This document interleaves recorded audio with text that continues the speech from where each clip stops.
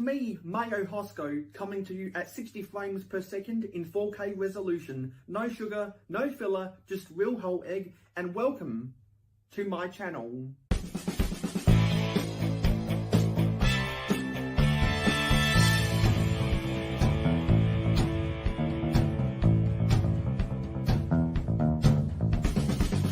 Mayohosko, it's your boy, JP.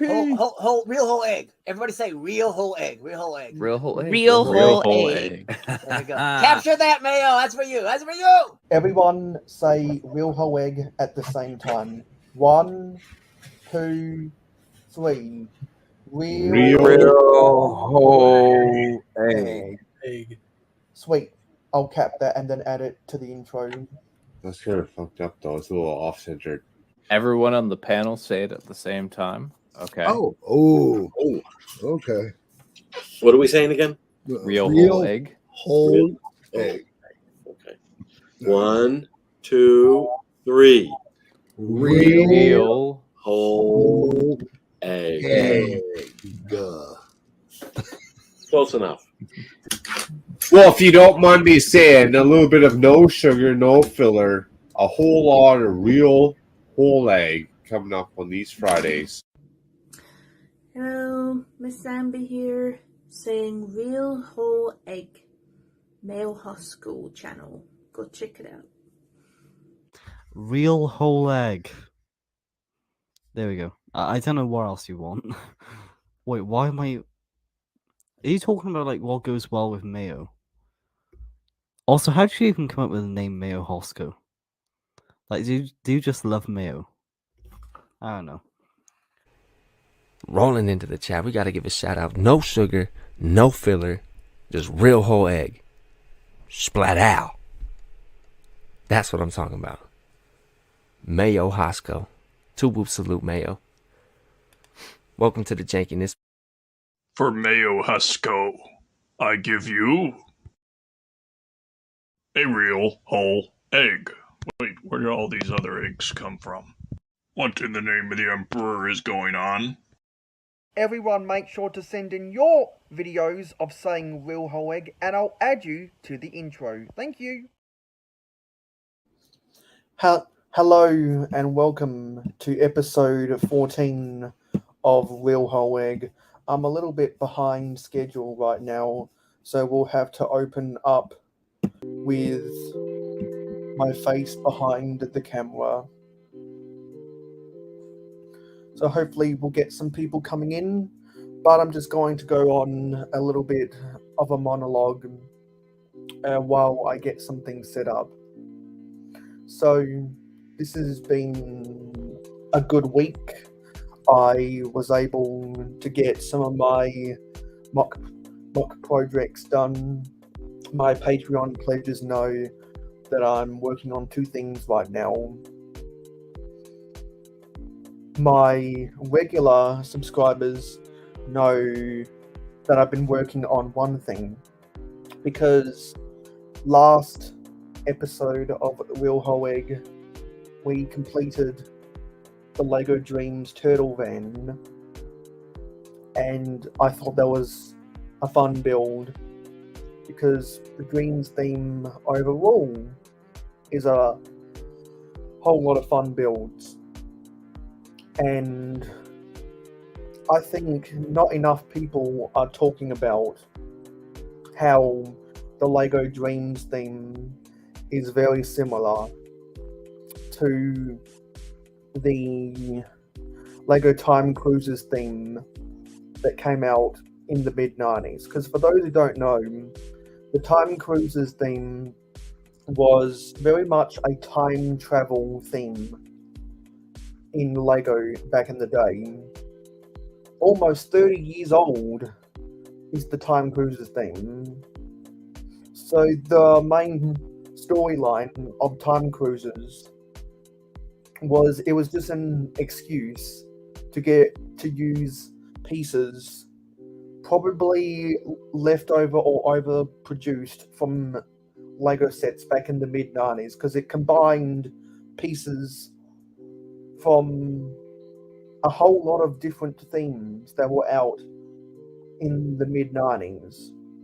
And there's no doubt in my mind that the LEGO Dreams theme combines different pieces from a whole lot of different themes on the market today, and concepts and ideas from a lot of retired themes. And I'm sure anyone who owns a Dream set or who has looked at the pictures and watched other people do content with the LEGO Dreams theme can look at the sets and say, hey, that looks very similar to LEGO theme X, Y, and Z.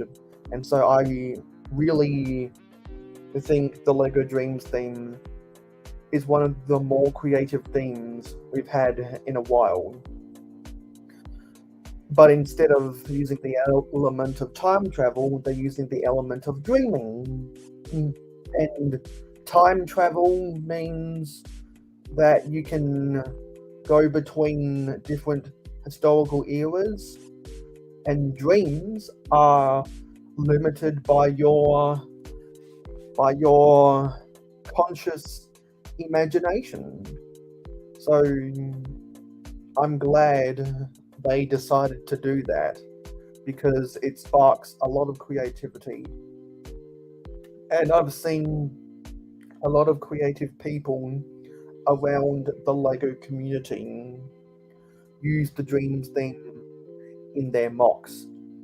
And I completed one of my mocks, and it used pieces from the Turtle Van.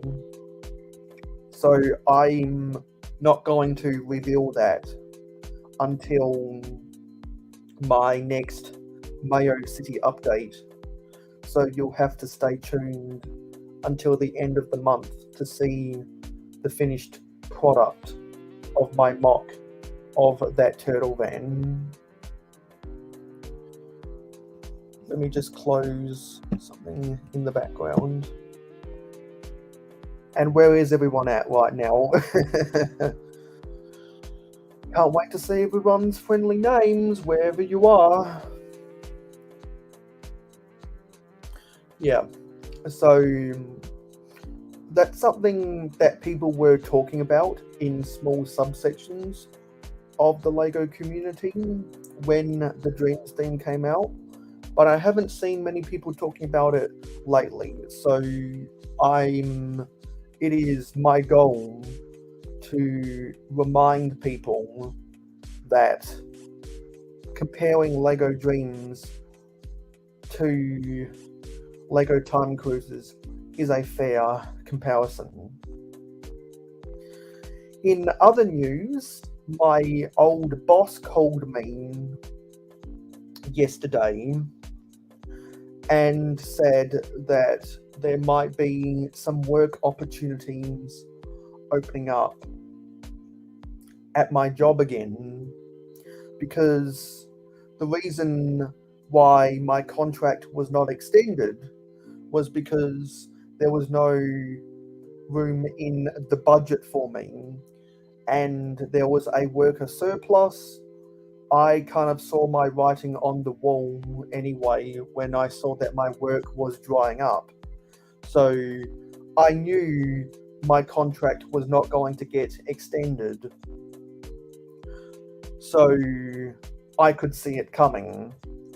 And I was banking on there either being a shortage at my job of labour supply, or there being room in the budget to rehire me, and that might just be the case, because I am desperately trying to save money to go back to Brick World Chicago, because I enjoyed my time so much in 2023 that I'd like to go back in 2024, pending my university schedule, because all of my semester 1 university classes end in June.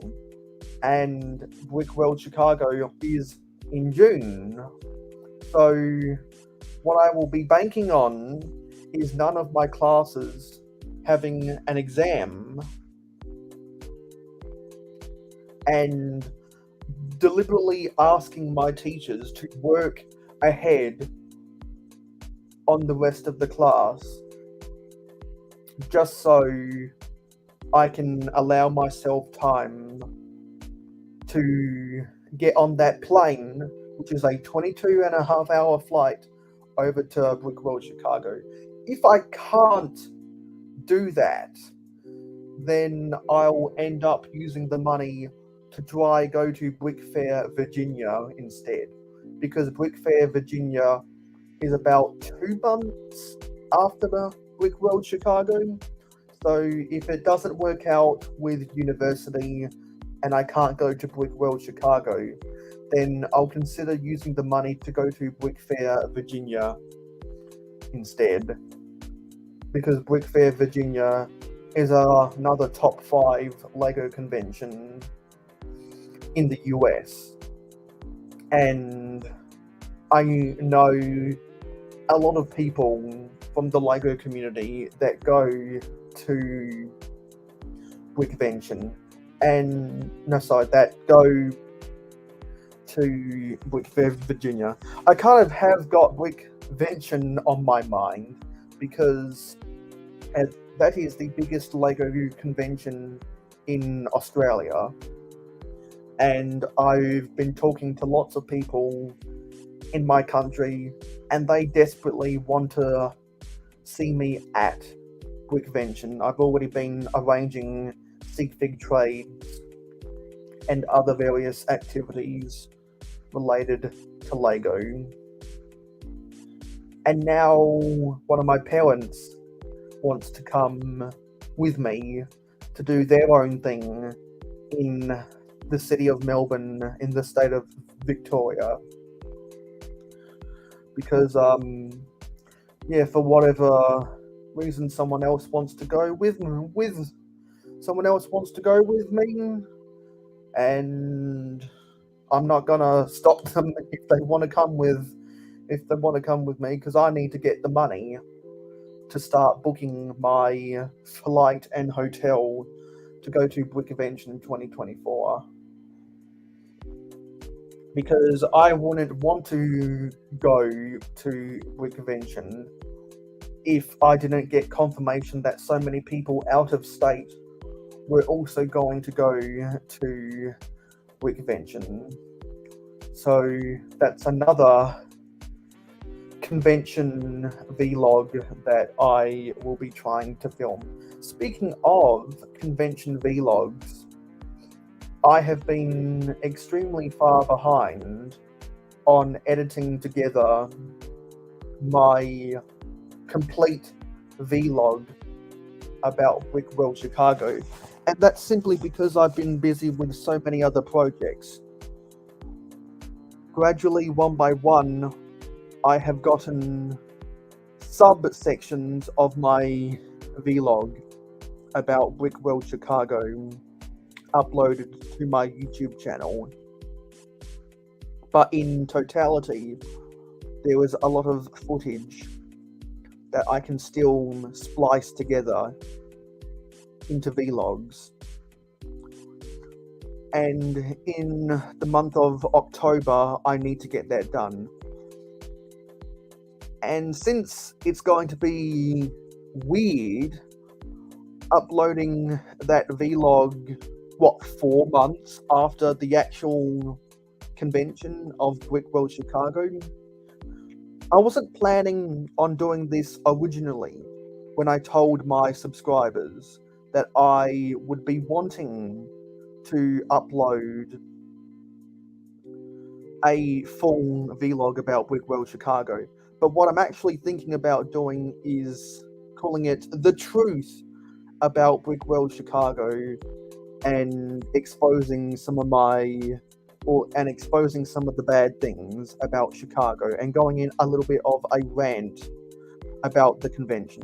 Because if you talk to enough people that went to Brick World Chicago, you know that everything isn't all red rosy. There are some bad elements, not necessarily with the convention itself, but with the culture of the people at Brick World Chicago.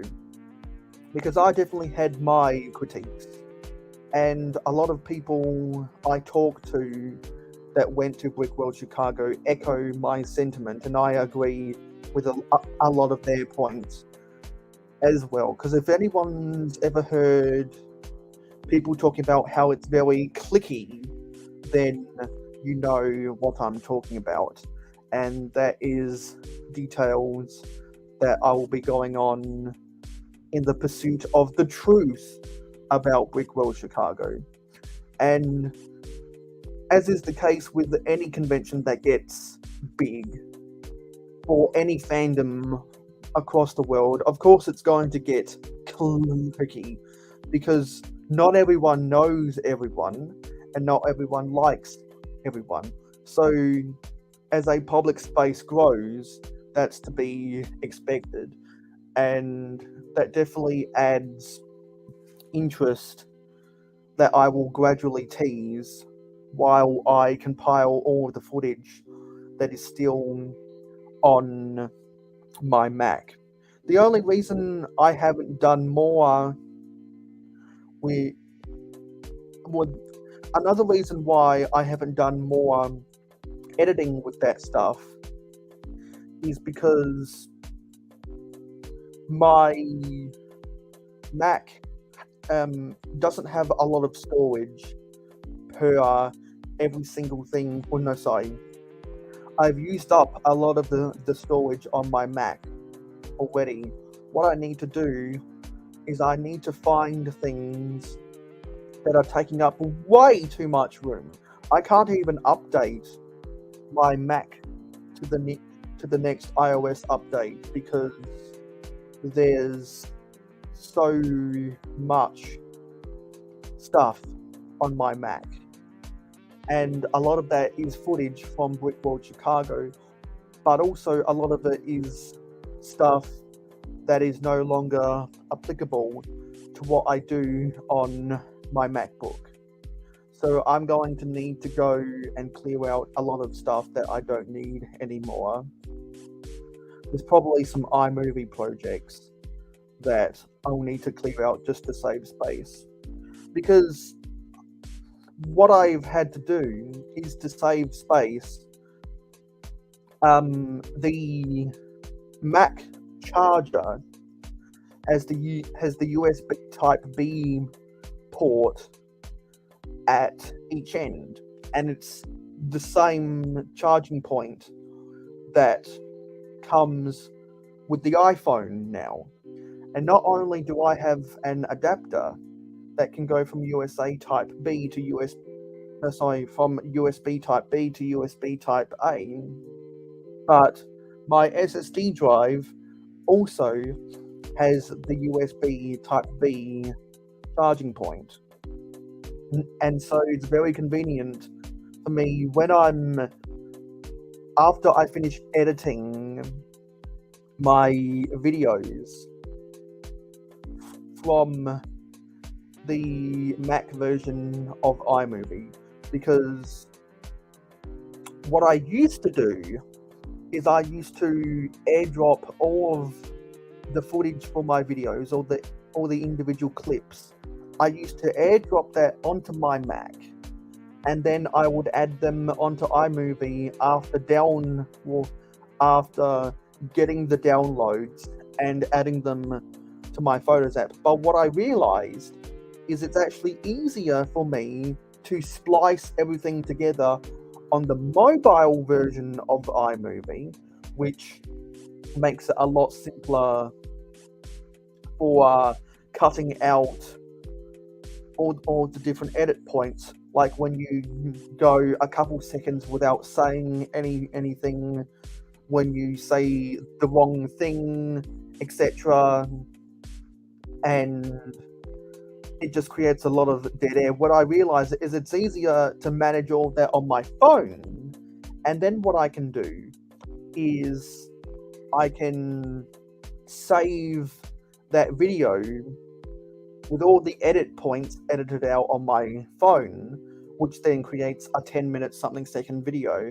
And then I can airdrop that 10-minute something second video onto, or as a download onto my Mac. Then I can insert that straight up in to the Mac version of iMovie, which then means all I have to do is add the music and any sound effects to my video. And another thing about that is the computer version of iMovie is much easier to adjust the volume settings of music and the volume setting of the actual video. Because I'm not sure about you guys, but I'm sure everyone out there has watched a video on YouTube where it's clear that they did not make sure to maximize the total volume for their video, and you have to turn the video up really loud just to be able to hear their voice, particularly if you're using headphones, and then you watch a video after you've watched someone who forgot to turn up their volume, and you watch someone afterwards that clearly remembered to turn up their volume, and then the audio just blasts you in the eardrums. That's such an uncomfortable feeling, in my opinion, which is why I always make sure to carefully edit the audio of my videos while I'm in the editing room on iMovie. So yeah, I just wanted to say all of that. And one last thing before I get started building the LEGO Dreams Village is that I am in the process of making a rulebook video for my new game show competition around the LEGO. So again, I will reiterate, Around the LEGO is my new game show competition that I will be hosting on my live streams.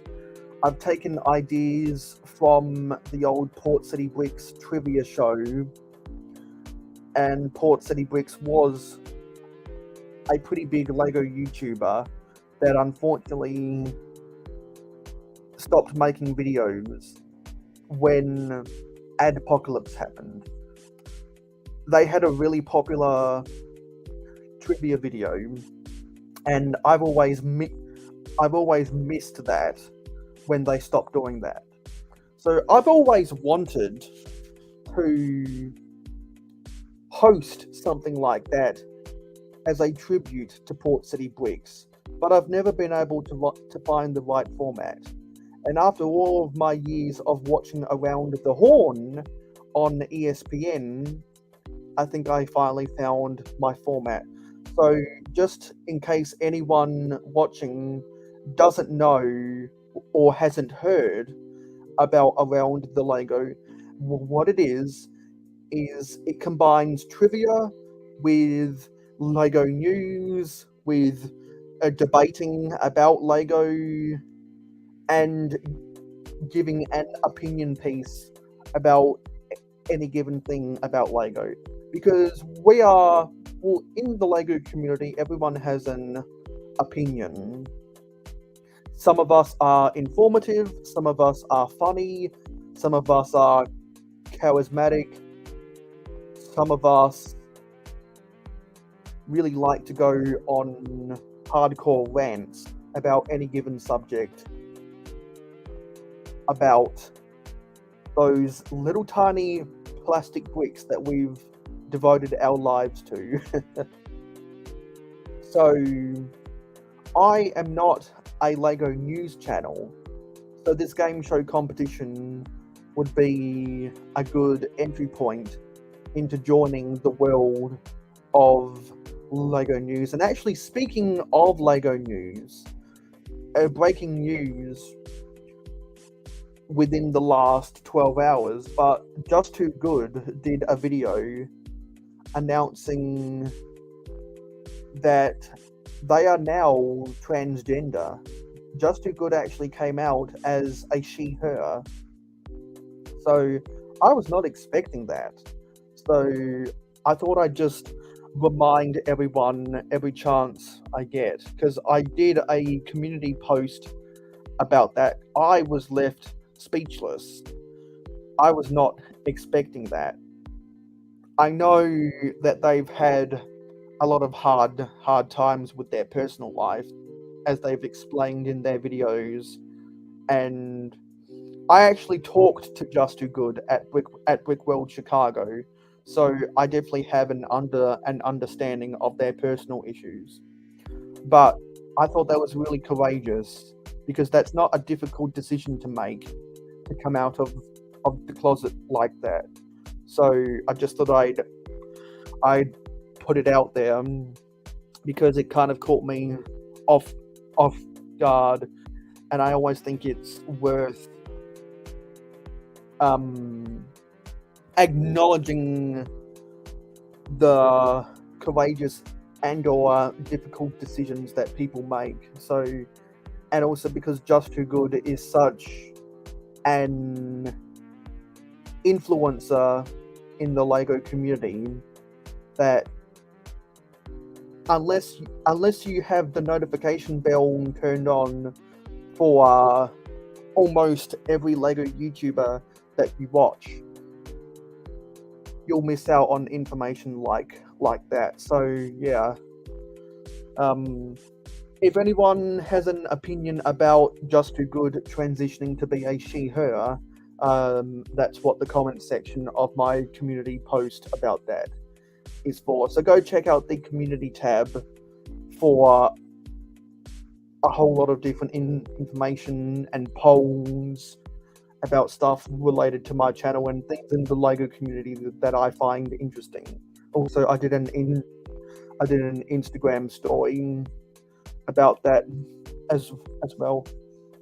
Yeah, so I'm almost done with some of the technical difficulties. I'm sorry about that. Because I've been doing, because while I've been filming other videos, I've been using some technology that I haven't used in a while in the filming process of all of that. And I think I'm done now. So let me come out of here and let me very quickly create an area on my table where I can put my laptop down, and then we can start building. So I hope everyone has had a good week, because I have, building different Lego projects, and the good news from my boss that there might be work for me, because I desperately need more money, both for buying Lego and traveling to different Lego conventions. So while I scrounge to create an open space to put down my laptop, who do we have in the comments right now? So first we had YOLO X, and then we had Mikey J, and then we had Eric Hutt. Hello guys. And I'll just very quickly go to YouTube, make sure that I have the invitation as a pinned comment, because I trust all of my subscribers to not be a spammer. And so if anyone out there wants to come on the panel and join the conversation, there's the invitation link in the pinned comment. Yeah, so let me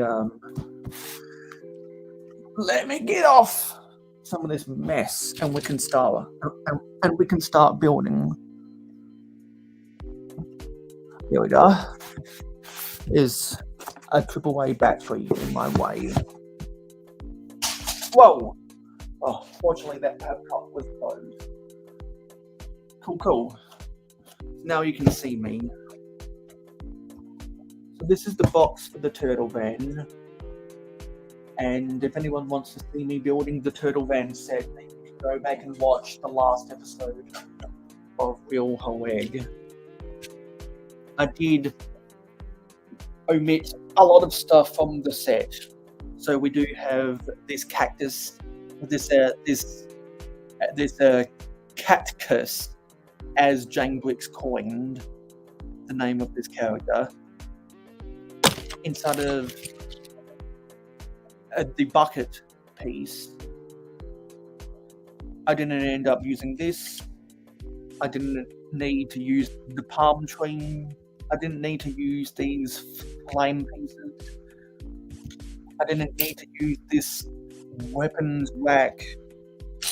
I didn't need to use some of the bigger bumpers, although I did harvest pieces from the bumpers to use for my mock version. I didn't end up using this window, and those doors for this window are in a spring green color.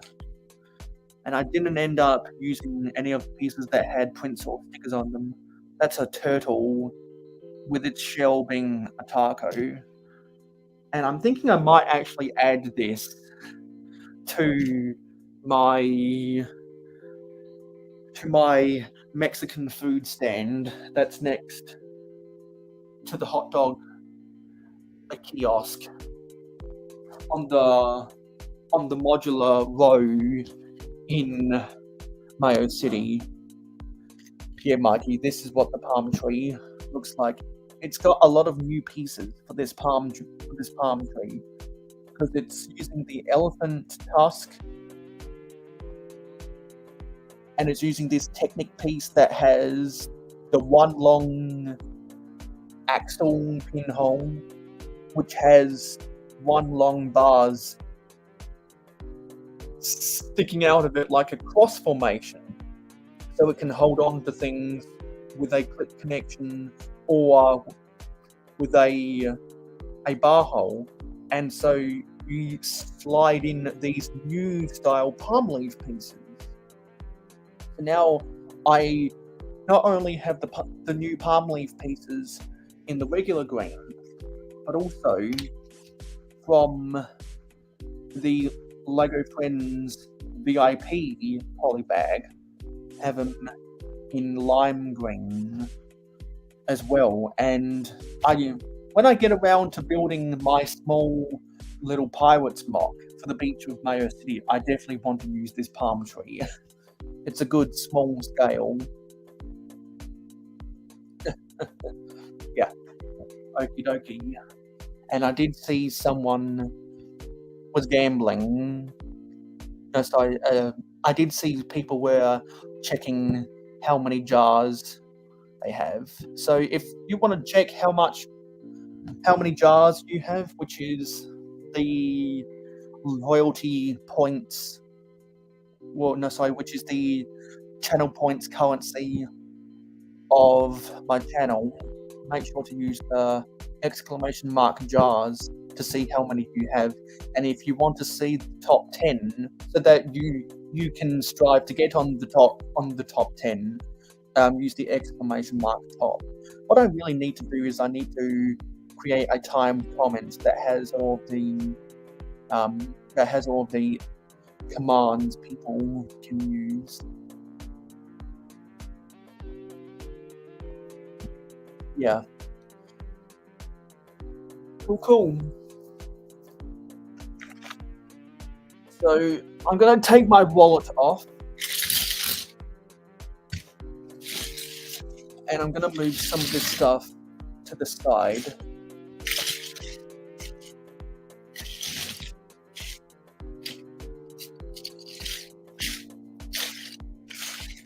Let's get this out of the way.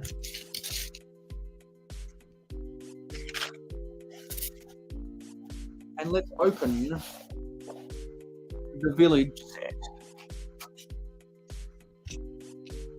So the Dreams Village is my favorite Dreams set because it's just so creative. It's got lots of elements of Lego Castle. It's got lots of elements from Disney princesses. It's got a lot of elements from Lego Elves, if anyone remembers that thing. And in my opinion, it's even got some elements from some of the Lego winter holiday sets, like the gingerbread house or the gingerbread houses that they've done over the years. So there are the bags. Looks like there's 5 bags in here. These are the instructions. And this is the sticker sheet. Not too many stickers in there, which is a good thing. And I'm really not sure how I feel about the white instructions. If you have any thoughts about the white instructions, let me know, because I'm on the record saying that I'm on the fence. I'm not sure if I like it or not. I like the white instructions for the inside covers, but not sure if I like it for the outside. Sorry. I like the white instructions for the inside, but not sure if I like it for the outside. Yeah, so if anyone wants to come join the panel, there is the link for you to do so. And I thought I created a poll. Yeah, I thought I created a poll. Not sure why that's not there.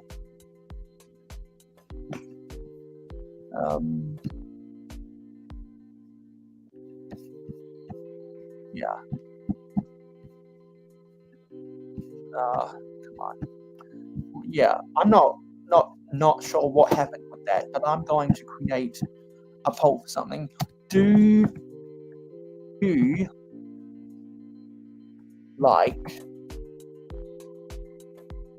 the white? No, do you like the plain white instructions? Yes or no? And I'll ask that. There we go. Just created that poll. And don't forget to leave a like on the stream to tell YouTube that you like watching my videos.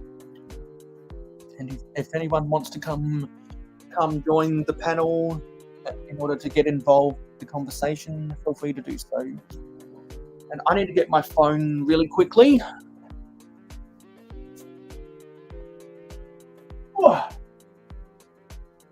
And you know how I was complaining about YouTube Shorts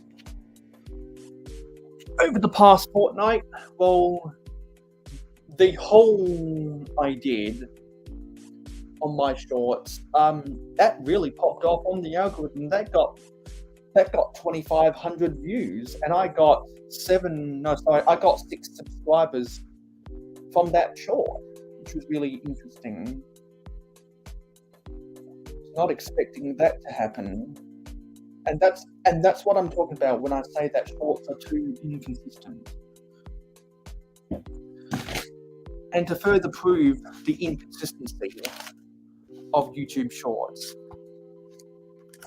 I actually gained 12 subscribers from Shorts, or from my last short, but then I lost 6, and I think that's because my massive influx of new subscribers triggered the YouTube bots to unsubscribe 6 inactive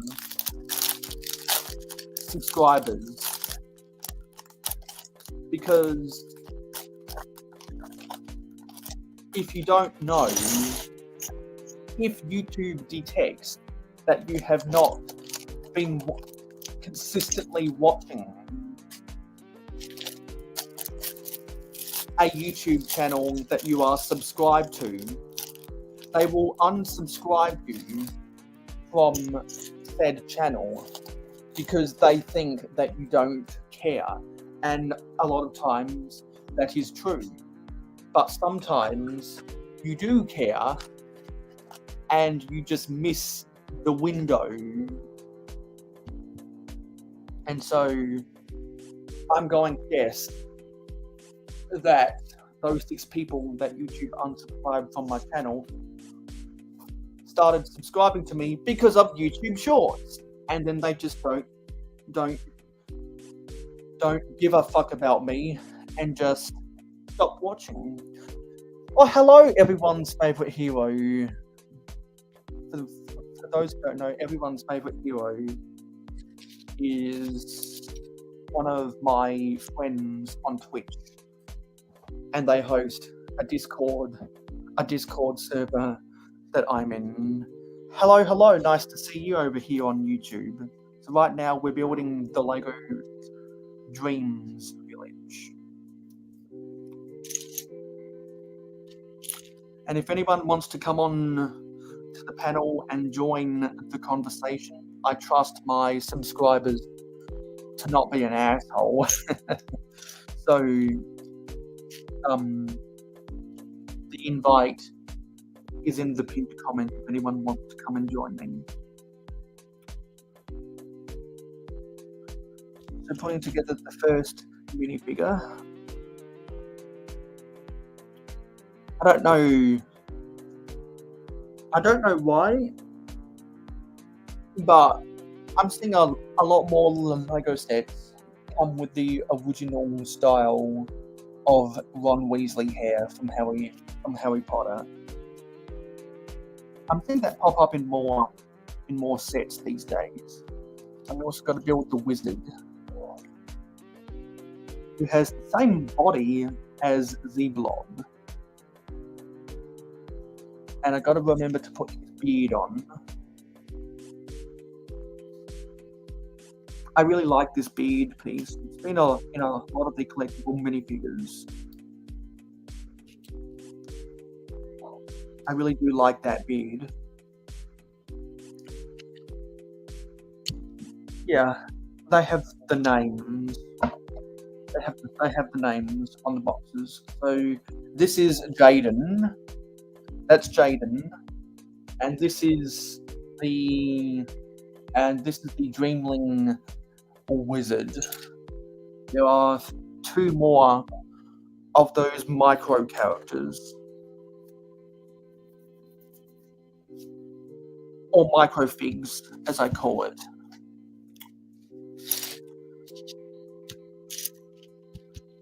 And everyone's favorite hero is going to be lurking. So if you are watching this live stream while you're doing other stuff in your collection all around the house, make sure to use the exclamation mark lurk so Streamlabs acknowledges that you're watching the video. That's exclamation mark lurk.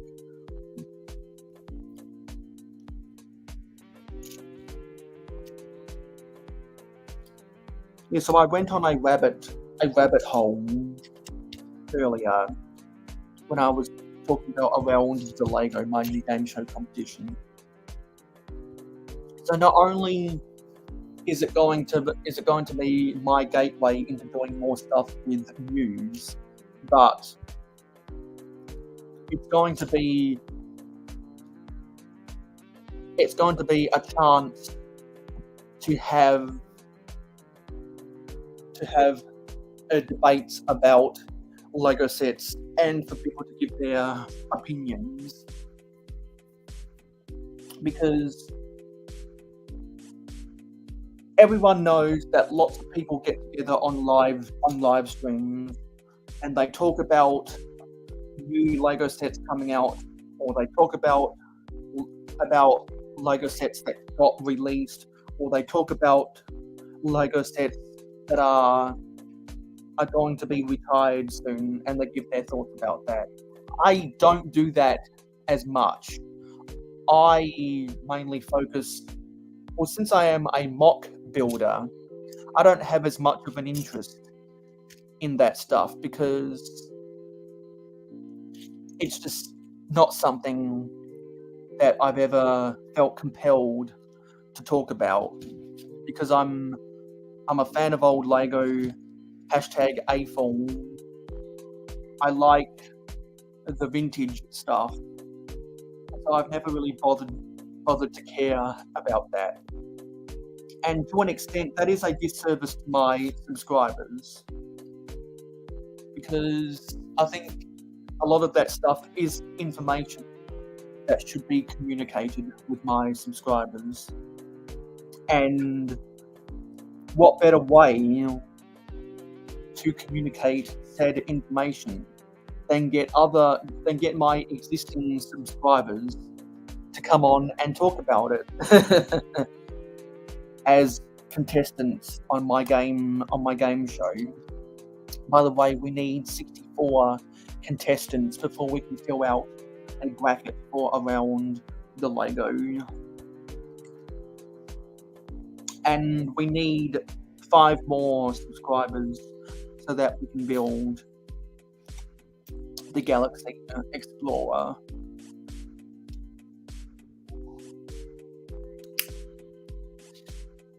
I really like this window piece. It's the 1x3x3 window in a bright light orange. We do have to put some stickers on there. Let me put the stickers on there. I saw someone said something in the chat, so I'll attend to that after I get these stickers on. Looks like they're potion bottles, because I'm pretty sure one of these businesses is a potion seller. So technically the wizard is an alchemist.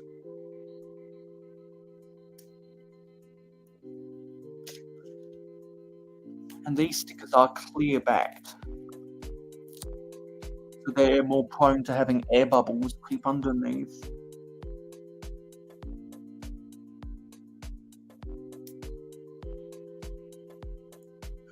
So put that there, and we'll put that there. What's YOLO saying? Can we talk about the new City Arctic line and how much dark turquoise Block Raiders colours are in them? Yeah, I'm glad someone finally said it. There is so many Rock Raiders colours in the new Arctic theme. And YOLO, if you want to come onto the panel and talk about it, because I'm definitely not as knowledgeable about the new Arctic sets as other people out there who are contemporary Lego builders. So I don't have a really deep opinion, but so I'm not sure if I'd be the best person to talk about it. So maybe you want to come on and talk with me about that, because I'm a little bit up in the air. Because what I will say is I always appreciate it when any new set has a clear and obvious color scheme that is a callback to vintage Lego themes. And to an extent, there have been other Lego City sets in the past who have utilized a lot of the bright light orange with grey, with dark blue, with dark turquoise color schemes in their sets, but they're few and far in between. So I got to give Lego credit with the new Arctic sets for doing that, because I'm a subscriber of our Slugger, because he covers a lot of stuff about vintage Lego.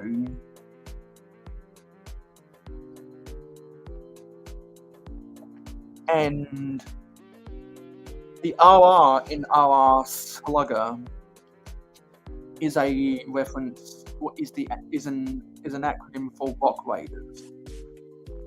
And I've seen some people in the comments of his videos talking about how some of the new City Arctic sets have some Rock Raiders color schemes. So that's actually where I heard about it first. If anyone likes vintage Lego, particularly sets from the 90s, then you should definitely go subscribe to RR Slugger. Make some pretty good videos.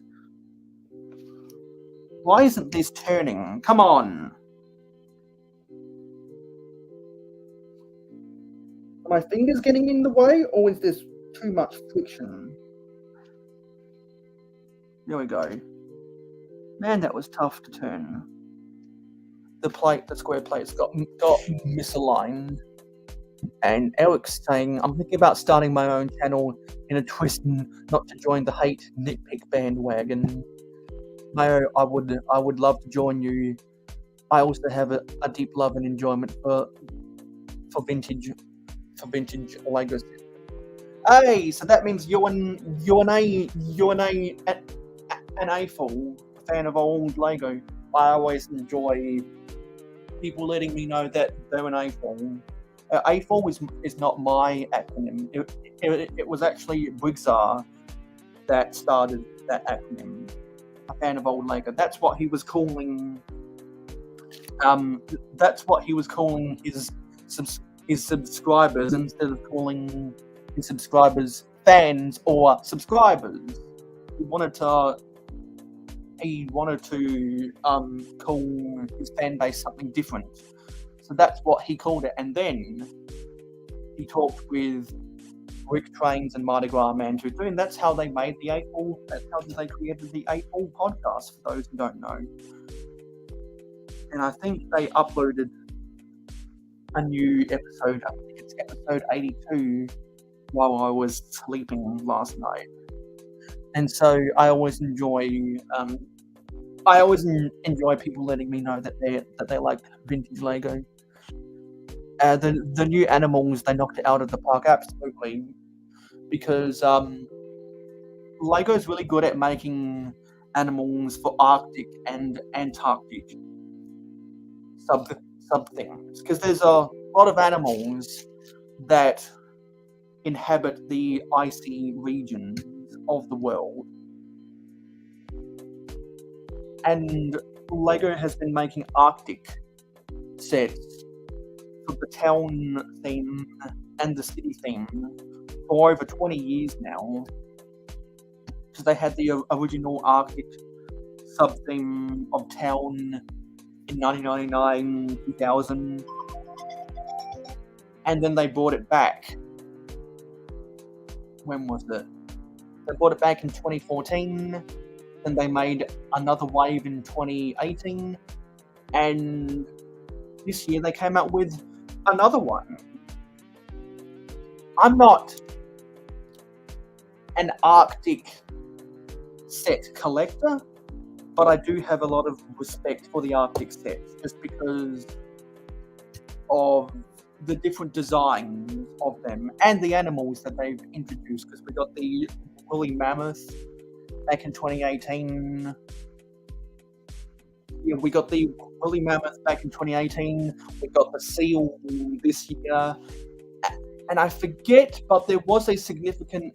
It might have been a killer whale or something we got in 2014.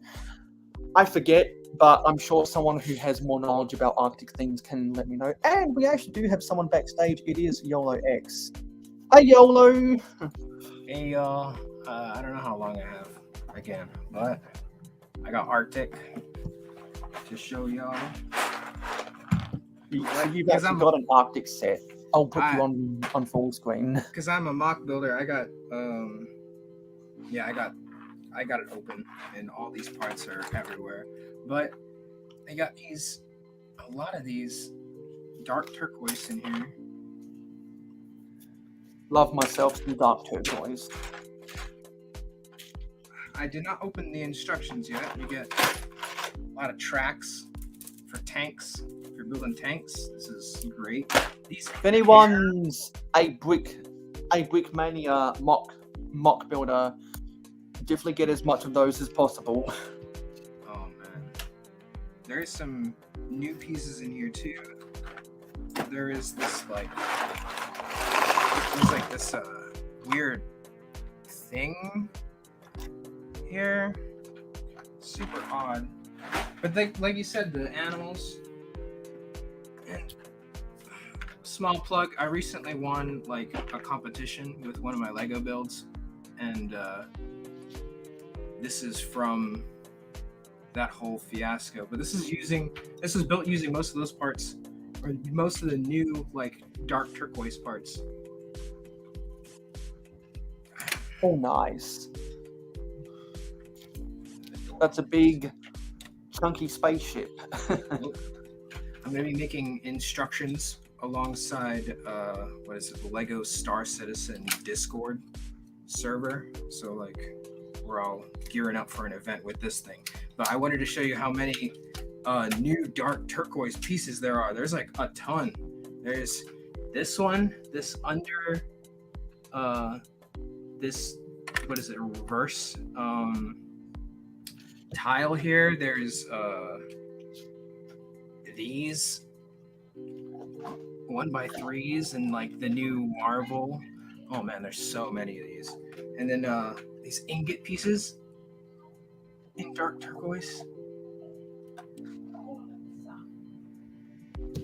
Oh. What? Dark turquoise ingots? I didn't know they started making ingots in that color. Oh yeah, I didn't either, and I was like, it's in either the Marvel set or one of these turquoise sets. It has it in there, and they. Oh man. Okay, well that's probably why, because I don't buy Marvel sets. Is this like vintage Lego? I'm not sure. I keep all my animals in here. Wait, let me see that again. Let me see the animal. My Lego briefcase. But this is from that set, the Arctic. This is old. This is an old piece, and I'm not sure.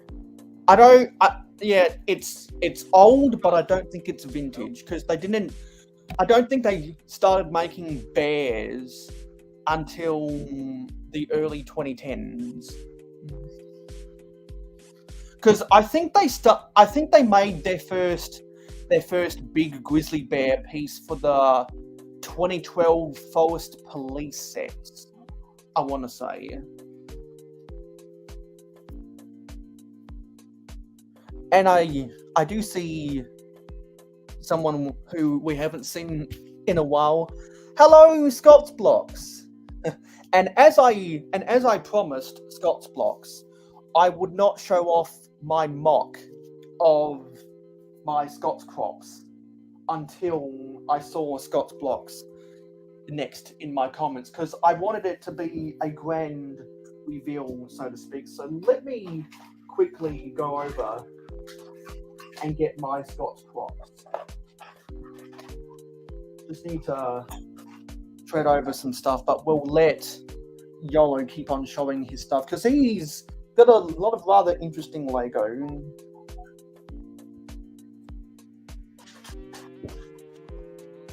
I'm just going through my drawers because I realised that I forgot to add something to my Scott's crop mock.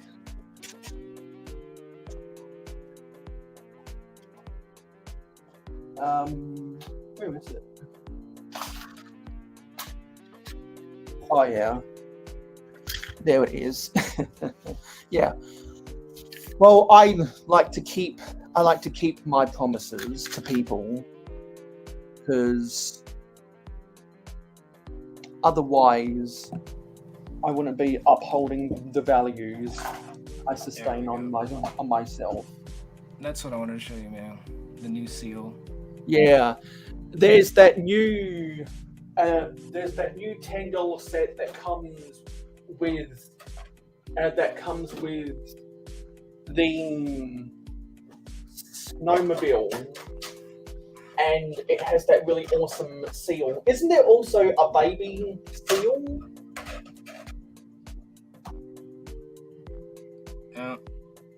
I'm looking stupid here. But yeah, this is it. It's worth it. It's like the Japanese seal.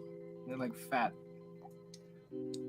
But I see it as like a monk seal because we got them out here in Hawaii on the beach and they're super lazy. And just chill out. Yeah, because I've seen so many people get super excited about that new set, particularly those who want the seal. You get 2 of these. Pretty good. Okay, now I Have gotta they- organize this box again. I forget which sets I've seen people review, but have they included the seal in some of the other Arctic sets? No, that was the only one. Ah, so it's only It's in a one. $10 one. It's like the Otter Battle Pack. I do gotta close my camera just for a moment while I figure out how to get this piece, get into Scott's crops, because I forgot that I had some pipe work that needed to be added. And definitely go get yourself some dinner. Everyone's favorite hero. Pretty sure we'll still be live if you come back. Yeah. So Oh. yeah, even though I'm not an Arctic collector, even I might have to buy that new set with the snowmobile if it goes on sale, because when I build the pirates mock in my city, I want it to be at the end of a rock wall on the beach, and having one of those new seals there actually might look pretty cool.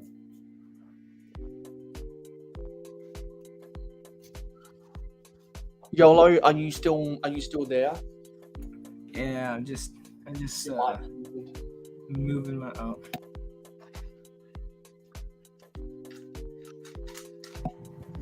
Can you hear me? Yeah, we can hear Oh, you. I'm just moving these bags around. Yeah, I mute myself when I'm moving bags as well, because it's really awkward to have them rustling around in the background, isn't it?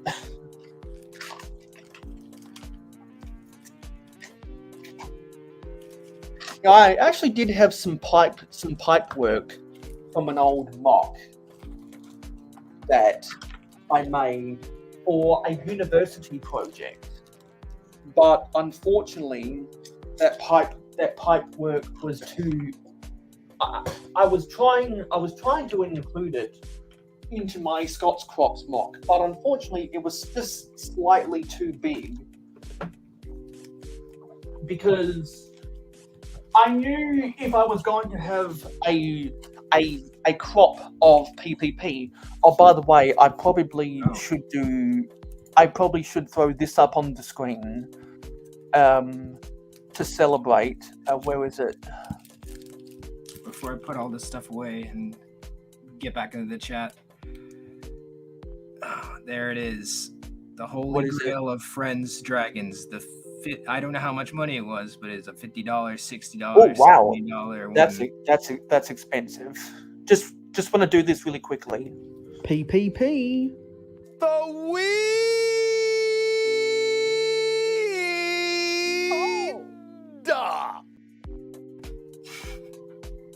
Alright, stay janky, y'all.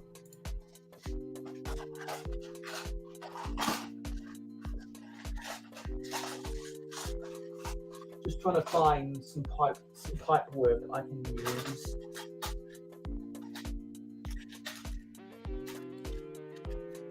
Yeah, a wild and crazy color. Let's try and use this. Looks like Scott.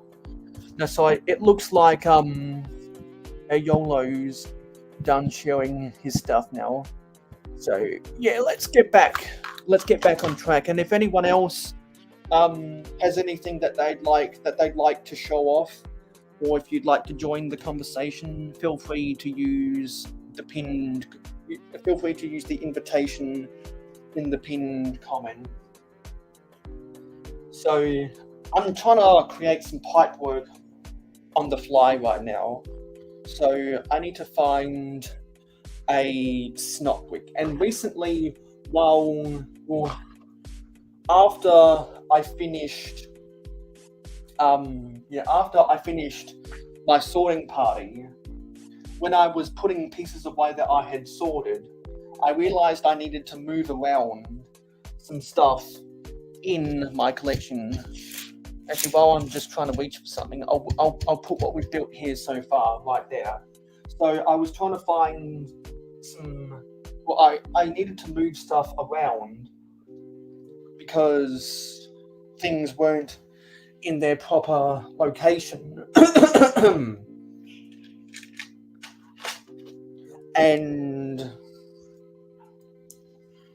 it was kind of difficult for me to get to certain areas it was difficult for me to get to some of my drawers. And I realized that there were some pieces in totally the wrong sections, which made it even more difficult for me to find pieces. To not only use in my mocks, but to put away from my collection. So it was a double-edged sword of miscalculations. I think what I need to do is I need to use some of these Exoforce arms. Man, Exoforce is an underappreciated LEGO theme, simply because it was the first theme to have mechs on mass scale. If anyone owns or owned any of the Exoforce sets, let me know about it.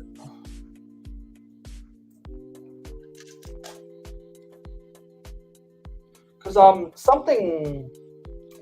another element of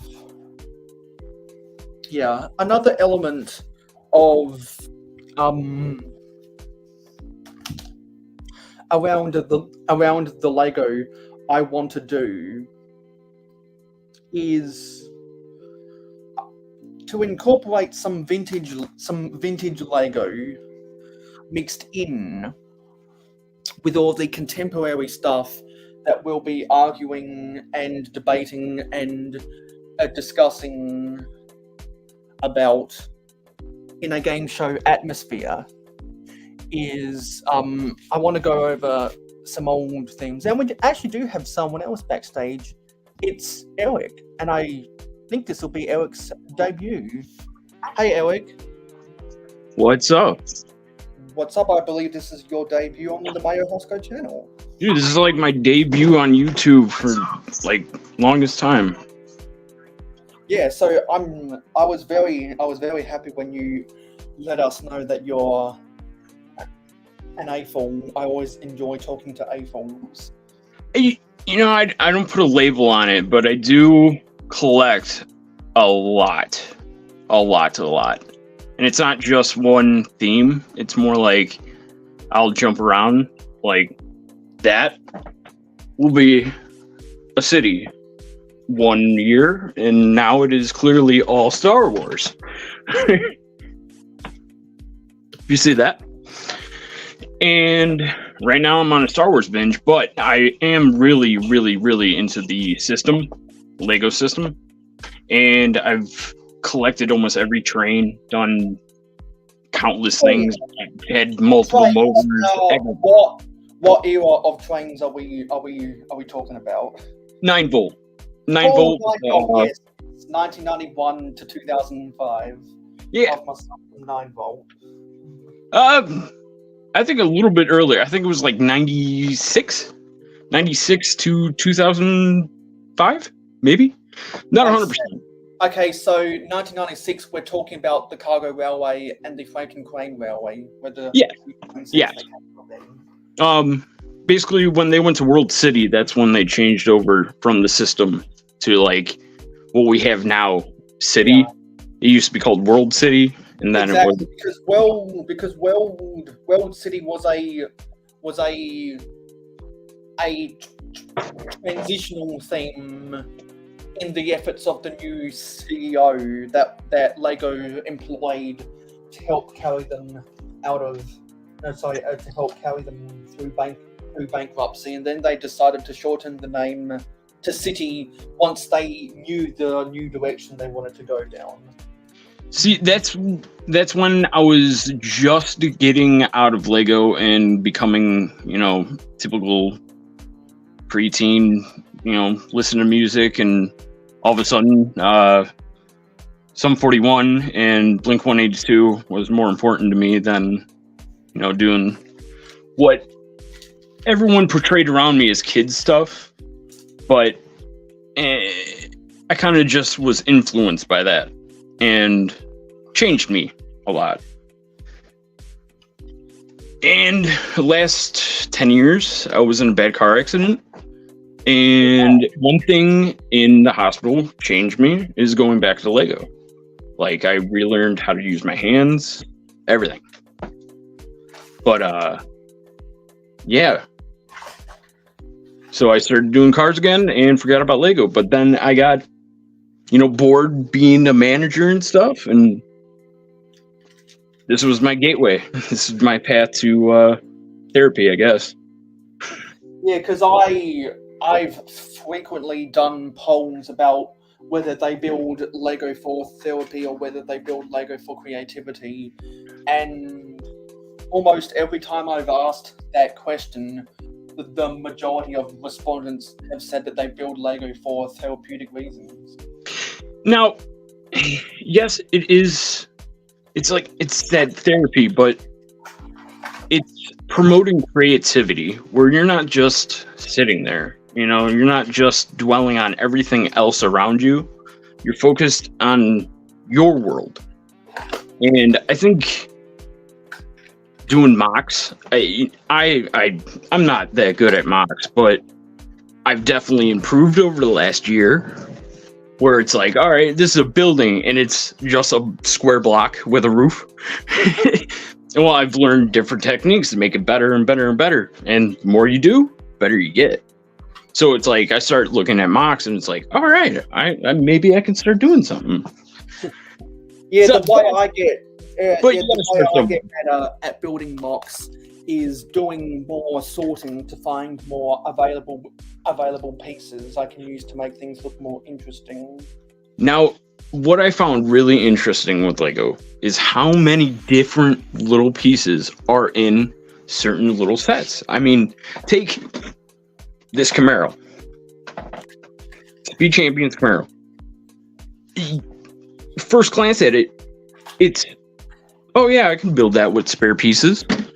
No, there's so many little things, like a color of a certain piece. There's a windshield, maybe something that separates it, and you cannot find that piece anywhere.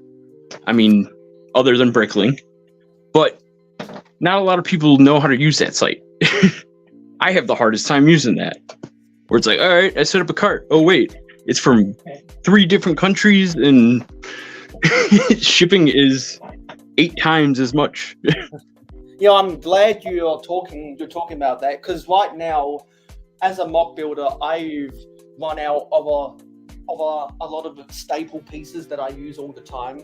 So I saved money over the course of six months to get myself $1,000 to replenish my inventory, and I've spent so many hours creating Bricklink wanted lists, and I've still got a lot of hours to go. And along with creating Bricklink wanted lists, cross-checking the prices on from the Lego Pab online to see if the pieces are cheaper on Pab online or if they're cheaper on Bricklink, and factoring all of the different shipping costs, because it's expensive to build mocks if you know exactly what you're doing. Yes. If you don't know what you're doing and you're just using spare pieces, it's really fun and it's really easy. But if you really want to go hardcore, then you gotta have the right pieces. But sometimes, if you don't have the right piece, you can always improvise and come up with a piece. Now, sometimes there is yes, 100% you need that piece, but say you need a whole bunch of 2x12s or whatever. I just making an example. Well, just use 2x6s. This is an example. This is a poor example, but you get what I mean. I hope. Yeah. It's the logistics of mock building. Yeah. Anyway, yeah. So I just found the right pieces to finish this. So now that we have Scott's blocks in the chat, I can present to the world Scott's crops. This is actually using a base plate from an old Tycho block set. I've wanted to use this for so long because it's been sitting in my inventory and I've never knew what to do with it. I surprisingly have a lot of Tycho blocks, bricks, and there's not much use I can do with it. And since I've always intended for Scott's crops to be on the outskirts of Mayo City, it hasn't needed to fit into a grid formation like the other stuff within Mayo City. So I was always more relaxed. And then 2 months ago, I was like, hang on, I still have this piece around that I'm probably never going to use. Why not use it in Scott's crops? So there it is. Because at the time of Brick World Chicago, that's where I'm from, by the way. I was telling Scott that the only reason I hadn't made it sooner, like I promised earlier this year, is because I needed more of the 3 leaf pieces in the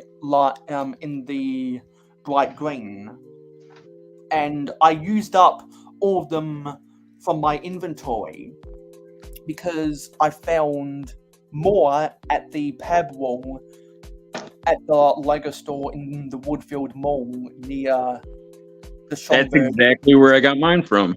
Chicago. So now all I need to do to replenish my inventory of those pieces is to just empty this in. So I therefore allowed myself to completely clear out my inventory of those pieces, and therefore I was finally able to build Scott's crops. So we've got the weed growing, we've got a grassy mound that is actually supposed to be a track system where the hoses can go over and spread water and fertilizer. We've got the bucket to collect the harvest, and then we've got the weighing station and the pruners. I probably, well, if I find a pair of scissors in my collection, then I'll probably add a clip to the underside of this table. What I enjoy about some of the new city sets is looking at those and going, oh, all right, they got this little greebly there, and use that as inspiration. I like that. Yeah, and in this Scott's crops, I deliberately wanted to use as many different shades of green as possible. So we've got, for example, the regular green for the base, the bright green for the weed plantation. We've got we've got the lime green for the table legs, and then we've got the sand green for the tabletop.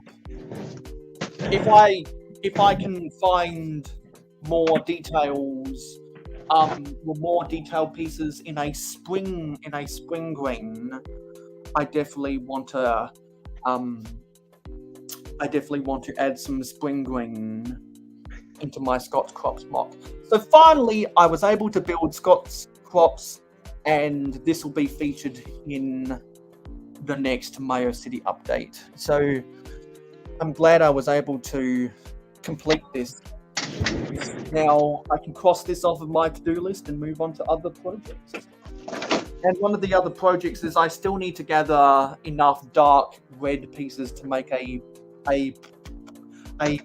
pickup ute, so that there's transportation to get the weed from Scott's Crops to Macro's Medicinals. Try to set up a supply chain in Mayo City. Because your rescue helicopter. Yeah, because having drug rings in a Lego city is always fun. In Star Wars, we call that spice, and it can be used for many things. Therefore, we can say it on TV to kids. And the only thing missing from my Scott's Crops mock is Scott's Blocks himself. So there. Now, I am out of the loop. Who is Scott? Scott's Blocks is in the chat right now. Okay, all right. Now I'm in the loop. And this is his sig fig, and he's holding a printed 2x3 tile that I bought at Brickworld Chicago from Eclipse Graphics. Blazing. Yeah. Blazing for dummies. So now Scott's Blocks has a proper place in Mayo City, and once I build that pickup ute, Clicking Cliff will have something to drive around. Anyway, back to building this dream set. I got off topic, and also since I also got off topic, I need to bring back something that I haven't done in a while. I haven't done a Rotten Eggs rant in a while now, and I need to bring that back. This one is a rotten egg! Rotten eggs! It's rant time! So everyone knows, if you watched the latest episode of Real Whole Egg, that I recently did a rant about how I don't like the Lego Switch tracks because of the fragility of them. And after I did that rant, which is featured in my latest haul video, I was brainstorming other things that I've needed to rant about. And when I was building the Turtle Van, a dream set, something came to my mind. Spring green. Because I'm not sure if anyone's watched a Jank Bricks review lately that has a lot of spring green pieces. He's always got the calmest voice. It's so soothing listening to him. A calm voice. It's really good for reviews. Something he always complains about is people say, "Oh yes, the spring green is a glow in the dark." No, it's not. The spring green. And in his defense, it looks it. Spring green but is not glow in the dark. The Black Monarch's Ghost was the first glow in the dark piece that Lego ever made. It came out in 1990, and it was clearly a milky white. Yes. It was clearly a milky white, and Lego has done plenty of glow in the dark pieces over the last 30 years that are clearly a milky white. It is impossible. It is impossible to get green. It is impossible to get green plastic to glow in the dark because the chemicals the chemicals that create glow in the dark Radiation? material only accelerate when they're in a white or trans clear plastic. The plastic itself for glow in the dark toys is not green. The chemical effect of glow in the dark materials inside of a milky white or a trans clear plastic turns it green. People get that wrong all the time, and so I just wanted to go on record letting everyone know spring green is not glow in the dark. Lego glow in the dark pieces are milky white. And so if Jane has to reiterate more, the next time I see someone commenting on a Jane Bricks review saying that the spring green is glow in the dark, I'm going to have to use the emoji where his brain is exploding. So, just to reiterate, I don't want to have to do this again. Spring green is not glow in the dark. This one is a running! Rotten eggs! It's rant time! That was my rant. Okay, so yes, the old the glow in the dark was like a see-through kind of green, clearish right here. I got it. And recently, we've been getting. I got a headpiece on my Tatooine. Hold on, I gotta find it. For example, gotta move stuff. Yeah. Here.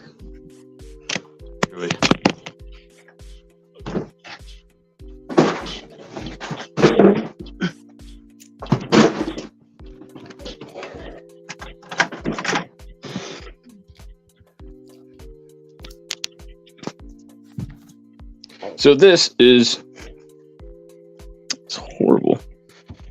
The new glow in the dark one. See that white compared to the old school, like see-through green? That is, I don't know the whole science behind glow in the dark. I know back in the day they used to use radiation in the underground Britain tunnels during World War II, so they'd see where they go. But no, someone smarter than me can figure that out. Yeah, because glow in the dark plastic is closer to a white than it is to a regular green. That's why that's something that people get wrong all the time, because it's still a greenish color, but it's closer to milky white than it is to even a light green.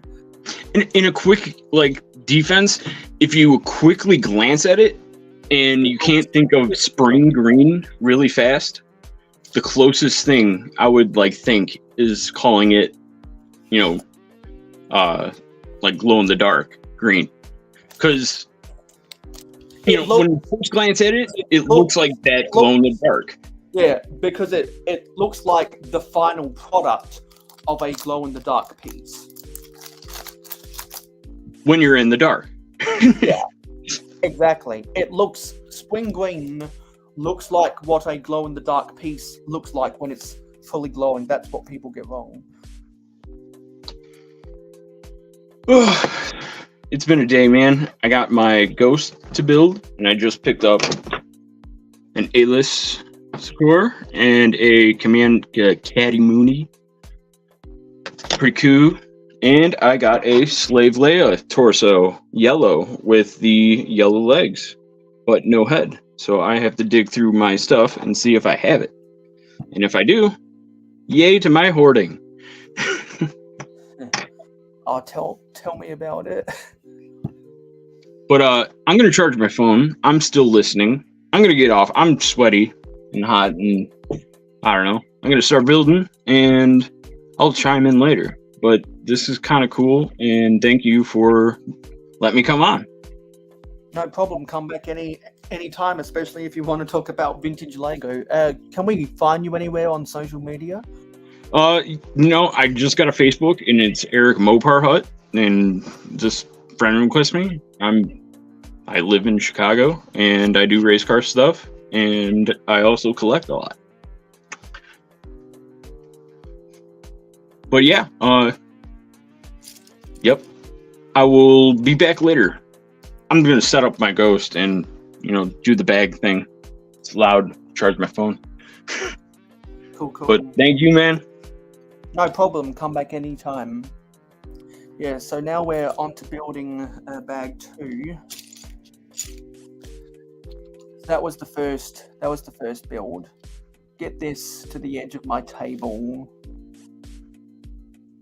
and so that we can keep all the built stuff in frame. And we need ground pieces. Yeah, there are these pieces. Yeah, so I just wanted to talk about something very, very quickly. Has anyone noticed that?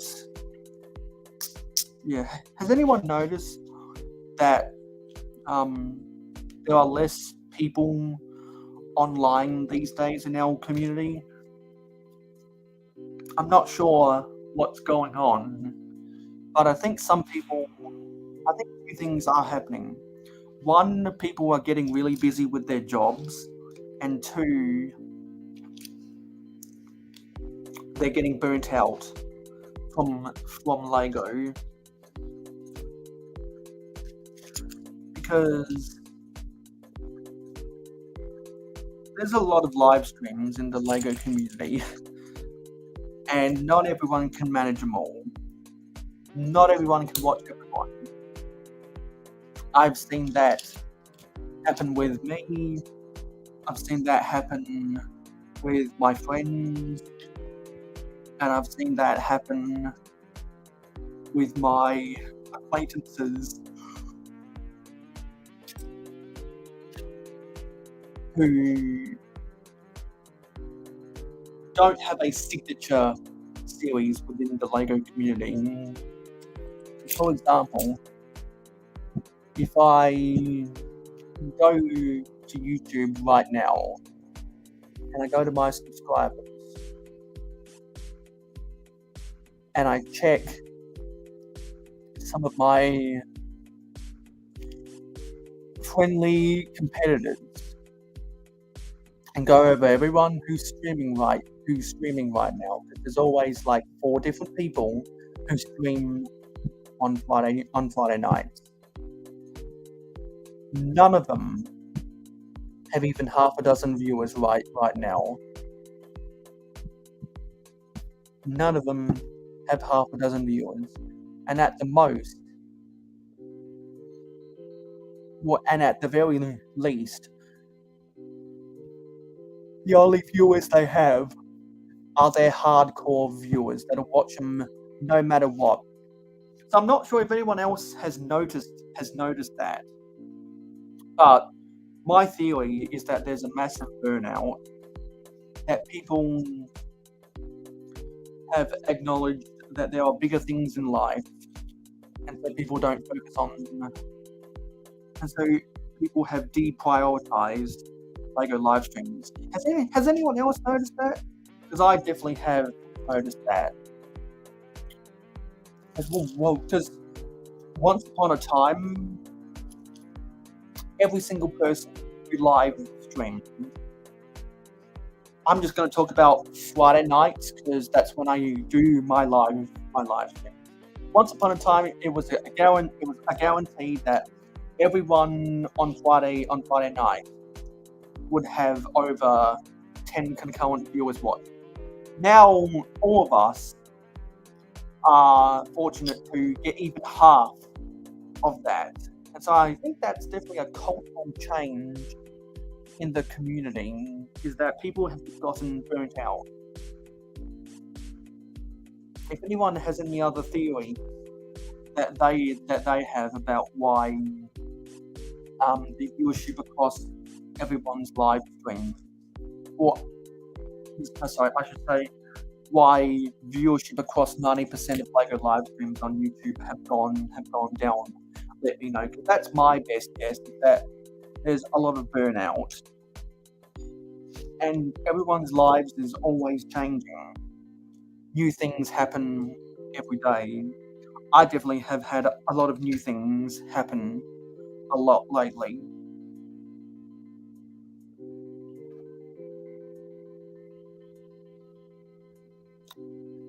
But I think it's that people might have realized that doing a Lego live stream maybe is not the best way to play with Lego.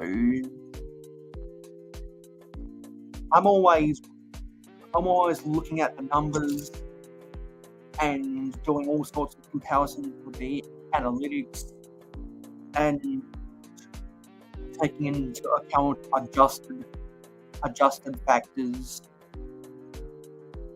and running the calculations with the averages and the deciphering between the averages and the raw numbers, because not everything is created equally. And all I'm seeing is everything's going down. Maybe it's also that they're not as special anymore. I have heard some people talk about how they're not as special as they used to be because it's so easy. It's so easy to do it. And so if you want to keep people's attention, you've got to be better than what you used to do on your stream. And I think viewing habits have definitely changed. I wouldn't be surprised if people are switching between so many different social medias that some social medias are more popular than they used to be. And when new social media comes along and has exciting features that traditional social media hasn't bothered to incorporate into their software, things get stagnant and viewership habits change as a result. I'll definitely need to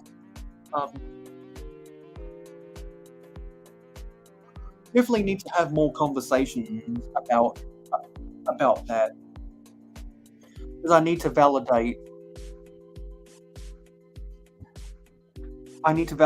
what I say with evidence, first-hand and second-hand evidence, because anyone can go research anything, but not anyone can talk to everyone. No, sorry, but everyone can't talk to anyone Joe Schmo on the screen. And for those who do get the consistent viewers, either have a cult fan base they either have a cult following or they do something that stands out, which is why I'm always looking to do stuff that stands out. Unfortunately, all of the big visions I would have take a lot of energy, and it comes back to what do you prioritize in life? And all of the big energetic things I could be doing, unfortunately, I don't have the time to do.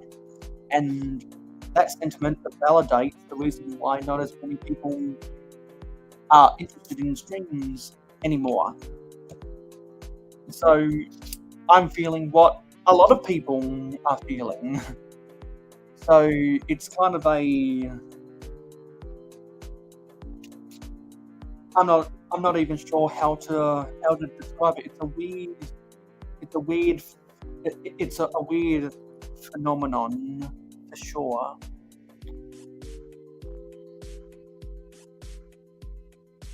It's a weird phenomenon for sure, and I definitely need to talk with more people about it.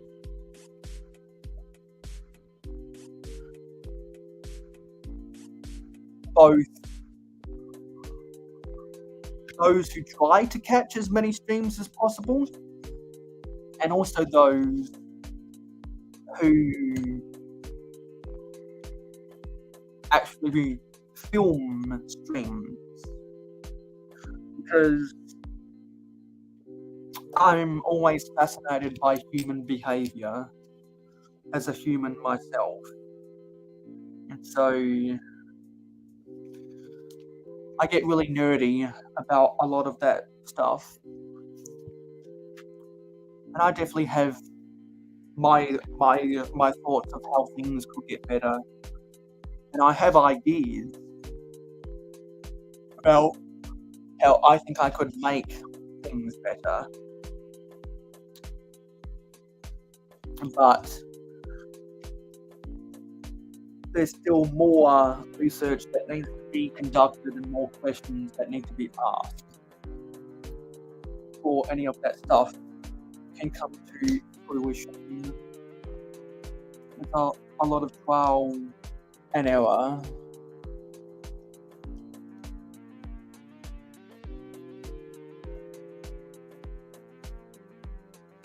And unfortunately, it's not easy to get that research, and it's not easy to talk to people, because the issue is people aren't as active as they used to be.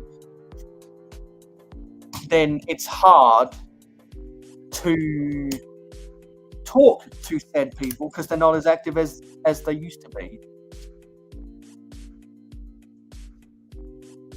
I forget what it's called when the problem keeps on happening over and over again, because one factor leads to a second factor, leads to a third factor, leads back to the original factor. I forget what that phenomenon is.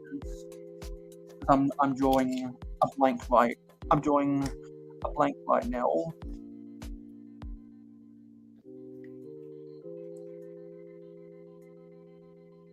And sometimes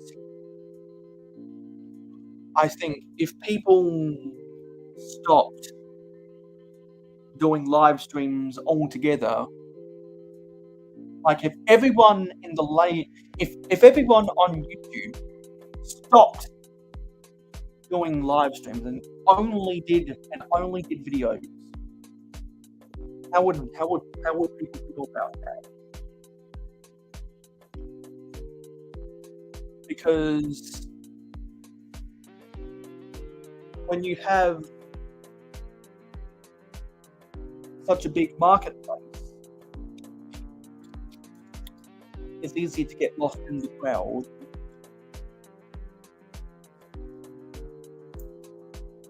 And any sane person will acknowledge that there are bigger things in life than Lego, which is very much true for me. And we've got Eric back again. There are bigger things to worry about. Okay, so I figured out how to use my laptop and to defend. What was that?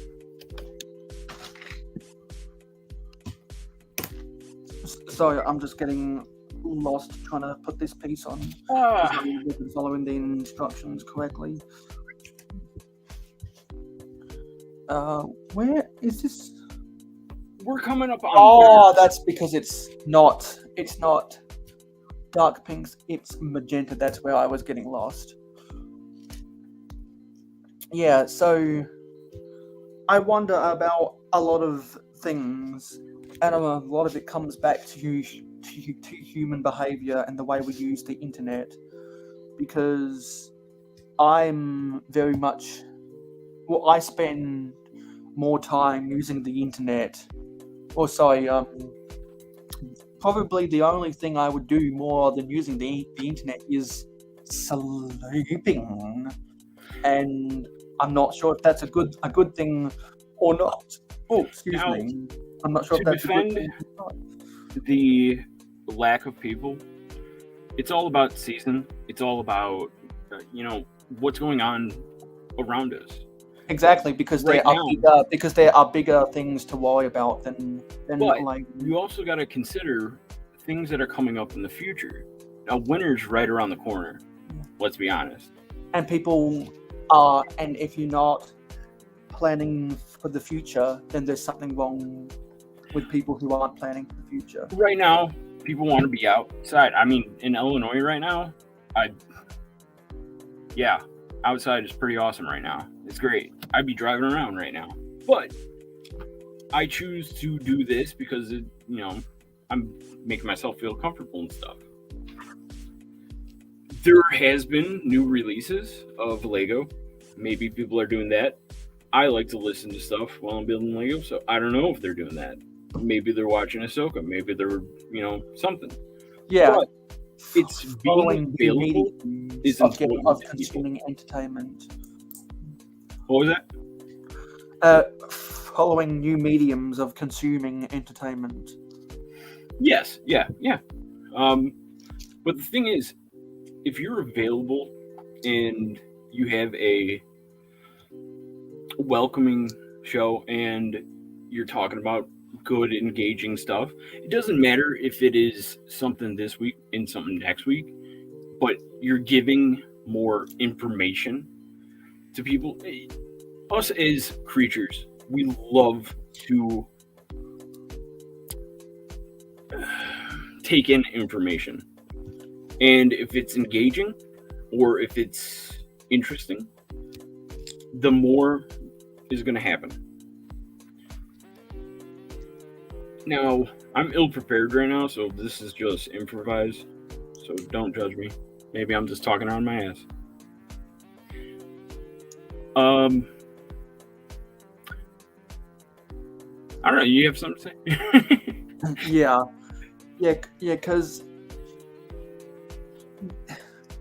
Yeah, because a lot of what you're saying is true. Because all of that comes back to there are bigger things in life to worry about than Lego. And I know some people not bigger where there are such big things that they do worry about that they've left the community as a result. I mean, the same thing is in the car community. They get girlfriends, and all of a sudden, they're gone. They come out every, month, maybe a Friday or a Saturday. You see them at a car show. But the thing is, there's billions of people in this world, and you just be available. Yeah, there's 7.8 billion people in the world, and everyone makes their own decision unless they live in a dictatorship.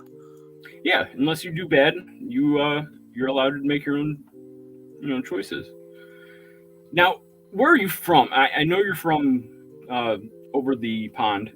Yeah, I'm in Australia. I live in. All right, there's way over the pond. Yeah, that's the other way. Yeah, and so the reason why I go live at these times is because I acknowledge that majority of social media eyeballs are in North America. This is prime time. I always time the uploads of my stuff in favorable times for my North American audience, which us Americans always need it. Which represents the greatest totality of my total audience. I appreciate that a lot, actually. Like last week, I was down here and I was like, man, should I listen? But I was so engaged in doing something, building something that I was building the TIE Fighter Advance from 2003. Just building things out of my pile. I actually had all the pieces. It was great. I felt so happy. But this should be prime time, like Friday night. Hey, winding down. I mean, right now it's only 10 o'clock. So maybe the later you go, more people will join. They see my pretty face, see my awesome Ford thing. It's a giant Ford logo in Lego. Yeah, pretty cool. But I love doing the system stuff. Like I said before, I'm on a Star Wars binge, but I was talking about a little booklet earlier, and I miss that with Lego so much, where they would show the theme and all the vehicles, all the little like stuff, but have art in the back to like fill it out to, a city. Like, yeah, because they used to do that in the back of the instructions to show off all the different sets integrated into a fully fledged layout, and now they just have the picture of the boxes at the back of the instructions. I mean, let me take, for example, since I am on a Star Wars binge, the B-Wing, the first B-Wing that came out in 2000. I just got one with booklet in box, and just going over those instructions, I'm like, this is so much more engaging and like demands you than the new booklets you get today, where it's like, all right, put this piece here, put this piece here, and it's so like, all right, an idiot can do this. Like, give me something. I'm a grown up. It says 18 plus on the fucking box. Give me something. And it lost a little right there, where it's like, dude, stop giving into this and promote what you say on your website. Creativity, like, engage people. It inspires so much, like mock building, everything. And I like taking something, I'm a purist, but yet taking it and doing little delicate touches where it's not taking away from what it was designed, but bettering the design. Do I do that a lot? No. But do I do it when it's necessary? Yes. I'm definitely not a Lego purist, because I always use fake Lego in places where people won't see that it's fake Lego. See, in my heart, it's like, it's dirty. It's not. Yeah, I have one Lippin set, and it's just to see if it would actually happen. It was the Emerald Knight for, I think they were asking $10 on some China website, and it actually came in a Ziploc baggie, and I was surprised in the quality of it. No wonder they got sued and put in jail. It's really good. I could do a massive rant about Lippin one day if I really wanted to. I mean, it's awesome that they're like, hey, we can make our money too, but it's copyrighted down to like the T, where it's like, dude, you took the molds for this, and this is bad. Alternatively, anyone can use any mold from anyone unless they put out a patent for it. Yes and no, but there is copyright to the thing itself. As long as you can prove that it's not 100% identical to something that has exactly that has a patent, you can get away with anything. Yep, and that's kind of fucked up, but that's the way the world works. You get lawyers to talk about it all day, and it's just like, come on, man, like, common sense. They copied me. Yeah, and also the Lego group definitely has a, shall we say, a sense of entitlement, and that's to the and and that's not good for the customers because that's when they The thing make. is, I think they deserve But- it. because You know? that's when they make all these weird decisions that everyone in the community ends up arguing about. That's Which what is makes it a lot of the special. stuff I want to tap into when I start my game show competition around the Lego. It's just, if they didn't do that, then it'd be just another brick. You know, it's part of that makes it special, where it is its own culture. It's its own live or die of that part or piece. You know, Yeah, because not many other brick brands have their own conventions. For example, there's no Mega Blocks convention. There's no Kobe Bricks convention. There's no C3 Constructions convention. There's no Weapon convention and stuff like that. Yeah, I'd go just to watch the raid. You know, extreme cases. I mean, some of their stats, some of their pictures is just like, man, you photoshopped Lego's photo. Like, it's pretty great. And you know what? It's funny because China's doing that with cars too. Like a BMW, they'll take everything and call it something else, but clearly it's an X4. You know, like, wow. So it's not just Lego. It's all sorts of different. It's all sorts of different things because that's how corporate world operates. Yeah. Whoever can make it cheapest. Yeah. Blind man, I guess. But unfortunately, Lego realizes that a lot of people will buy their stuff anyway, and so they deliberately put less effort into some of their stuff. That's where I do agree with nitpickers, where it's like, yeah, but they do it so much, they create their own trap they fall into, where they think if they don't make a video about hate, they won't get any views. So therefore, they have to hate to get the views. But yet, if it's like, you're going to do that with everything, it kind of, I don't want to watch you anymore, you know? Like, yeah, because you can only take so much hate on the internet. You know, though, the internet is just this thing in front of me. I could shut it off anytime. And that's where I think this new culture comes in, where it's like they rely on it. I'm horrible with my phone. I'm horrible with Snapchat. I'm horrible with everything, to do with this, because I like doing things that are in front of me. Like, if they went to instruction manuals that were on the internet only, I'd probably not do Lego anymore.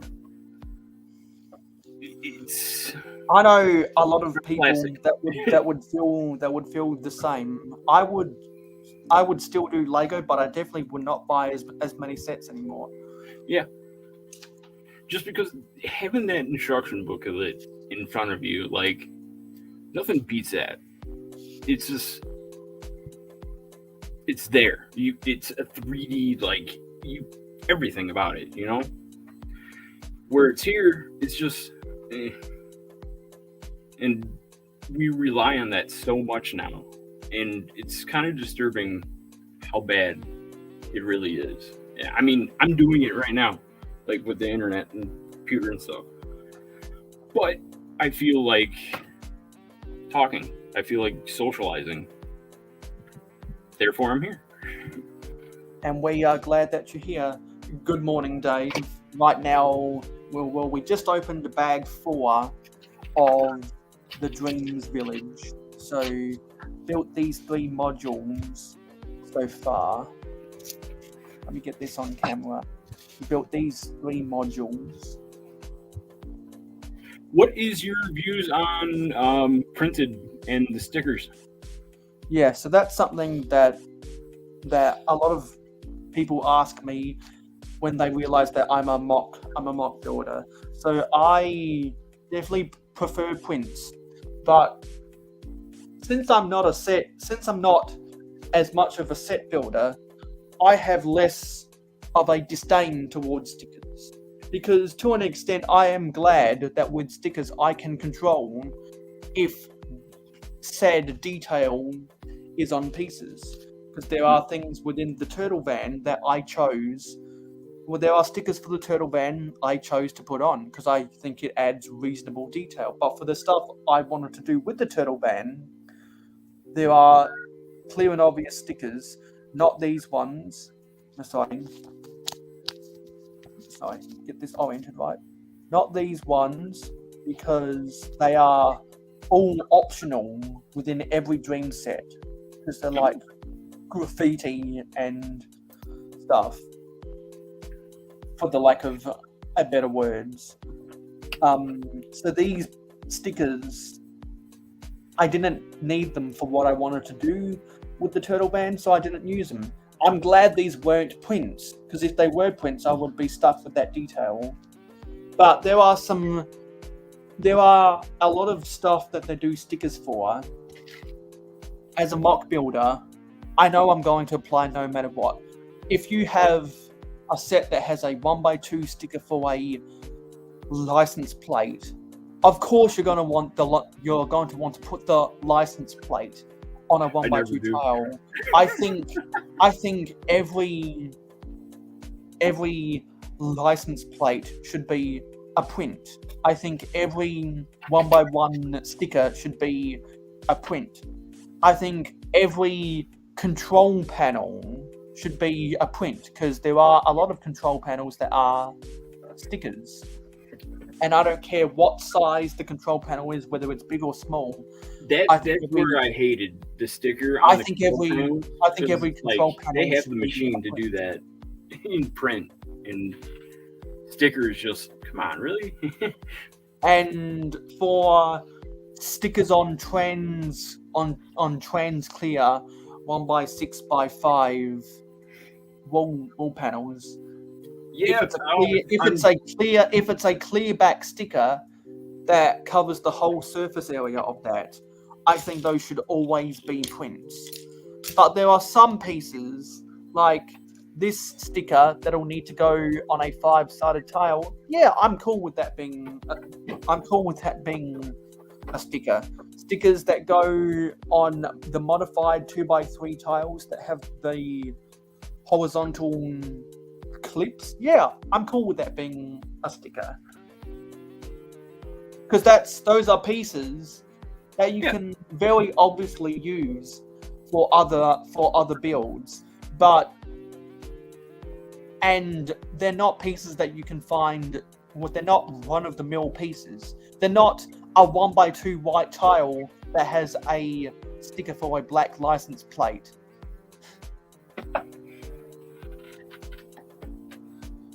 I always come back to the license plates simply because I got my sticker box. I guarantee I have every single license plate. I hate putting those small stickers on for the license plates. It drives me crazy.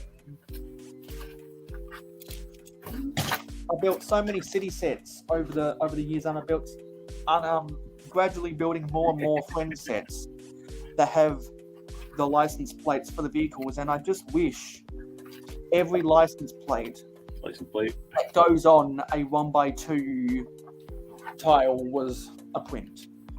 They've on a lot of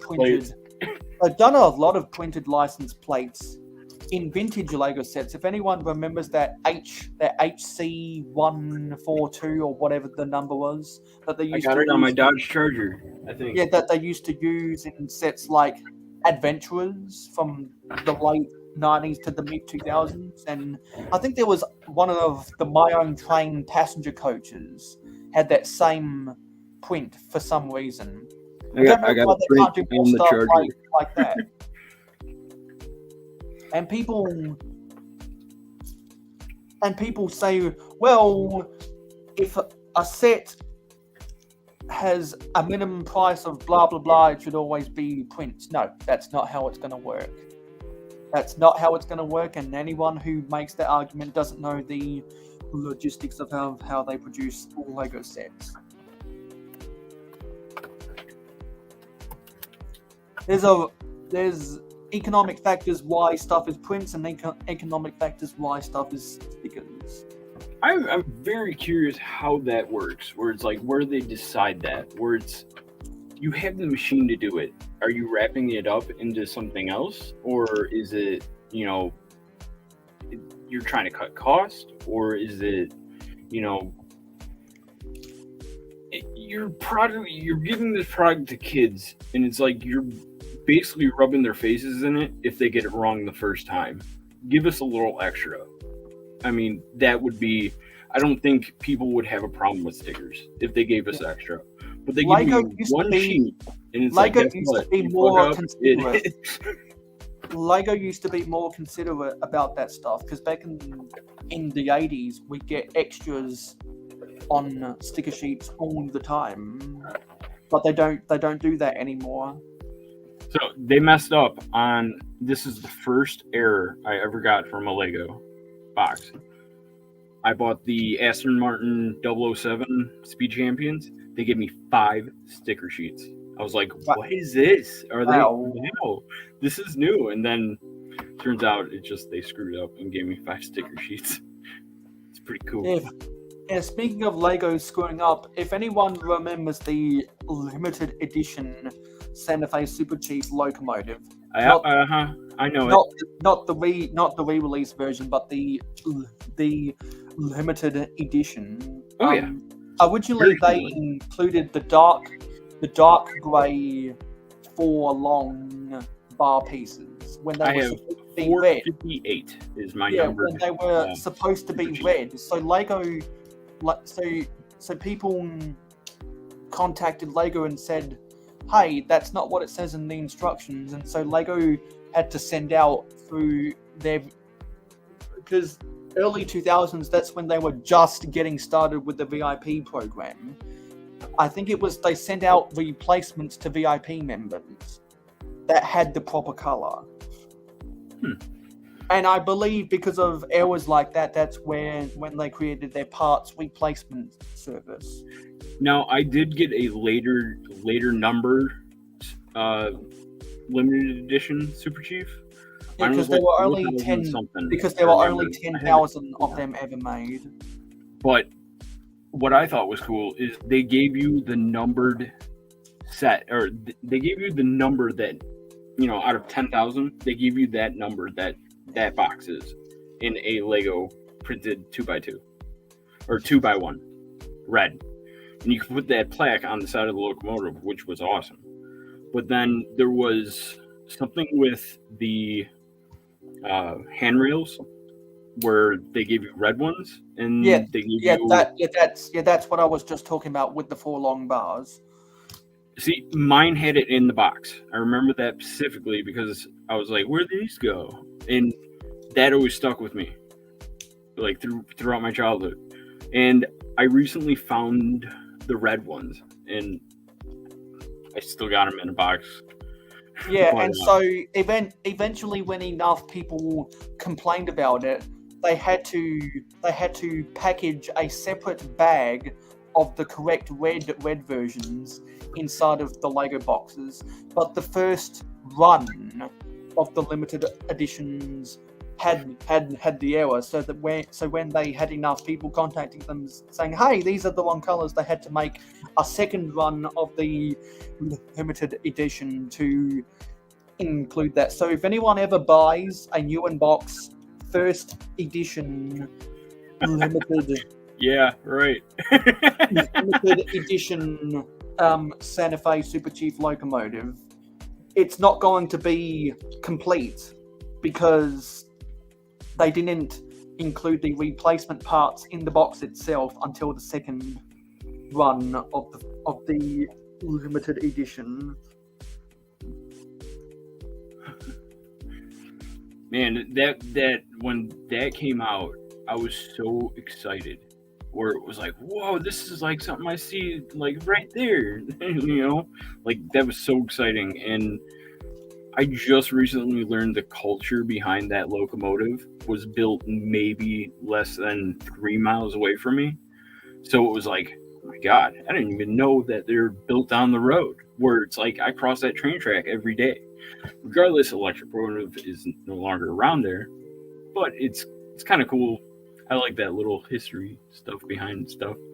Yeah, you see more of those railway depots in areas where the different railways would intersect with each other, because there are a lot of, because I know there are a lot of places in Georgia where both the CSX, Norfolk Southern, and Burlington Northern come together, and Chicago is only one of the big cities in the US where all four big four railroads come together.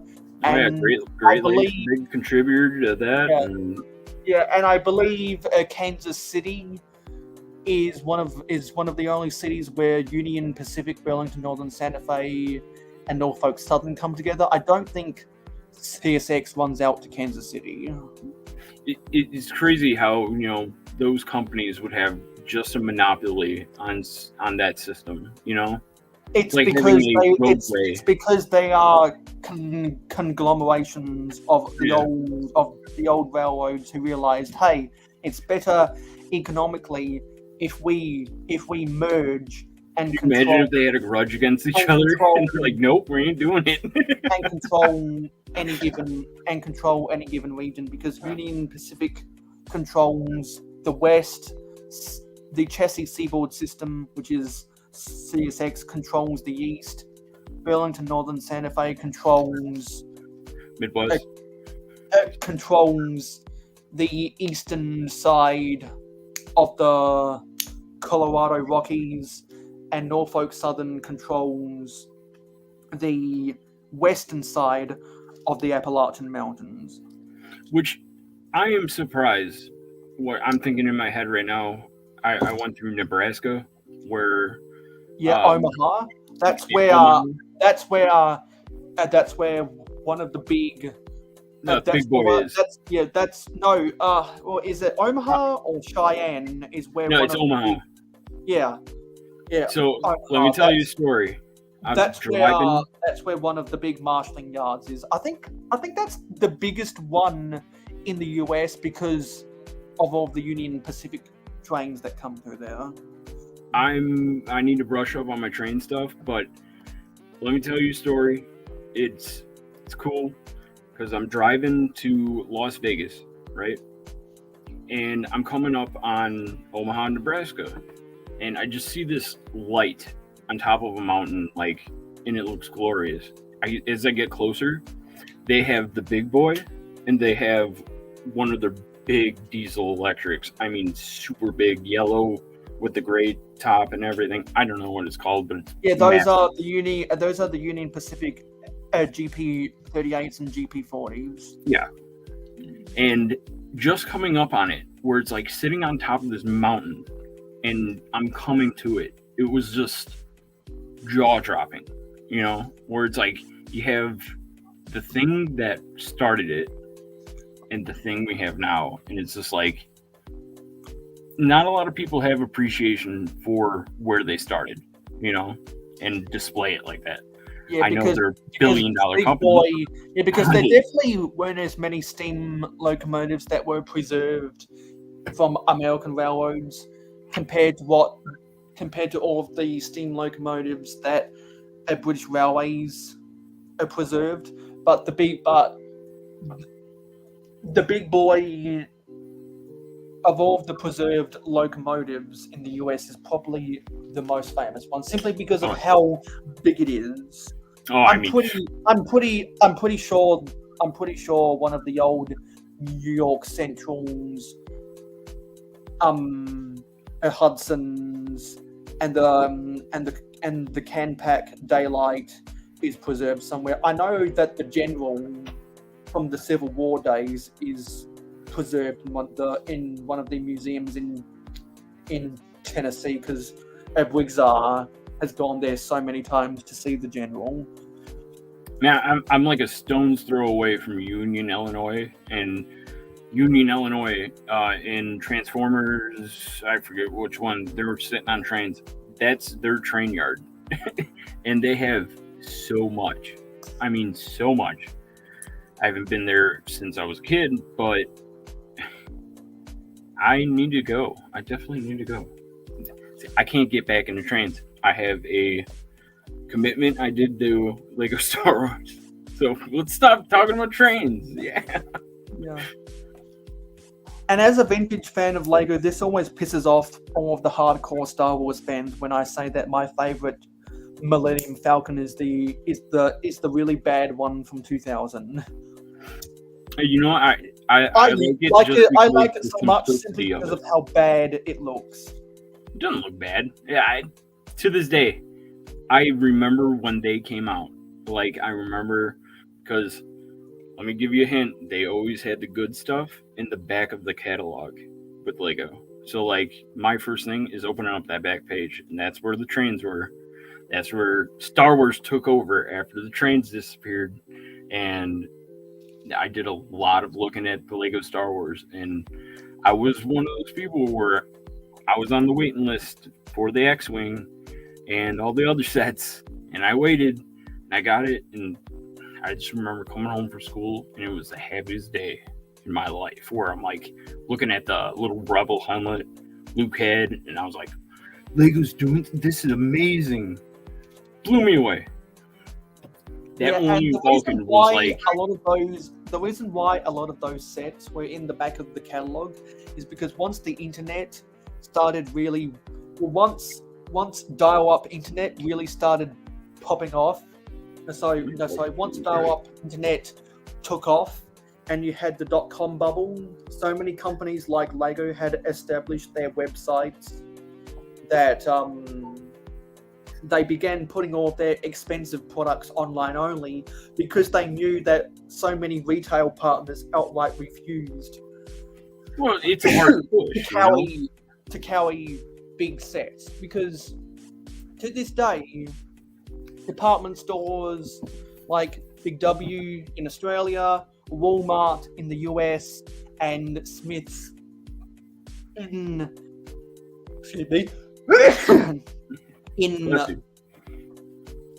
Britain, Ireland, and Europe refuse to carry expensive Lego sets because that's not what their clientele is. Toys R Us, when they had physical stores before they got bought out by Macy's in the US, and before they became online only in a lot of countries around the world, including Australia, they used to carry a lot more expensive sets because of their business model, which is very different from the Walmart business model, which is what so many department stores around the world want to copy the Walmart business model.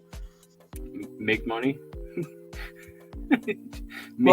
Eliminate as much not just to make money, but the way they operate their businesses to cut costs.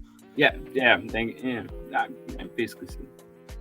See, that's the thing, man. Like, I used to be a manager for O'Reilly's and everything, and the first thing they ever taught me was customer service. And I still hold that dearly today, where it's like, dude, you're really going to throw away a customer over pennies to a big corporation? Just give them the pickle, you know? It's, you take care of them because they take care of you. And as soon as that dies, guess what? Yeah, I'd go to Amazon too. I don't have to deal with some asshole that doesn't want to, like, me to be there. So why would I give you my service? But and that's our fault. We're Amazon the one torching the building. Is so influential that whenever I see stores having sales, I always like to cross-check to see, are they trying to compete with Amazon? See, the thing is with Amazon, there's an Amazon warehouse that just opened up by here, and I've probably had 100 friends come and go from that place. They treat their employees like garbage. The only ones that stay are the only ones that think that's the only thing they can do in life. They barely pay a little bit above minimum wage and make you feel like you are special, but guess what? You're just a number to them. They don't care about you. Get that to the customer now. And to me, it's just like, all right, the bigger they get, they're taking over. And I like Amazon. It's awesome for the mobile and everything like that. But dude, take this. Don't take walking and doing something like that for granted, because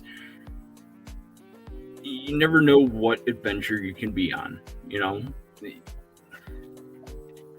I don't want to go into a preaching thing about that, but I don't like big corporations, but I do like big corporations. It's kind of weird. Yeah, well, One I against the other. always, since I'm always keeping up with my finance, I hear a lot of those stories about sales figures and how well different companies are doing, and that's how I look at that stuff to analyze trends to influence my buying habits. Because there are some companies that don't need my money because they've already got everyone else's money, and so with companies like Amazon, who are always doing different promotions to get people to be buying from them, the more they do promotions, the more I see different companies having sales when Amazon has sales, because they're trying to compete with Amazon. They have to. I mean, yeah, and it's smart of them to have their sales price be cheaper than Amazon's sales price. And whenever I want something like a Lego set, if I don't want to wait for the really deep clearance, what I'll do is I'll wait around until Amazon has a sale, and then look for other department stores that just so happen to have their sales at the exact same time to compete with Amazon. what I think is the only. They're never going to admit that they have their sales at the same time as Amazon, because they don't even want to say Amazon's name. Being behind the scenes is kind of like a panic, like, all right, guys, we do need to get this shit going. But it's... See... Yeah, I forgot what I was going to say. Amazon's bad. Big business, no.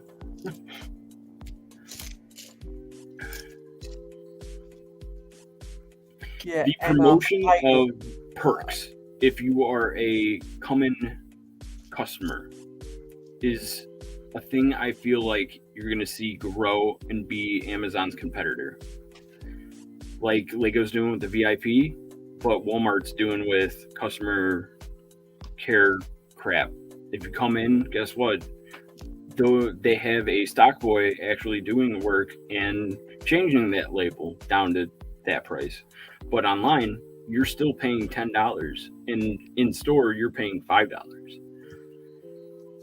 You know, and some people will pay more money simply because they don't want to leave their house. Yeah, I mean, which I understand why people do that, but I don't it's like. Quick, easy, take advantage of the simplest ways.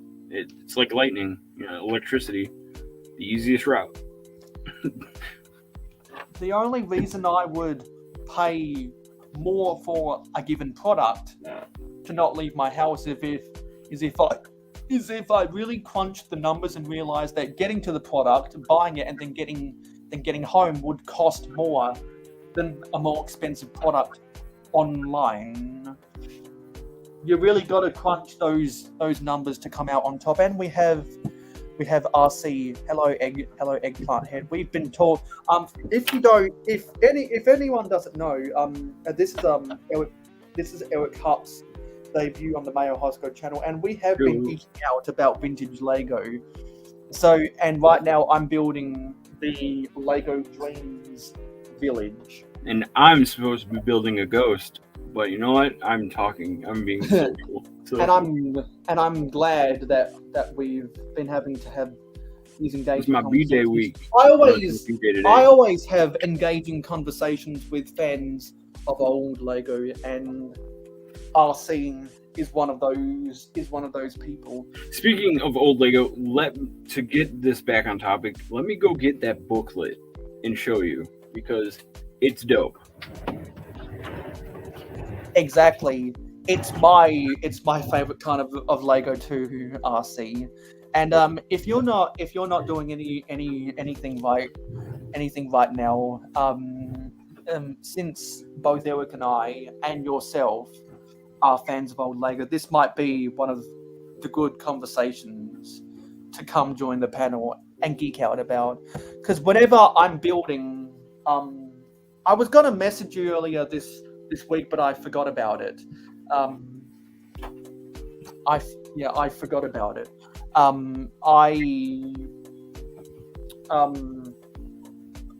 Whenever I do something related to Lego Dreams, I always think about the Lego Time Cruisers, and whenever I think about Lego Time Cruisers, I think of two people, R.R. Slugger and yourself.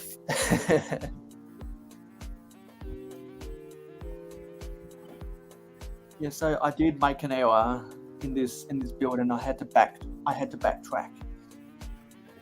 Yeah, so now we've got the course corrected. Yeah, so we're on to bag 5. I want to sneeze, but my body's not letting me sneeze. There's dust in the air, but my nose doesn't want to get it out. It's really annoying. So I like that this set is built in modules, which makes it easier for customability. Yeah, looks like RC is down for talking about vintage Lego. I think it's because we said, did somebody say Time Cruisers? Because I'm not sure if you know this from the different chats that you've been in, Eric, but RC is one of the biggest Time Cruisers fans that I know, and I think he owns almost every Lego Time Cruisers set. Mayo, can you see? Yeah, we can see. Actually, I'll get a full screen on that bad boy. So this is that's Rescue. The booklet that you would get in some sets, and basically it would be, I think that's the medium catalog, and it would have an action, Yeah. It's Or is that one of the advertisements? This is a cover. Pamphlets. No, it is the medium catalog. Yeah, mini catalog. No, What? No, because I believe the mini catalog was I believe the mini catalog was like 6 inches by 9. I'm pretty sure that's 8 by 11. Yeah, it's small. So that's the medium catalog. The large catalog, I believe, was 11 by 12. Because people forget back in the day, depending on the size of the Lego set that you got, it had a different sized catalog. So the bigger the set you bought, the bigger the catalog that you get. And I bought new in box vintage Lego, very small sets, just to get a 1994 pamphlet and a 1998 pamphlet. That's a great set right there. Oh, I love all that stuff. Oh, that's some of the adventures in Egypt. Oh yeah. And that's the temple. That's my prime. That's when I was like 7. The Temple of Anubis is such a great set. Aquanauts. Yeah, those were the Hydronauts and the Stingrays.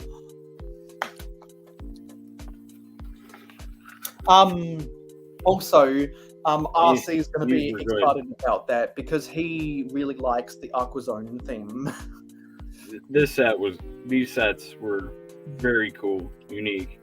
Insectoids are some of the most fascinating space sets of all time, in my opinion.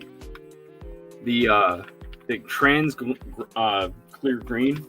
The trans neon green was awesome. Oh, to this day, if I'm at a Bricks and Minifigs and if I see anything like that, I grab it right away. And those are, I believe, those were the UFO sets.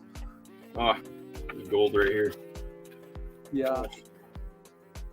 I think I saw favorite thing. Oh, that's the best. That's the best page from any of the many. This one I just figured for an or, Ewok Village. or large catalogs from the 90s. Anything with the 9-volt trains, particularly from 1996. Yep. Because 1991 and 1996 were probably the best 2 years for Lego trains. At 2000. No, sorry. No, 1991 and 1996 were probably the 2 best years for the 9-volt trains, I should say. Because 1980 is probably the best year for Lego trains ever because of all of the 12-volt trains that came out. I love the 12-volt trains. 12 volt, I don't like. Never got into. Just. That's because they were never sold. They were never sold in the US because they were all 240 volts, and Lego didn't think to create 12-volt motors and 12-volt transformer speed regulators that would be compatible with 120-volt meters. Therefore, they couldn't sell them in the US.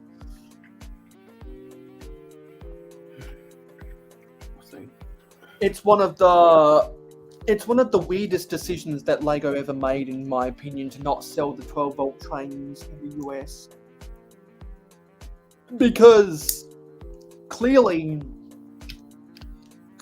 by 1991, they were able to figure out their technology to have a Lego train system that could be ran on both 120 and 240 volts. Huh. Not many Americans realize that that's the reason why 12-volt trains were never sold. It's the American way, be ignorant. Horrible.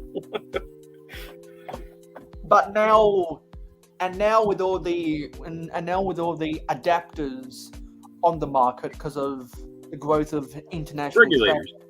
Because of all the growth of international travel over the last 30-something years, all the power converters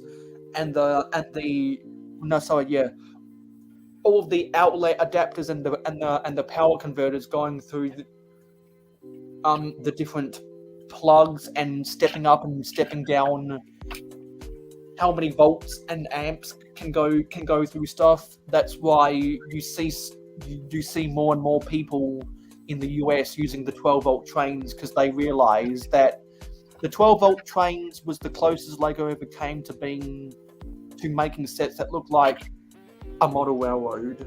And I miss that so much, because you could have the remote control switches, you could have remote control signals for both switch tracks and level crossings, and they even had the decoupling unit, which is something that is sorely missed, in my opinion, the decoupling unit. I don't know why Lego never attempted to make a manual version of the decoupling unit. Because you could use similar technology that you use in the switch tracks for a manual decoupling unit to put pressure between. But they did between magnets. See, they gave you all the pieces to do it, create it, but they didn't product or package it for you. Like, take all the tech, like all the 12-volt electric Technic stuff. You can do anything, like anything. They gave you it. It's just you got to do it. and that's maybe they missed out on a market not producting and making it a one package thing and selling it in box, but they did do it. Here's one. Yeah, and because Lego didn't have the finances they have today, back then, they had to be very careful about how they distributed products. Yeah, I mean, now they have a little bit of They had I more call it freedom. FU money, so they can kind of experiment with that. But I don't think they have the staff to experiment like that right now. Yeah, I that's think that's they're- why they they're waste so much money on bad apps that aren't fun and don't work. Yeah, there you go. They need to get someone in a marketing department where it's like, no one wanted this. Come on. Like, And all of the failures of apps that they've made over the years is definitely one of the big things we will eventually talk about on my upcoming game show competition around the Lego, because I know hundreds of people in the Lego community who really don't like the apps, and so it's complicated. That's something that a lot of people can argue about, can argue about, rant about, make jokes about, and particularly if you're someone who builds Lego that works in big tech, you'd actually know the logistics about that and be able to bring information into your discussion points. Because the four main ways to score points in the game show that will be around the Lego is be informative, be funny, be opinionated, and engage in debate. If you can do all four of those things, that's how you'd really maximize your points. But even if you can do just two of those things, which most people can be informative and have an opinion, most people can be funny and have an opinion, most people can complain about stuff just for the sake of complaining and have an opinion about something. It's a game show that doesn't emphasize one particular skill set. There's a whole bunch of different skill sets that Joe Schmo, who wants to be a contestant in the running to win $100, to win I'll put money into that pot. Let me go. Win $100 when I get to 1,000 subscribers and crown the winner. There's a lot of ways you can do that. So everyone that wants to be in the running and join the community game show that we will be assembling, definitely let me know. Give me your expression of interest. Formally. No, Mayo, you do this formally every Friday. written, because we need to assemble a bracket of 64 people. I think reaching out. I'll try. I'll actually put effort into helping this. I like this. This is kind of cool. I'm all nervous right now. This is my first time on camera in years, let alone talking. I used to do like skits back in the day. It was fun, but I'll try. I'll promote and see what we can do, and just let me come on occasionally. Yeah, because I was just looking at something. We gained a subscriber and then we lost a subscriber. I think it's because YouTube is unsubscribing inactive YouTube shorts. People, that's why I don't like YouTube shorts. They're too inconsistent. Yeah. Leave that to Snapchat, YouTube. Leave it to TikTok. I refuse to join it. It's just I can't keep up with it, and plus half the time it's like Asian girls dancing in panties. Yeah, I can't stand all of that crap. It's like I told you my interest. Why are you showing me this? It's just so toxic, and it's an algorithm that doesn't understand its audience. There you go. They're trying to corrupt people's brains by shoving porn down their face. Hey, sex sells. Horrible though, you know. Some kids use that. I'm trying to look for something because you know, I did do a mock build of my own car. Fox body Mustang. Oh, nice. And I actually have a white Fox body. It's cool. I love it. So proud of it. I was going to look for something, but I forgot what I was going to look for.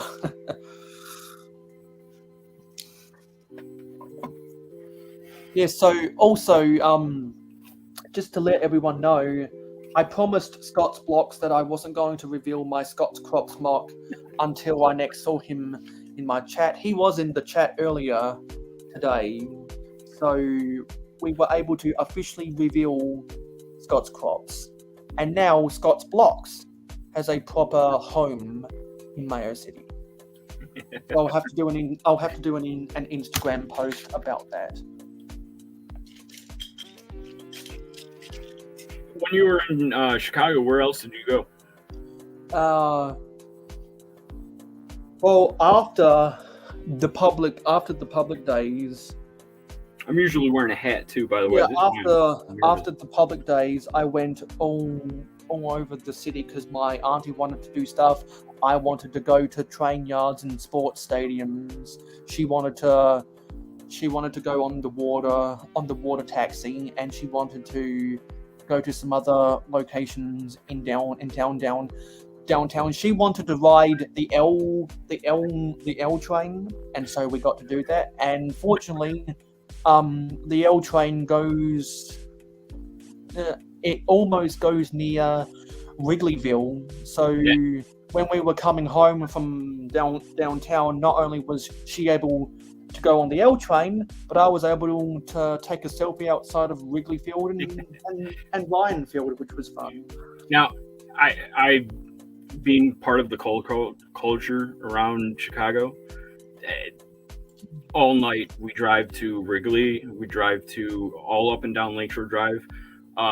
A popular spot is to chill by Soldiers Field, by the planetarium. Yeah, we went to Soldier Field. They have a beautiful park outside. Oh yeah. I mean, at night it's like somebody just bought the city for you and no one else is around, and you're seeing all these amazing sights and everything, and you're just cruising. It's beautiful. And particularly if you walk a long way to the coast of Lake Michigan, then you can get the best views of Soldier Field. I didn't need to go all the way to Lake Michigan because all I wanted to get was the photo of the old historical offices that are in Soldier Field, because since it's such an old stadium, it has a lot of old architecture. They used to race Harley Davidsons on the eastern side, because most times where when new American football stadiums are built, they do a better job at concealing the team offices inside of the stadium.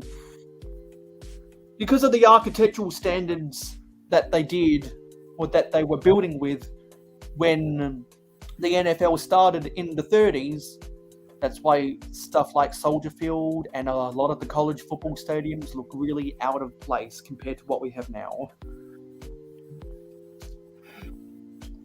Yeah, man, if you threw a rock from where you were at Soldiers Field, you'd hit Lake Michigan.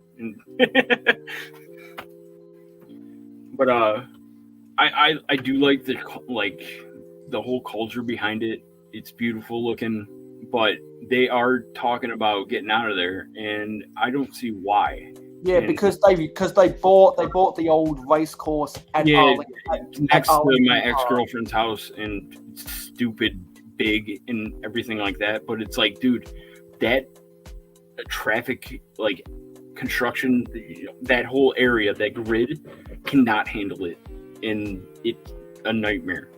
At least in Chicago, Lakeshore Drive, right there, 55, right there, 290, right there. You can go everywhere. Because there's a lot of traffic that comes by, and it's really hard to get into the stadium.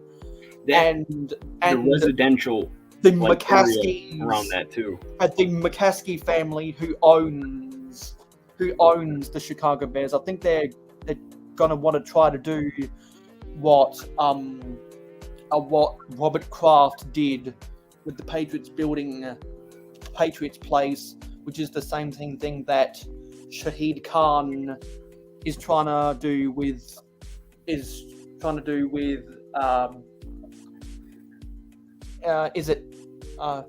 I forget what the name of the Jackson. Man, you're blowing my mind, man. Build it into a complex that has everything in one is what the McCaskies want to probably try and do if they move out of Soldier Field into Arlington Park. Oh. I know a lot of people who live in Chicago who are Bears fans that won't be happy with that move. Yeah. But they are talking about opening up a big casino, so. Yeah. And that's what a lot of NFL owners want to do, particularly in states where gambling laws have been relaxed. Yeah, there's definitely a lot of like small shops that are just dedicated to machines, the slots, and I'm like, man, how can a place run on that? And it's like, oh wait, they have the same customer base as a bar, so all right, that's how they're doing it. Yeah, from blocks to mocks, there's the invitation is in the pinned comment if anyone wants to join. And Dave was saying that his oldest set is set 7710. That was, I believe that was the blue, and I believe that was the push train that had the black and red tank engine with the blue and yellow coaches. I believe that's what 7710 was, because that was apparently his first Lego set. That would have been a cool set to get. And from Blocks to Mocks, who is that same person asking, how do you feel about the monorail? Do you like the monorail as much as 12-volt trains more than trains are equally? Monorail is cool. The monorail is probably objectively the coolest transportation Lego has ever done, because it's so different. Monorails aren't so different. They use different company to build it. Monorail, and also because they're always elevated, which means they have more. They look more interesting intrinsically, and they're much more flexible for using as public transport within a Lego city, because they don't take up as much space. But I am a traditionalist. They're bricks and minifigs.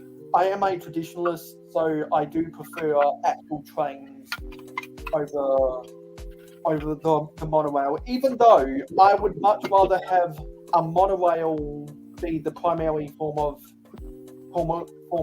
people moving over a passenger train. I much prefer freight trains over passenger trains, because there's more mock building potential I can do with freight than passenger. That's where I got stuck on a lot, is making a rail yard of freight or making a city of passenger trains. Where a rail yard, you can really build like some cool industrial stuff, but really look at a rail yard, there's nothing to it. The city, there's plenty of things to it, and a monorail in a big city, like where you have taller buildings and stuff like that, and like you want a low area where it can hover above, a monorail's great. But if you're having, girth to it, yeah, that's cool. Yeah, I got just the engine quickly- over just quickly threw up 7710 on the screen because to let the viewers know what I was describing. That was one of the two push along trains they did, because they did 7710. That was a black and red tank engine with the blue and yellow coaches, and then they also made a black and red tank engine that had red and blue coaches. And I believe they made an add-on. I believe they made an add-on passenger coach set that was in the style of the blue and red coaches. And the push-along train wheels back in those days did not roll well because they didn't have traction tires, and the axles rubbed up against the bearings a lot. And when you have axles that rub up against bearings, that creates a lot of drag in the axles. If you don't have traction tires, it's not going to grip the rails. And we do have From Blocks to Mocks backstage. What's up, buddy? Hey, Eggplant Head, how's it going? Awesome. Doing good, man. How you doing? Hey, Eric. Yeah, it's always great to talk with a bunch of A-fools. Yeah, I saw you had that setup right there. That's an old set. That's like a 70s set, right? Yeah, that 7710 along with 7740, 7725, I believe 7735, they all came out in 1980. Yeah. That's before. Is that when they had minifigs, or that was before minifigs? That's 1980 was still when a lot of the the details on the minifigs were still stickers. It wasn't until 1981 where they phased out most of the stickers on the torsos. And nowadays they only do stickers on torsos if it's a corporate logo. Like they would not. When I was young, man, I remember playing with minifigs. I don't know how old they are, but they look like minifigs, but the arms were like molded into the size of them. Yeah, those were what Lego calls the Stage Extra minifigs. They came out in 1975 and were sold in regular sets until 1977. And then when they introduced the minifigs in 1978, they included the Stage Extra minifigs as statues. Because if anyone remembers the Town Square Castle scene, that was the combination town set and yellow castle set that came with the T junction and the curved road, that used one of those mid-70s Stage Extra figures as a statue, which is why most people call them statue figures. And since they didn't have any printing for the face, you kind of had to interpret it as whichever way the hat was pointing, that was where the minifig was looking. Yeah, exactly. Don't you guys miss these boxes? I wish I. Yeah, which train is that? Is that the speed rail? Yeah, that's the high speed train. Let me get that. Put them on full screen. Yeah, there you go. Yeah, that's the 1999 Railway Express. Yep. Now, this thing was... Yeah, actually, this is my original box from like 1999. It's held up all these years. They should make boxes like this again. But, talk about early trains. I don't know what's that number, but I got sampled there. And which I'm just noticing now, that's like embroidered. Like it's got depth to it, and it is reflective and shiny. That's really Well, cool. if it's got the embroidered gold printing, and if it's a 3-digit number, then that would have been one of the black tank engines from the 70s. This is it. I got this in a bulk lot, and that's when the track was. You built the track. You get each side of it, and you have to build the track. It doesn't come with like the yeah, all right, like the track that came with the crocodile, but it's blue. I know what track you're talking about. Yeah, because the original because the tracks from 1966 to 1979, the sleepers or the cross ties were 2x8 white plates, and then you had the separately assembled rails that you'd stick on to the 2x8 plates that were blue.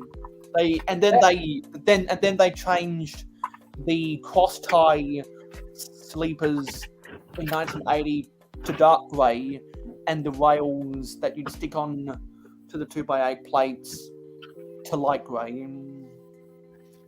Is that run on C batteries or D batteries? Oh, you know what? They are big. I think they're D's. Yeah, I'm pretty. Yeah. Those are the C. Those are the C batteries. Because back in those days, at the battery box tender that was designed to look like a boxcar was blue, but they changed that to red in 1981. Oh, sorry, they changed it to red. 1981, because there was the blue. No, sorry, there was the diesel.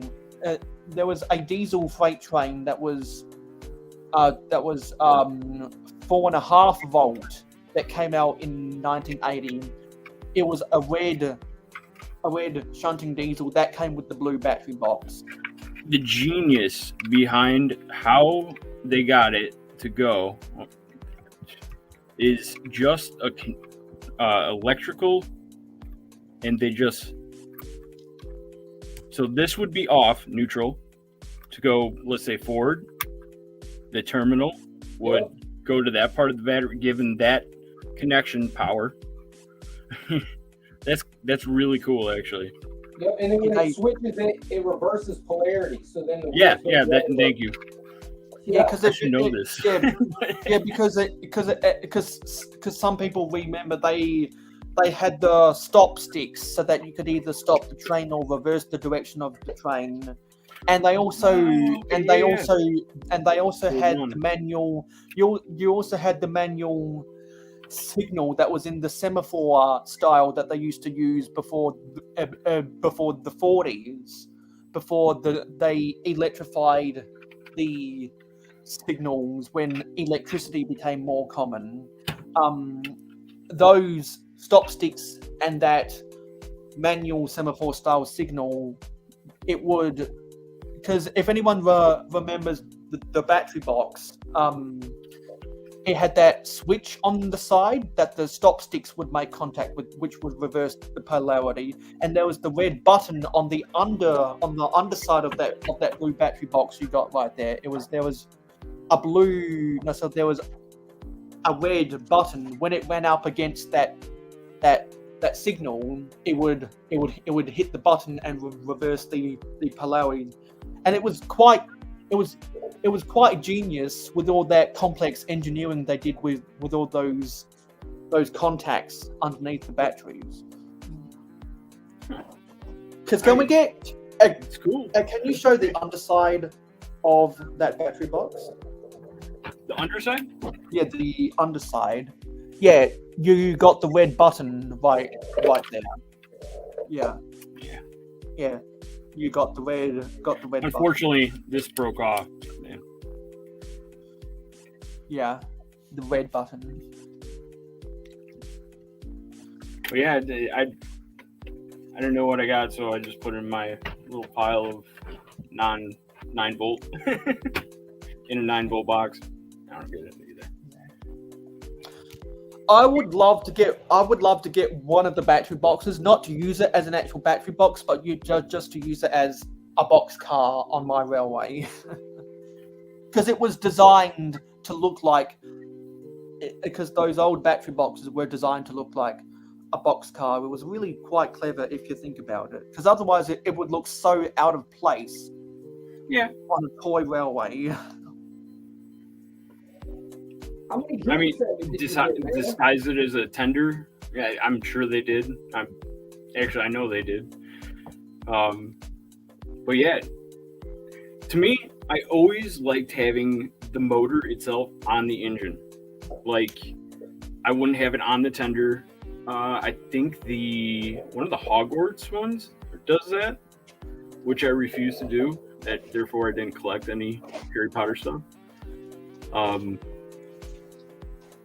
But I always like having the 9-volt motor on the engine itself. And yeah, I knew someone was gonna ask me about this sooner or later, and I'll ask the both of you right now. Dave asks me if I'm looking forward to what's rumored to be the biggest modular ever. If it's a straight building, I will definitely be buying it. If it's a corner building, I probably won't be buying it because I only collect the straight buildings. I bought one corner building. It was the brick bank, and then after building the brick bank, I decided that I don't need any more corner building. Hey Mayo, have you ever built any of the alternative builds to the earlier sets? Yes. The vintage set? I did back in the day because I inherited a bunch of my brother's Lego. When he moved out, I inherited all of his old Lego, which is where a lot of my first generation road base plates come from, and why I love Blacktron 2 and Ice Planet so much. And I still have some of those instructions. And so I would look at the instructions. See, they didn't have instructions to build the alternates, but they had pictures on the back or on the back cover. And so I was like, it would be fun to at least attempt some of the small alternate builds. And so since I was really young when I inherited all that stuff, because I would have been 5 and 6 when I did all those alternate builds. I didn't dare do the alternate builds when I was 4 back in 2005. But after my first year of playing with Lego, because I never played with the Duplo stuff, I did play with the pre-stall plastic Mega Bloks version of equivalent of Duplo at my great grandmother's house before she died. So I remember building the alternates for the really small sets, but I never did it for the bigger sets like the ISAT 5 or the Allied Avenger. I'm trying to think of some of the other medium. My next question to that: do you think that kind of inspired you to do your mocks today? Absolutely. I wouldn't be an AFOL if I hadn't inherited all of my brother's old Lego. No, looking at those directions, like and being inspired by that. Yeah, because seeing those alternates, seeing all those alternates, and challenging myself to build the alternates really sparked my interest in wanting to build mocks, and also realizing, hey, I'm seeing all of these old sets in the catalogs, but I'm not seeing them on the shelves. So what's up with that? Now, and also I would go on to YouTube and watch some of the stop motions, and I was like, oh, hang on, I don't own that set. What if I try make a mock that looks similar to that set I'm seeing on YouTube? Now, I my nephew does that, and it's like World War II stuff. But Blocks 2 mocks, you got some cool setup stuff back there. I'm like interested. Yeah. That's like a giant mountain. Oh Yeah, yeah, it's a here. giant mountain. I tell you what, I've got 2 cameras set up here, so I can show you through this other one. It's got a better view of the city. Let me go over there. Yeah. I think it's here. Yeah, because I bought another camera so that way I can do videos and stuff like that. And I just recently did a video for YouTube. Because I pressured from blocks to mocks to film a city update for months, and then after those months, he finally got the right technology to put something together. Dude, like I said, that tight city is perfect for a monorail. Right there. Yeah, here, hold on. This thing keeps going on and off. Hold on. It's I think it's because. Oh, yeah, because his device just disconnected.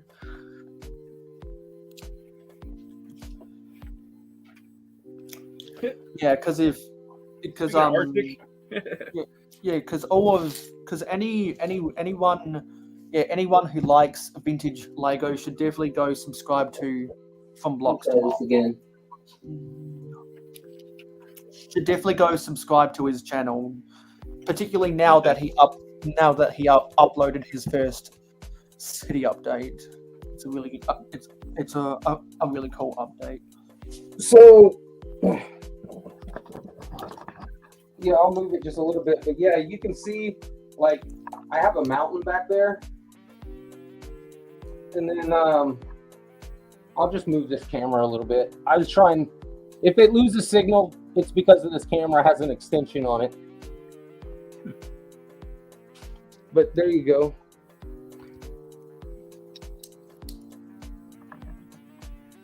Yeah, you've got the monorail tracks that go right in front of it. It's such a cool shot. Right? That's awesome. I like the mountain region. It looks like the extreme, like yeah, the extreme team.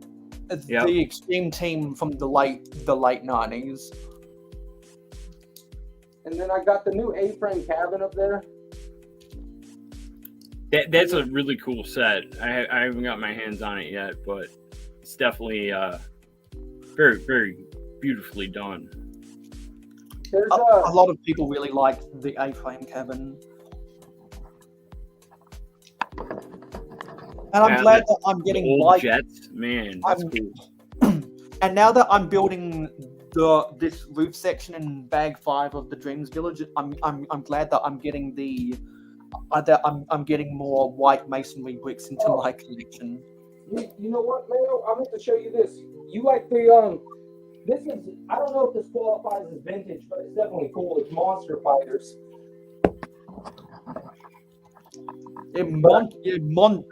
Yeah. Yep. And Monster Fighters isn't vintage, but it's definitely old, and I always liked the designs of the Monster Fighters, even though I never owned any of the sets. So I built this coming out of the Scooby-Doo mansion. It's coming out of the that's a cool crossover. Yeah. And then so it's got Scooby-Doo and everything up there, but then I have it coming out of the bottom, and I put all the ghosts around it. And then I got the haunted conductor too. And if you own any of the hidden side sets, you might be That's what got me into that, which I bought that. Yeah. You might be able to squeeze some of the hidden side ghosts in there as well. I wanted to do the mansion, but that thing's hard to get a hold of. Yeah, I ended up getting them, majority of them, and I had to substitute some parts. That's why I made it into a mock, but a lot of the parts were there, probably 90%. But I do these bulk buys at like garage sales and Facebook or Craigslist and stuff like that. And I'll go buy a bulk bin and I'll find stuff, and that's where I was able to find all those. Sound like me. Yeah. I got more than I probably should, to be honest with you. You want to talk about more? No, I saw what you had back there is insane. Put him up on big screen right quick, man. Yeah. And I'm not sure if you were there were Then there I got when tubs and tubs when and when tubs. Eric Eric was showing off that medium catalog, but he's got some Aquazone in his medium catalog. Oh, nice. Yeah. Because From Blocks to Mox is a big Aquazone and Time Cruisers collector. Yeah, I actually have I don't know if you caught a glimpse of it, but Under the City was a whole underwater section I got also. Yeah, and actually, I'm just gonna do something very quickly. Gonna go to YouTube. Gonna go to From Blocks to Mox channel. I need to put a link to that in the description on my IG. Oh yeah, bro. No, they're the best. Oh, and that's the Aquazone 2. That's the when they came out with the green and the other ones, the Hydronauts. Yeah, the Hydronauts and the Stingrays. Yep. Which is still cool, very cool. Only thing I didn't like is that they did that dark green glass instead of doing it that trans green neon instead of and they did that dark green because the neon glows under the lights and it makes it so much cooler. Like you see how the visor's that neon green? That one.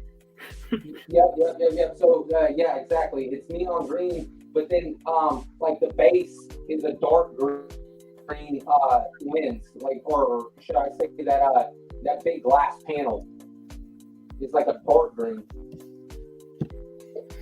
Now, tell you what, the most exciting thing when you ever got one of those sets, tell me you didn't get stupid excited when you got one of these. Oh yeah, the crystals. Those things are expensive now. I have about 10 of them right here. Yeah, I try and buy them every chance I get. Every time I go to a Lego store that I got a secondhand Lego store, I got a couple of them around me. Every time I go there, I'm like, you guys got any of these? You guys got any of these? Yeah, I got a bricks and minifigs. I'm cool. I got 2 bricks and minifigs. I'm in the middle of both of them. I choose Wheaton. I like my Wheaton one. But I occasionally find it in their, bins that you do with the bags. The tab table. Yeah. Yeah. But we got trans red. Got a lot of the silvers. I'm gonna put up a link in the chat for From Blocks to Mox City updates. I just remember to turn on notifications for your channel. All right, cool. Yeah, I'll probably start doing city updates here and there. Yeah. Every time I make some real progress. So it looks like I'm done with the set. There's just a bunch of extra pieces. So nice. It doesn't tell you what's fun about this set is it doesn't tell you to put any given modulars together or any given modules together, but it does give you suggestions. So you got the bakery, you got the alchemist, you got the blacksmith, and then you have 3 different rooms. So I'm pretty sure that this roof is supposed to go with the alchemist. This roof with the windmill is supposed to go with the bakery. And this roof that has got the castle spires goes with the blacksmith. But you can rearrange these to be any way you want with the modularity of these. But that's what it looks like on the box art, and I love this thing so much. Very nice. What's this pile of parts over here? Huh? What parts? What's the pile of parts over here next to everything you just built? Is that more Dreams parts? Yeah, those are Dreams. It's a mix of Dreams parts that I didn't use for what I changed with the turtle van, because I made because this week I was doing my mock version of the turtle van, and that'll be and those behind the scenes images will be released exclusively to my pledges on Patreon on Sunday, and then some of these other pieces, well, a mix of me taking apart old builds I don't need anymore, and trying to figure out pieces that I'm going to use for another mock, which will be the focus of my next city update, and that's a mock I'm trying to build that my pledges on Patreon voted for me to build. So if anyone wants to gain access to all that exclusive information, and you want to get administrative voting rights, and you want to get early access to all of my content, it might. And if you want to join my mine, if you're a Minecraft gamer and you play on Java, if you want to join my Minecraft server, then that's another one of the perks of pledging to me on Patreon. And it's for as little as 99 cents per month, and not many people have heard me say that. But when I say, if you remember blah blah blah and blah blah blah blah blah blah blah blah blah, then you get a veterans discount. I honor that veterans discount. So if anyone wants, if anyone ever remembers something where I say, hey, if you remember this, you get a veterans discount, let me know, DM me, and I'll give you a 10% off. I'll give you a 10% off the first 2 months of a pledge on Patreon if you decide to pledge. So How do you do the Patreon? Because so many people throw out, you'll get a veterans discount if you remember blah blah blah nonchalantly, just like how people say, hey, I know that you're grieving because your loved one just died. So if there's anything I can do, anything at all, don't hesitate to ask. I'd like to call them out on their bluff. And if I call people out on their bluff about that, then to be an honest, integrity-based human being I'm actually one of the people that has an actual discount if you are a veteran and you redeem the veterans discount. So yeah. With that being said, I really like this set. So if anyone's ever wanted to pledge to me or to support me monetarily, just be on the lookout for the next time I say in one of my videos, or if I say in one of my live streams, hey, if you remember this, you get a veterans discount. Remember the conversation.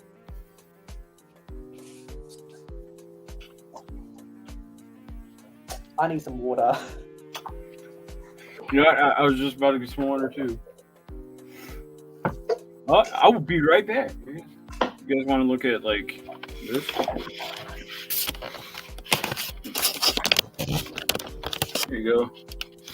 Yeah. So, RC, have you built all of your Time Cruiser sets now? Yeah, I pretty much have the majority of them built. They're on a shelf in my room. Yeah, so all of the Time Cruisers is complete. Oh yeah, I've got a couple of multiples. There's one that I'm missing. It's one of the Time Twisters. Yeah, because the Time Cruisers came out in '95, I believe, and they didn't come out with the bad guys, which were the Time Twisters, until '96. So therefore, I think Time Cruisers was sold from 1995 to 1997. Yep. So the Time Twisters within the Time Cruisers weren't sold for as long. Therefore, there are less of the Time Twisters sets out there. Got it. I'm missing the one that's like a plane. The Time Twister is the one that's like a plane. Yeah. Let me go to Brickset and see if I can find that. The tunnel, it's called the tunnelator or something like that. I have got 2 of those, or maybe it's the one. Maybe tunnelator is the one that I need. I'm trying to remember. Is it the one? Is it the one that has the dragon wings? No, and that's the one I got 2 of. That's the one I got 2 of. The other one that has like a blue cylinder on it. Yeah, I see that one. Because at the S6495 was the time tunnelator. Let me But get. then I got all the time cruisers. I've got 2 of the that's the thing that I've got, and the whirling time warper. That's what I need. Yeah, this one. 6496. Yeah. That's the one I was saying with the clear tube. Yeah, because that comes with the half round trans light blue. And there's so many cylinders. It comes with the Aquazone bubble canopy. It comes with the Transneon orange magic wand. Comes with the Black Monarch's ghost, and most interesting to me, it comes with the Wild West Western chrome gold bugle trumpets.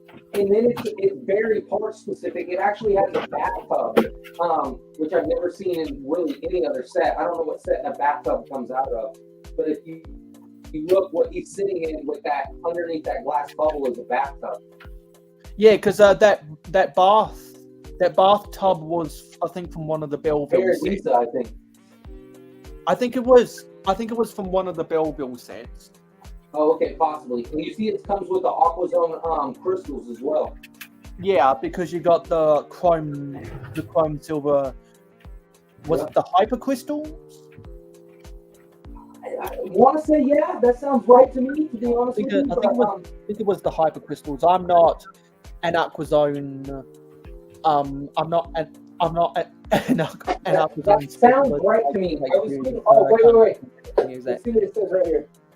I've got a couple of the posters in front of me. It doesn't say on the posters though. No. I don't know why I said 95. These Time Cruisers came out in 97. Why did I get confused with 95 anyway? Yeah. Forget what I said earlier. Forget what I said earlier. At the time, cruisers were sold from 97 to 98. Yeah, I don't know why I got confused. Wait, or hang on a minute. Or is it that these are the Time Twisters? These are the Time Twisters. Maybe if I get rid of this filter. Yeah. So that was it. So the Time Cruisers were sold from 1996 to 1998. Yep. But the Time Twisters, something within Time Cruisers, were only sold from 1997 to 1998. Yeah. I knew that the Time Twisters were sold for less years. Yeah. That's what I need. That one right there. Yeah, the whirling time warper set 6496. So if you manage all of your collection, all of the sets in your collection on a Bricklink, on Brickset, what you should do is you should say, I own,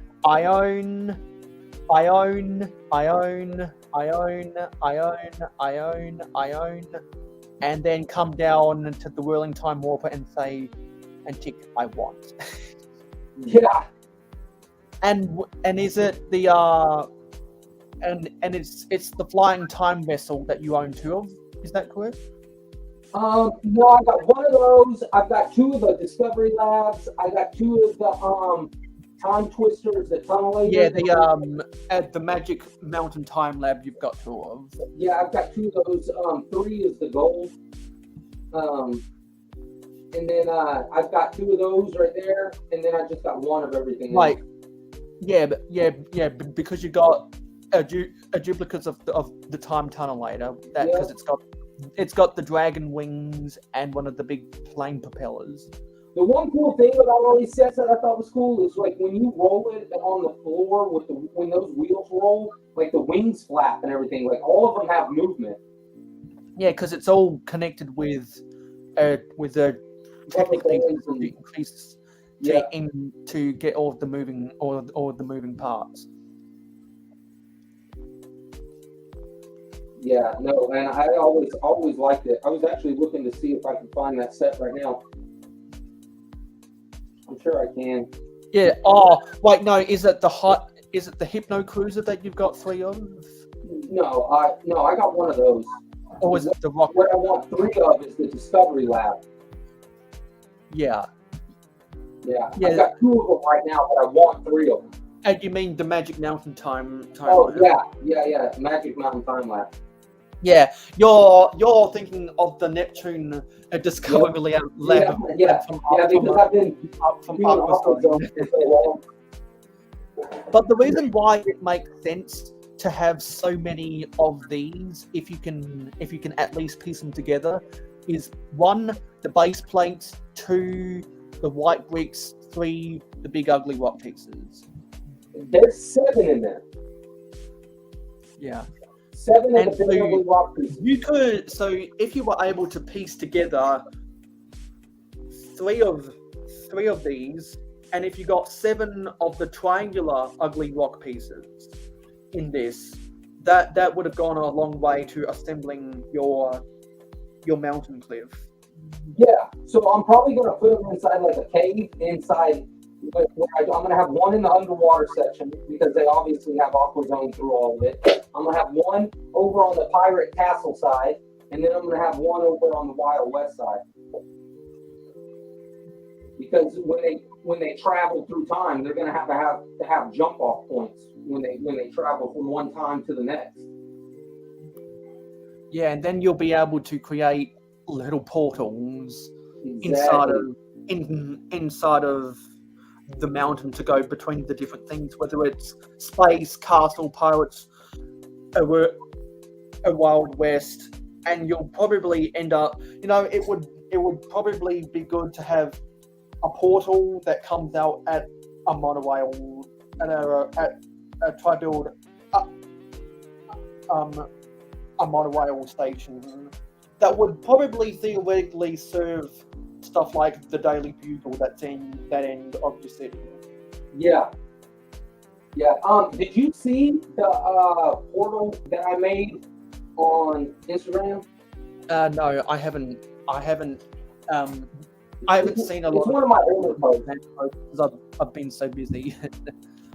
Yeah, it's one of the older ones. You may or may not have seen it. But it's what's his name? Timmy? Yeah, Timmy? Crazy Eye Timmy.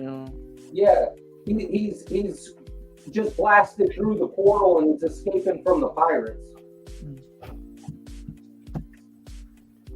Yeah, no, just such a beautiful mountain off your shoulder. Yeah. Here, let's see. You know what? Give me 1 second. I'm gonna bring you that mock I made. Eric, are you still there? I'm back. Hold on. Yeah, while you were gone, we were geeking out about time cruises. I changed. Now I'm an official live guy with sunglasses, right? No. But I feel so much more comfortable with the damn hat on. Yeah. It's gorgeous. This is the one that I made, Mayo. Yeah, that's got a lot of fire coming out. Yeah, so it's pretty much supposed to be a portal, and they're escaping from the pirates, and Yeah, because you've got, and it's obvious they're escaping from the pirates because of the palm tree sticking out. Which is, how did you attach that palm tree? Was it a clip connection or a stud connection or something? Yeah, it's all studs. I actually built this. And where I built this is that this is the bottom. So I kind of built it. Ah, so it's sideways building. Yep. And so when That's you see cool. the back, it's like that. Now, They- before I went upstairs, you were talking a lot about time cruisers. This time cruisers. Why are those neon green? A lot of them are. Okay. They're yellow to me right here. So That antenna up front, a lot of pieces are that neon green, and that the trans neon green and the trans neon orange. that's cool. That is really cool. Okay. Yeah, it's So- a huge thing from the '90s. Like that neon. Yep. Put a light brick in there, but I didn't have it attached. You know that will glow under blue and black light.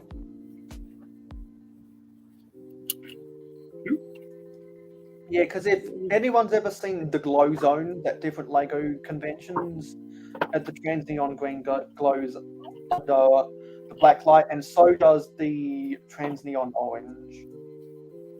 Yeah. Black light's pretty cool. Yeah, there's quite a few colors that glow underneath there. Hey, I'll be right back. I'm gonna put this back up.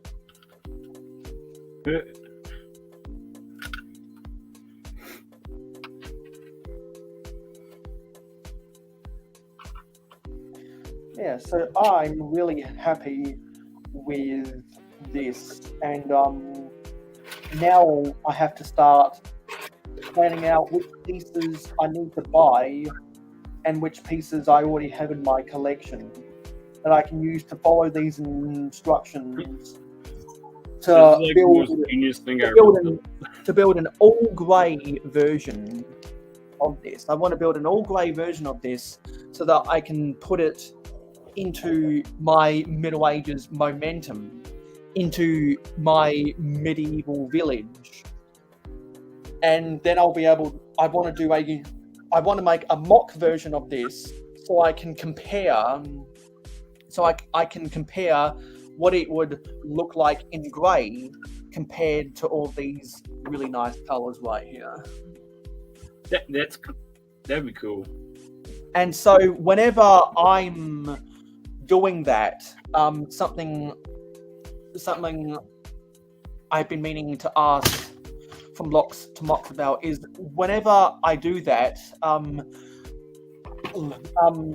I should probably want to time that the next time from Blocks to Mox you're building something for your Aqua Zone area.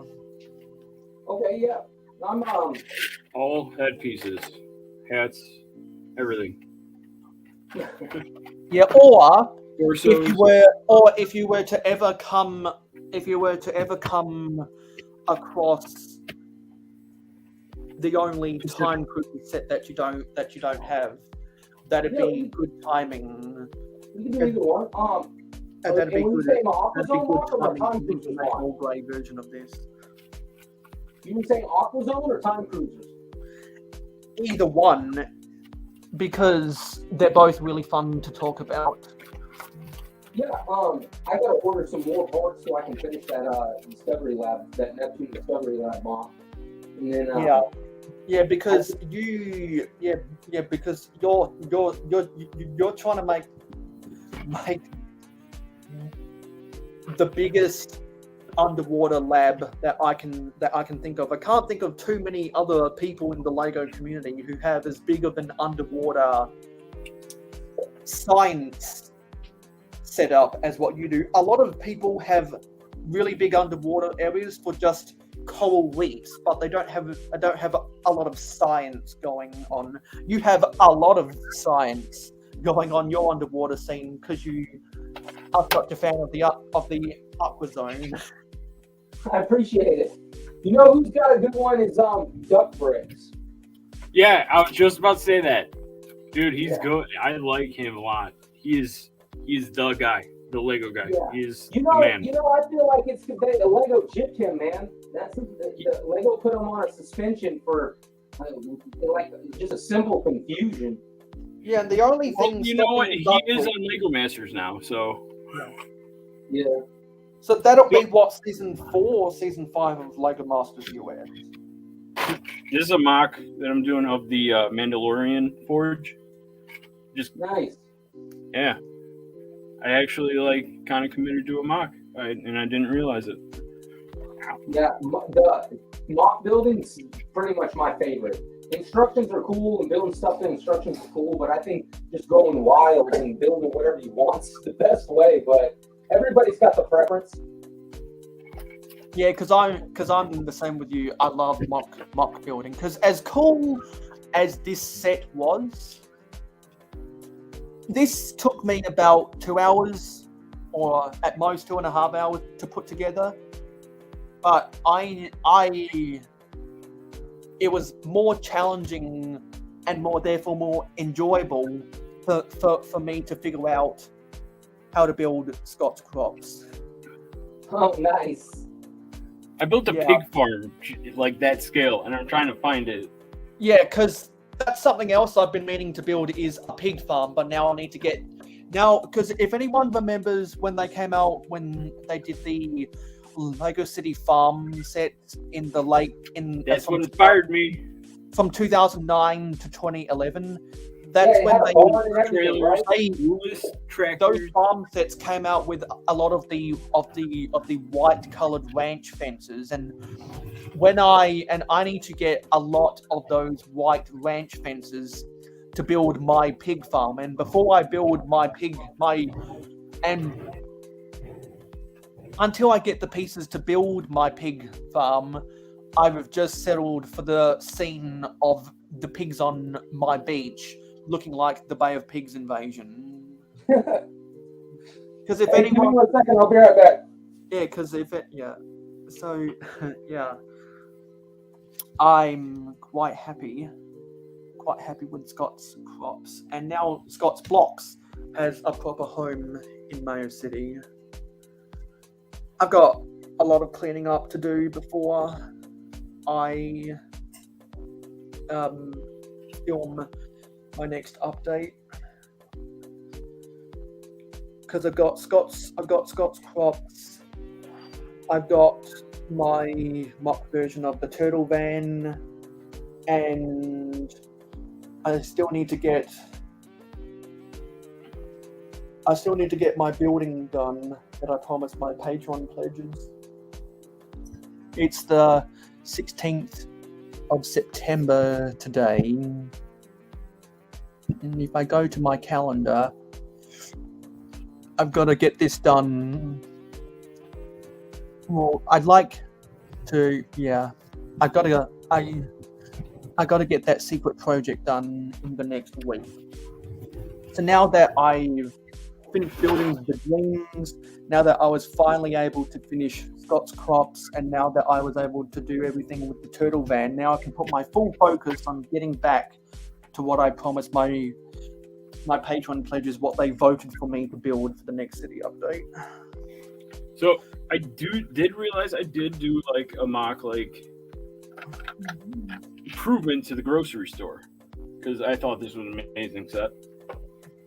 Let me get and I gave it a backdoor and kind of more of a grocery setting. And for my industrial racks, just the whole things, I expanded on it using the what was it? I don't know. It was kind of like a industrial yard standalone city set, where it was just a truck with. Oh, was it the cargo terminal? That was, yeah, and I just expanded it. I think that was an $80 set back in 2019 or 2018. Yes, it was recently. Recently to me is like last 5 years. But I love that set so much. I just wanted to build on top of it, where it was like I wanted to put in so much, and making expansion on that and making little like cargo pallets. I really like that small like mock. I guess. I guess I was doing mocks before I even knew the word. Yeah, the racks, the scaffolding that stores all of the palleted cargo. Yeah. Where like they had the Arctic snowmobile, and it's so cool. But this grocery set, I absolutely loved it. It's just it didn't have a back where it was like, that's not like a grocery.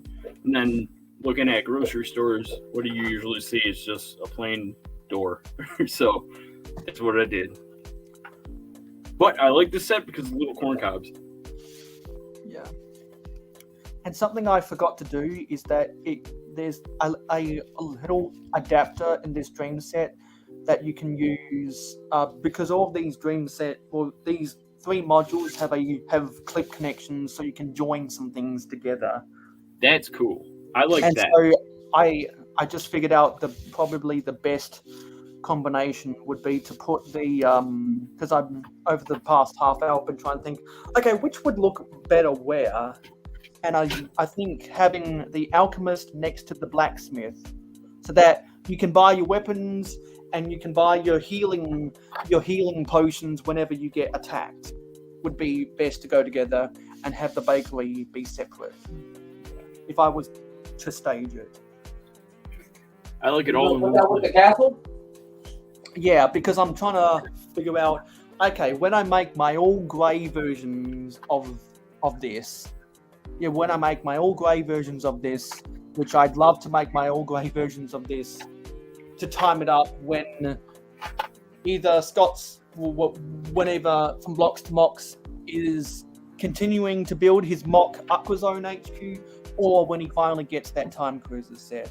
That's probably when I'll do it, and that'll be a long time away, because timing for both of us, and I have more important Lego projects. So I've got to figure out.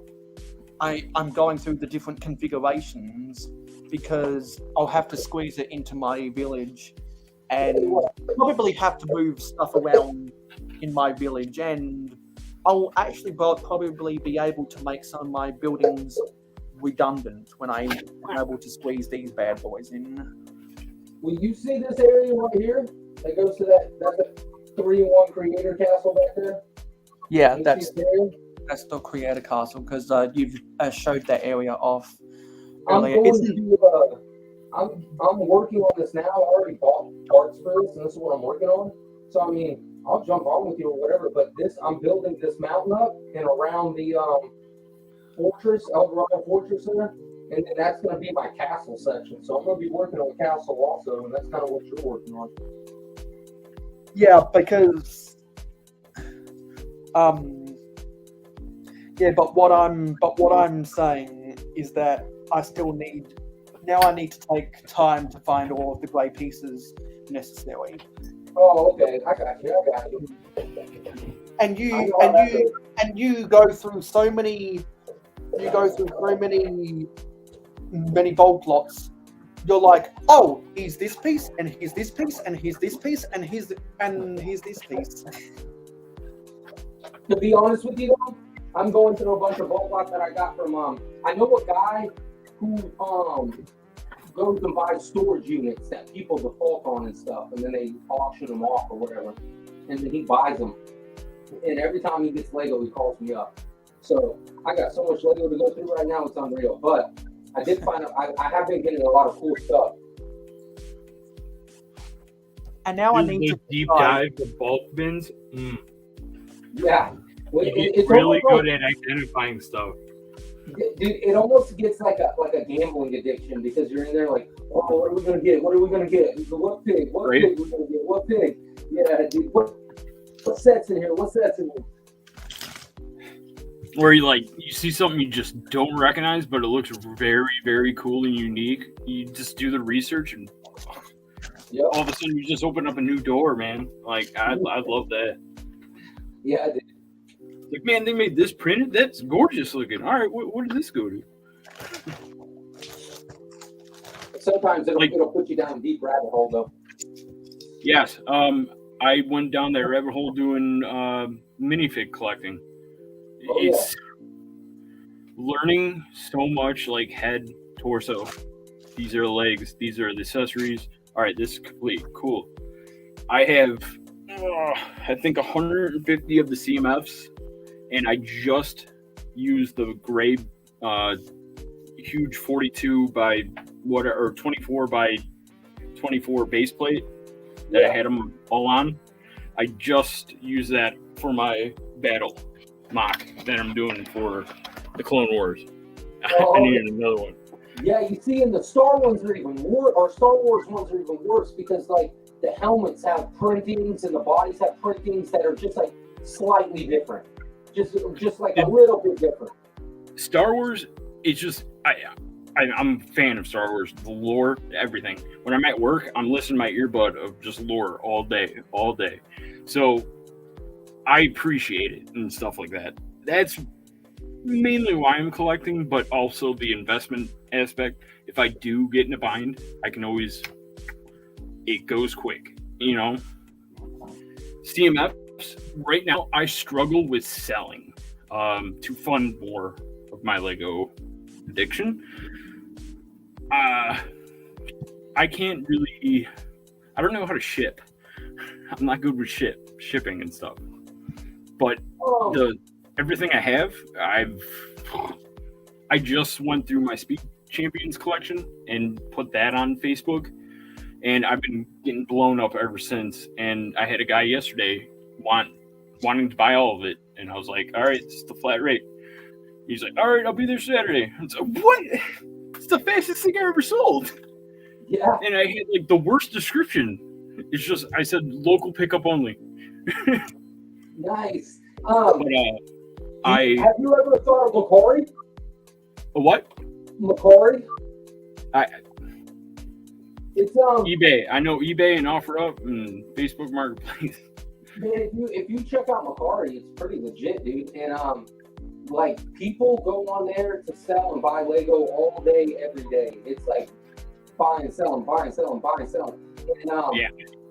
And it's pretty legit because I'll be honest with you, you can find some good deals, but I see people selling sets and I'm like, I would never pay that. And then I see it going sold. And I'm like, how are people paying that for that? And so people are paying good money for stuff on that website. Yeah. Like the Corvette, the little Corvette here. I have two of them, just like this. And I just build them because I'm bored and I have Hulk bins. I have so many Porsches. But this thing is just on Bricklink for low is $40. Yeah. And it's like, that's crazy. Yeah, no, they're the 6 But I also make everything 100%. The 6 wide Speed Champions are the ones that are gonna fetch a little more money because they don't make them no more. Yeah, and a lot of people like them because they fit the city better. But this is what I did all yesterday. I got instructions for all of it. On scaling up your Lego sets is eventually they become too far out of scale. That Intel Ferrari and that Porsche are pretty legit. That's where I got kind of off put about the scale on these Speed Champions when they went to bigger. Where it doesn't make sense for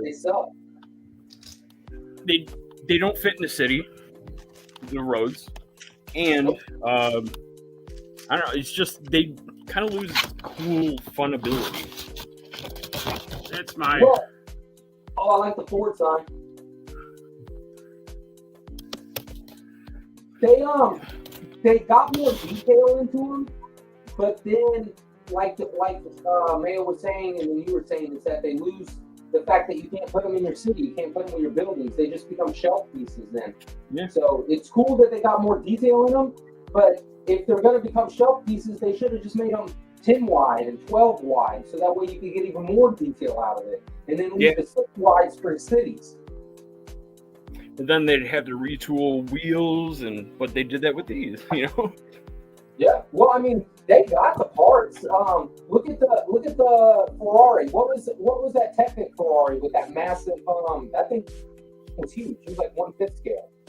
They got wheels and stuff that they could use. The Technics are getting crazy, like how massive and technical they are. I mean, the geniuses that build those, whew, they can make the car.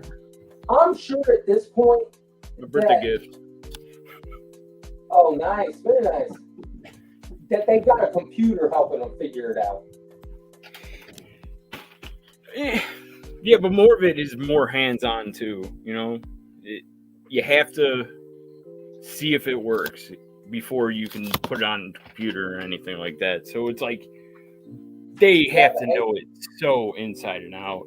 AI knows a lot, bro. They come up with a suggestion that could be plausible, but a human always has to go through it. Yeah, no, for sure. But I'm saying they're having some kind of help. That's what I think. Hey, Macro. Hey, Macro. Well, it's been a while. Yeah, I guess you're working late these days because for long hours. Because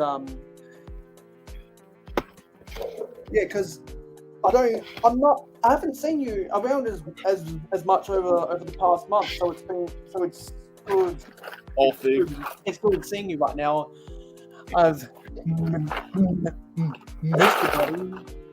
Yeah, we've been geeking out about all sorts of different stuff. I just got done building the Lego Dreams Village because I have a lot of ideas about how to make a grey version of this to put into my castle. And Macro just built a dream set. Yeah, because for those who don't know, Macro Briggs is also one of the castle people, and I've gone back and forth with him a lot about castle stuff. And I told him when the dream sets came out, I was gonna buy this village because I think I can use it for some medieval scenes in my middle age momentum. And Macro didn't agree with me, but I think when I turn this into when I follow the instructions and get the grey pieces to make a grey version of this, I think those opinions might change. Yeah, so it's great seeing you, Mark. Do you have any plans for Saturday's shenanigans, Mark? Because I saw that you were doing your I saw that you did an interview was it Hobby Hooligan last Saturday? I can't remember correctly. I need to go back and watch a lot of people's videos. Been so busy spring cleaning, and while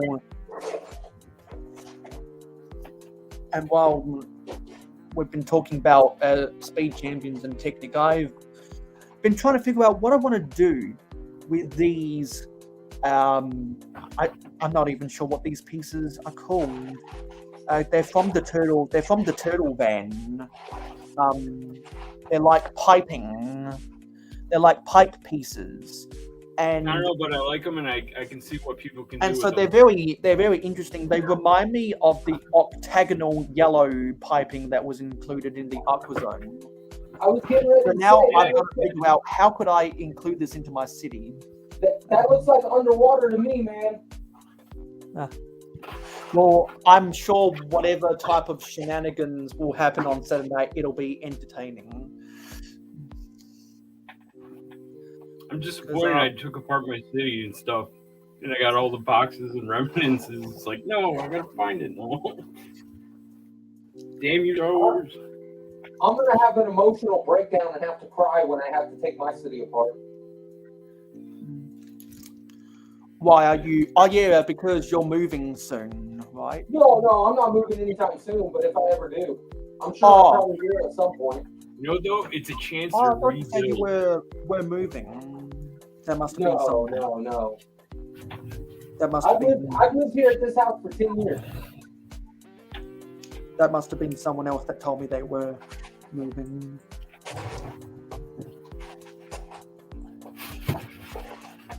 Yeah, so I think it'd be really cool to have this piping in some like wild and crazy shape.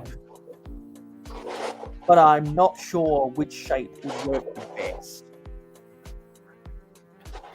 Because I'm not sure if I should do it like that or if I should do it like an S pattern. Let's rearrange these to look like an S. Have you thought about stacking all three of them to make one tall? Oh, that. Yeah, like an See, S. That looks like it could be piping for an underwater base. Yeah, exactly. Because like when I started moving around these pipes, it just instantly hit me with the aqua zone, or whether I do something really straight, but does that look too boring? There's a lot of configurations I could assemble this in.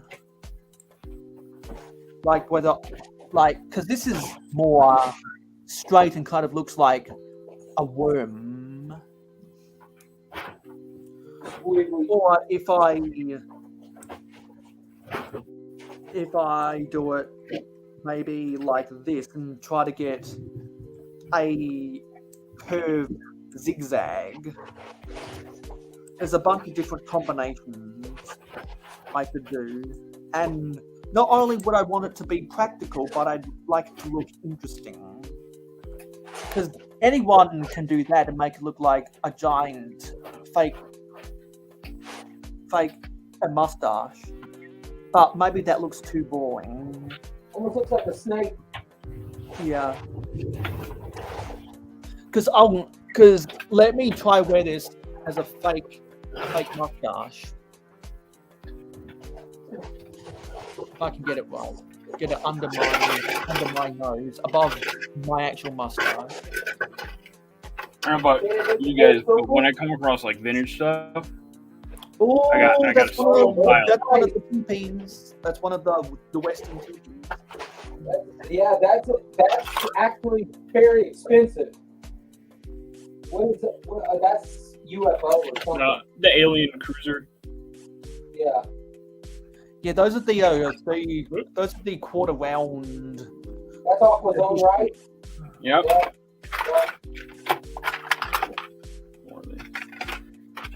I always thought these were the best. I mean, cool eyes printed.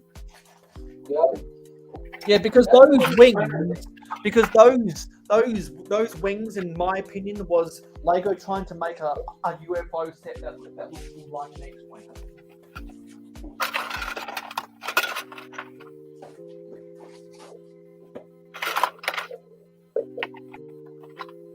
I forget what I did with the Black Bond 2 set I bought.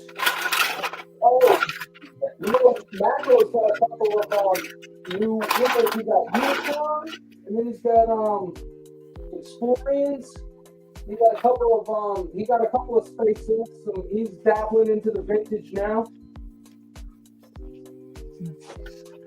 Yeah, because for those who haven't seen some of my Brickworld Chicago vlogs, both Mark and I bought vintage space sets at Brick Communities. He got UFO. No, sorry. He got Explorians and Unitron, and I got Blacktron too. Like these. Yeah, that's the M is Mtron, and then what was that? Yeah, Mtron, and then that space. was space. Yeah. Well, I wonder what set that went to. Those were like, I have a book of them. They were just little ships. Hard to explain, but come on, the printing on these. That's the rope. What are those for big robots, Mayo? Space robots. Yeah, I'm not sure what the robots are because there's been a bunch of nondescript robots. The only two robots that stand out to me were the original classic space brick built robots, and then the android bots from Spyro. I get excited when I find these. That's cool. What was this Classic semi? Yeah, because that was the roof. That was the roof from the Lego truck from 1997. Yes, and I built in that same buy. I built the 2003 or 5. Yeah, they re-released it in the Lego Legends theme in 2004. I don't have the Toys R Us semi truck, but I have the trailer. Yeah, the Toys R Us and the Lego City Lego store semi-trailer sets were they came out in 2010. I owned the Lego store version. I never bought the Toys R Us version. Aquanauts made one too.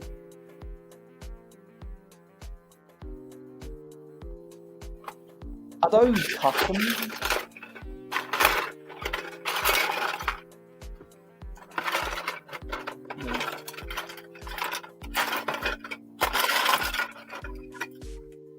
Yeah, I need to see if I can find the name on Facebook, Eric.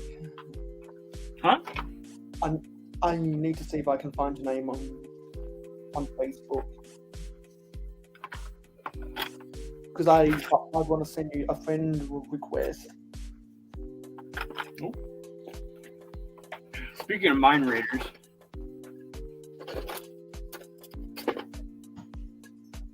So would it be easier?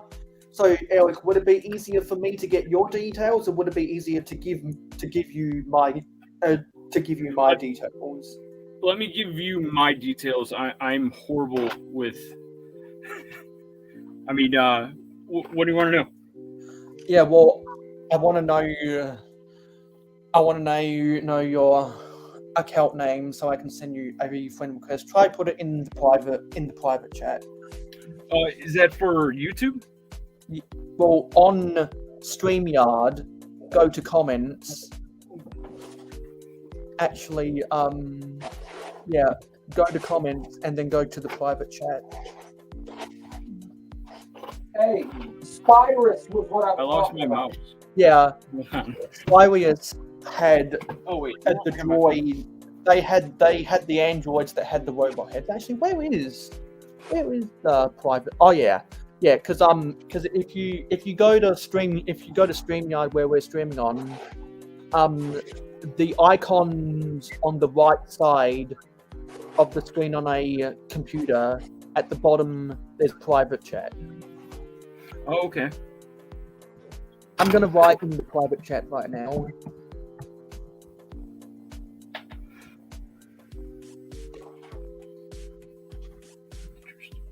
Oh wait. Oh. You almost came in with a second. I'm bad with internet and stuff, man.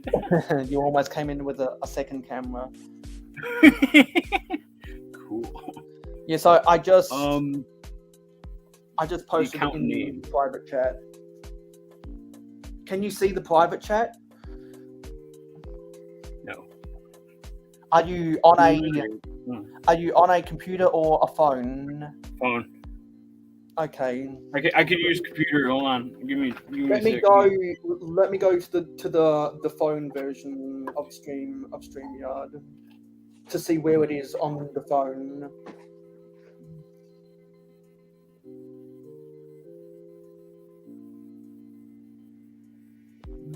Because we don't want to give away Facebook names. I really don't care. Anyone can. In public. There's nothing on there they can take. Come on. Where was it on the phone? Come on, hurry up.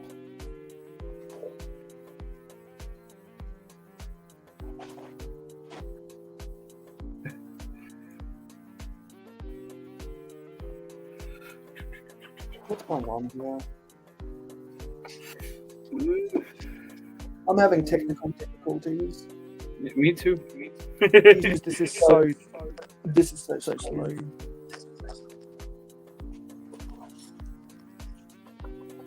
Come on.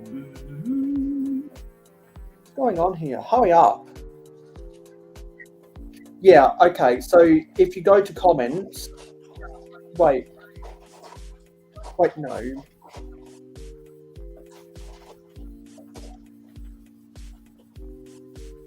Why is this so slow? Welcome to the internet. Yeah, okay, so on the phone, if you go tap the 3 dots at the bottom that say more, then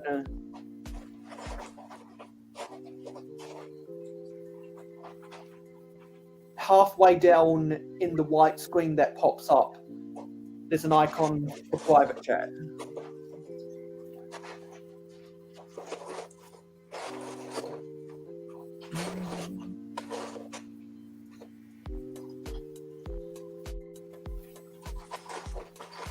My phone is really laggy. Oh, okay.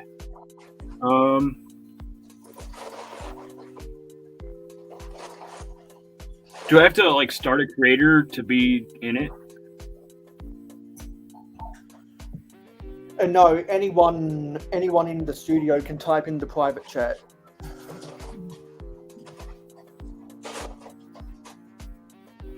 Oh. Okay, hold on. Yeah, so let me know your Facebook account so I can send you a friend request. Because if you're not on Instagram, it's harder for me to find you.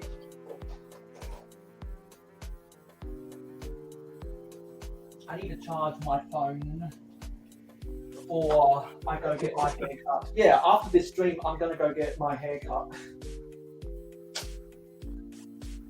Because my hair is way too long. Whoa! My lamp fell over.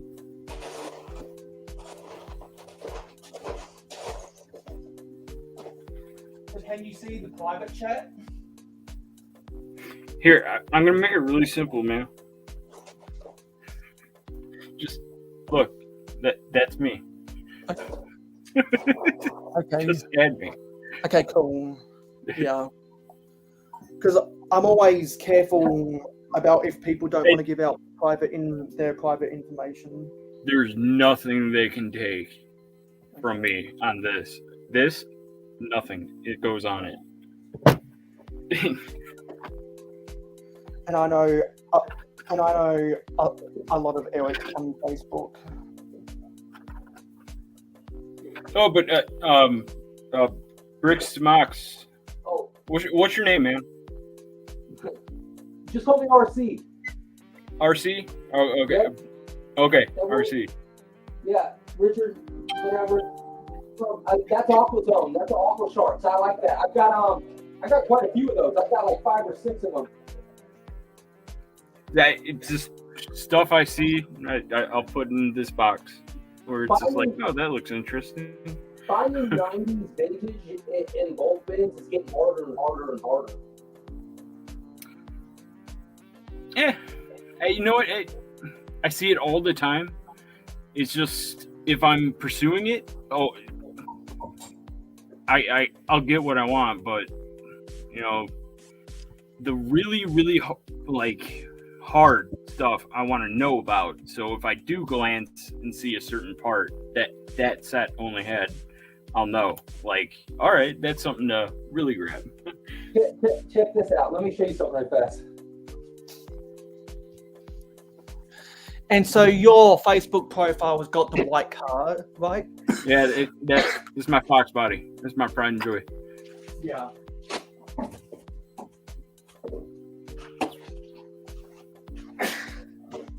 And so I'm guessing that I'm guessing that ping noise a few minutes ago. Yes. was the notification. There it is. You know what this is? Yeah, don't even get me started on what that is. All right, I got rid of that for free. Oh no! You know what really sucks? All right, this guy came from. He came from like somewhere up in Wisconsin for my entire Star Wars Lego. You know, I'm done with Star Wars. I'm gonna focus on something else. I don't do Star Wars. So I bundled it all together, and this is before I knew pricing or anything. And this was Jango Fett, the original one. All those, I had so much, and I sold it all for $1,200. And this guy just looked like, this is awesome. I'm like, all right, dude. I held this on the side. I was trying to build this like really quick just to see if I can have something else, and it was that. And I was missing one of the chrome pieces that I just found, but I gave you the entire thing. And was that for the 2002 Naboo Starfighter? Yup. Because the the reason why the Naboo Starfighter from 2002 sticks out to me is because it used the drill blade from Rock Raiders. Yes. No, actually, they are different. They're not spiraled. Yeah, the drilled ones. It looks like it. Spiral. They are spiral? No. You're right. The Rock Raiders one is. Yeah. Yeah. No. What sucks about this is that that's all I found of it in the bulk bin. All I found was that one side of it. Those chrome pieces are expensive, right? I mean, they're. Oh, I know. Yeah, and I can't even find anybody selling anyone or parts to anything. It's like impossible to find parts to like maybe try and complete the set. And the wings and the curved windshield. It was too. Hold on. It's like a dark tinted curved windshield that they only made for that. But they were special printed, like where it had like a gloss of silver. Yeah, that was that was on the yellow part. It had a little bit of the chrome come halfway up the piece. Yep. Mm-hmm. I just remembered that when I go get my haircut, I need to go to the post office and mail off Macrobricks giveaway winnings. I had to say though, when I did get rid of that Star Wars stuff, I was relieved, but I got back into it hard, and I tripled of what I had. So I'm happy about that. I don't have the Slave One yet. With the Jango Fett, but it'll come to me. It kills me to think about the sets that I gave up when I was a kid. Like, I used to have so many Aqua Zone sets. I used to have Black Seas Barracuda. I used to have all the pirate stuff. I had just huge containers full of it. And then one day at a garage sale, somebody's like, "Oh, you $200 for all the Legos." Like, it's yours. I just don't have the ambition to build it. The chip. Oh yeah. But a lot of my, I got through a lot of depression by doing that, going through all my old Legos and seeing what I can create back. And I did build my Republic gunship, my favorite ship that I ever got. Nice. I was amazed that I built it. I was like, whoa! And I just remember crushing it as a kid and stuff. I even found one of the droids. Nice. It's always nice when you find the majority of it. And tell me that ain't a banger classic right there. Oh yeah, that's the originals. Yeah. Yeah. But that guy that did buy my bulk buy, he got one out of me. And also, you know that I'm a really lazy builder when I haven't even remembered to put some of these printed bricks from Brickworld Chicago in my city. Because I got a Mr. Bookie Boo sig fig and a printed Mr. Bookie Boo brick. I want to use this for an advert somewhere. And I also got Showtime is My Time doesn't have sig figs because he's got a printed 1x8 as well. Oh, I saw his. His looks like him. Tell you the truth, I was like, I'm nervous to going because I didn't know anyone. Like, I'm walking in there alone, and it's like, I can do it all day at a car show because I have friends. But when I'm just like alone, I have a lot of troubles. I mean, you see me rolling around this place. That's how I get around. Yeah. When you go by yourself, sometimes it's more fun though. You don't have to worry about anybody else. You just do what you want, when you want, where you want, how you want. I've been more. I've always been a social person. If I'm alone, I feel insecure. But if I'm around people, I can be the loudest freaking guy in the room and feel I'm on top. You know. You got siblings? Hmm? Do you have siblings? Yeah, I got a brother that I don't know. We're all right, but he's 10 years older than me. Oh, okay.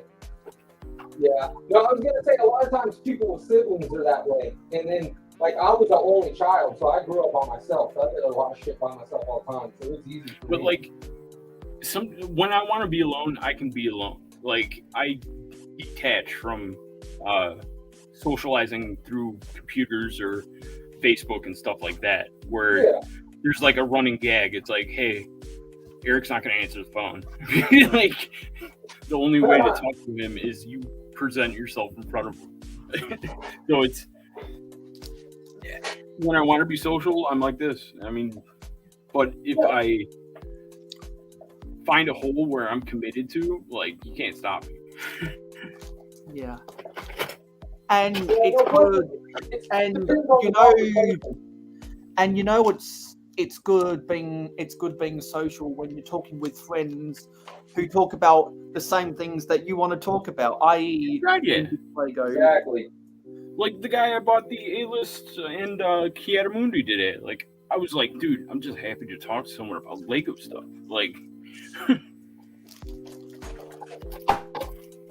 and then like, hey, I'm on the way home. It's like, oh, Mayo's live.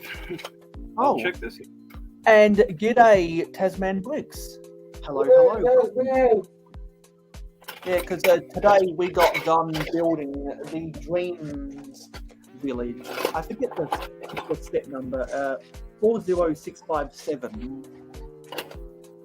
Because last stream we built the turtle van, and behind closed doors, I finished mocking out the turtle van.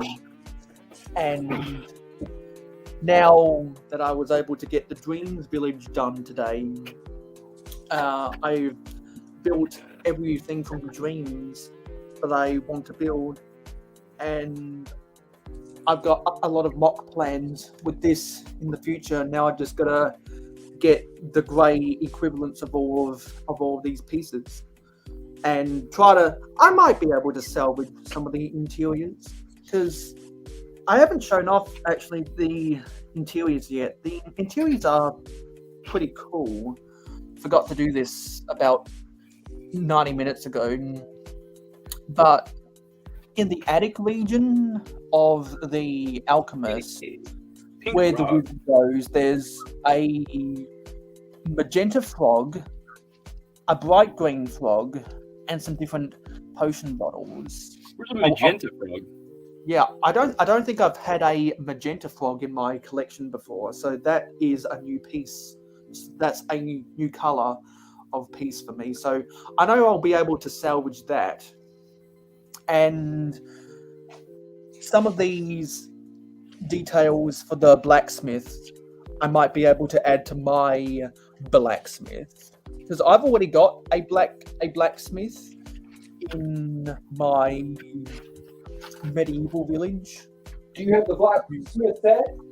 So when I make a grey version, an all grey version for stone of this Dreams blacksmith shop, I know I'll be able to salvage the anvil back here where this green sword is lying on. Actually, it's a machete back there, and I think I'll be able to add that fire pit.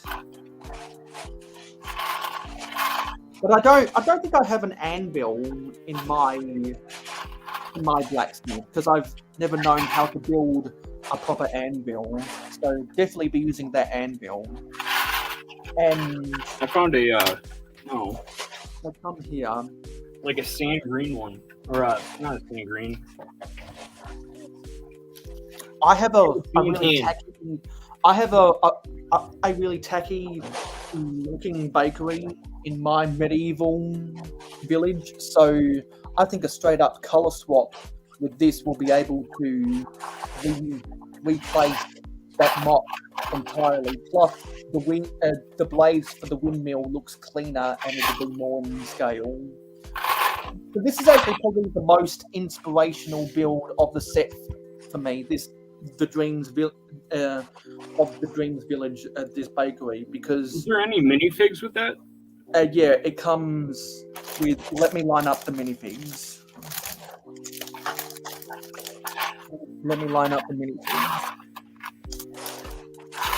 Because the minifigs is what's their name? Because this is Jaden. This is the human character who's sleeping, but the imaginary dream characters, you've got the Dreamling wizard. All right, that's cool. That has the nice white beard and wizard hat. You've got the baker that has the normal chef hat, and then you've got the blacksmith that has the dark orange version of that beard and the hairpiece that has the manly ponytail at the back. See, like, that's what interested me in those dream sets, is the small, like, oddities like that. Because I think in 20 years, those are going to be like, dude, these are like the dragons. Yeah, I'm in a lot of Discord servers, and a lot of people have been using the dream sets to build mocks, and they posted They up got good pieces in Discord. I have a Discord server. If anyone wants to join there should be a link in the description. Hey, don't be a fool like me and do mocks out of really expensive sets. No, I had an ex-girlfriend that, decided to be the ex, and yeah, I hate Harry Potter. So what I've got to do is, when I get my hair cut, I got to go to the post office and send off this Shang-Chi minifigure and my sig fig to Macro Whips because he won a giveaway on the 72-hour stream. Man, I like doing that 72. I was up all that time. Like that inspired me a lot, doing that 72-hour thing. Just talking though, like, you guys wouldn't let me. Come on.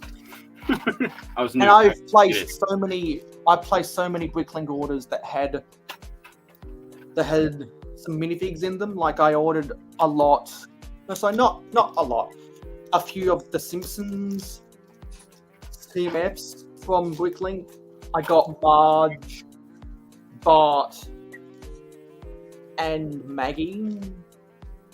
I got Marge and Bart from Bricklink. I still remember when they had the Simpsons Series 2 CMFs in the store. I bought 2 packets all the way back when they were still in stores, and I got the comic book guy and Maggie. and so I have a lot of these small baggies, and they're really good for shipping off minifigs in to people who win giveaways. So when I get my haircut, I'll be mailing this to Macro, and we're not going to go get my haircut until we have a car. So now we're just waiting for the car. Yeah, I'm dying to ask you about the cars over there. I'm a big fan of like American weird oddities that go to other countries. Like I had a '68 Dodge Dart over there. It is what's the damn name? It's a Dart over there. In Australia, they got cars that are kind of still like El Caminos. Like Volkswagen makes. That was my first car, El Camino. Chevy makes one over there. What? Yeah, every now and then I get excited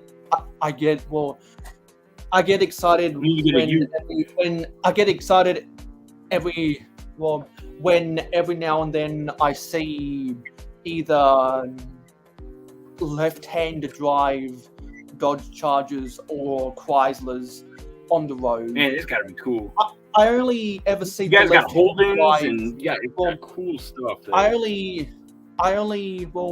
Those are really the only left-hand drive vehicles I see in my city, because if you live in a right-hand drive country and someone's driving a left-hand car, then they're an out-and-out car enthusiast. Oh, for sure. It's not illegal. It's just like it's cool looking, but then it's like, man, it's gotta be so damn confusing. I mean, I could drive anything, but yeah, just getting used to that fact, And the only reason they are legal is because they were made before a certain year. I believe left-hand drive vehicles in right-hand drive countries are banned if they were made after a certain year in the 90s. So over here, you pretty can sure, get like, right-hand drive. the older they are, they should be more, or maybe it's opposite, where it's like they're trying to keep the older classics kind of. I don't know. This is what I'd like to know, but I know in England, like, you can have a left-hand drive car, no problem, but they prefer the rights.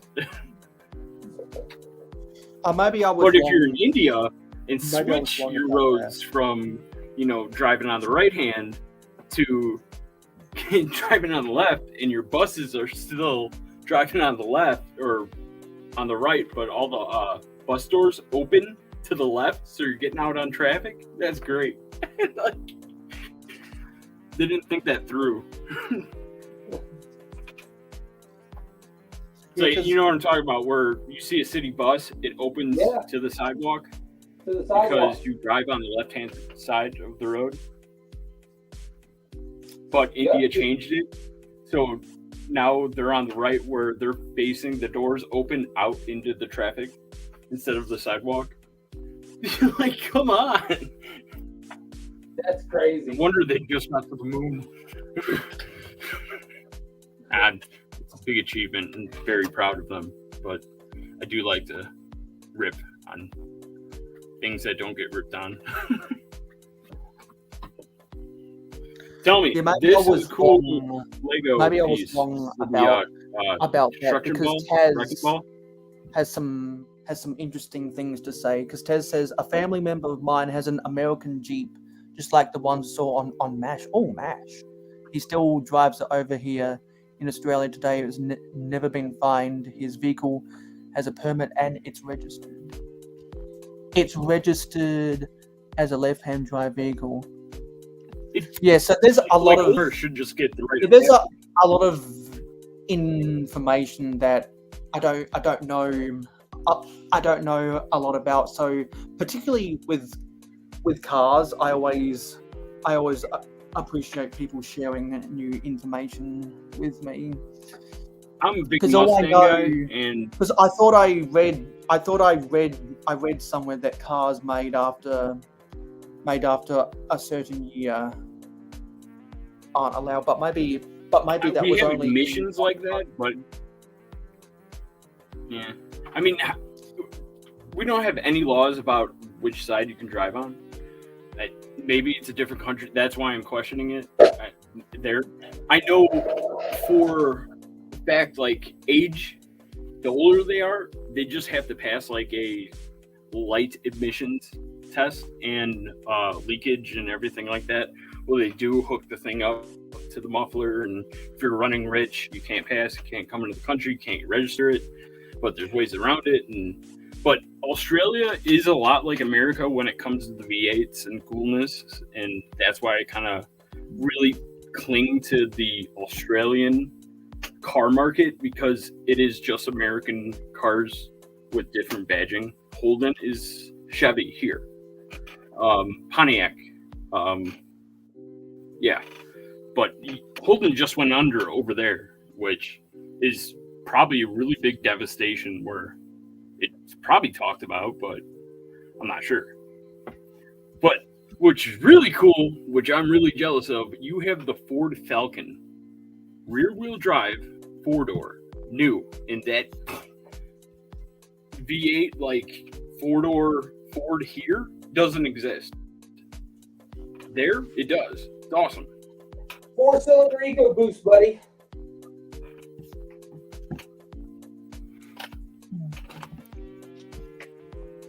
Yeah, maybe it's also that different. Maybe, yeah, because I'm just doing a little bit of research right now, and it looks like different states have different laws.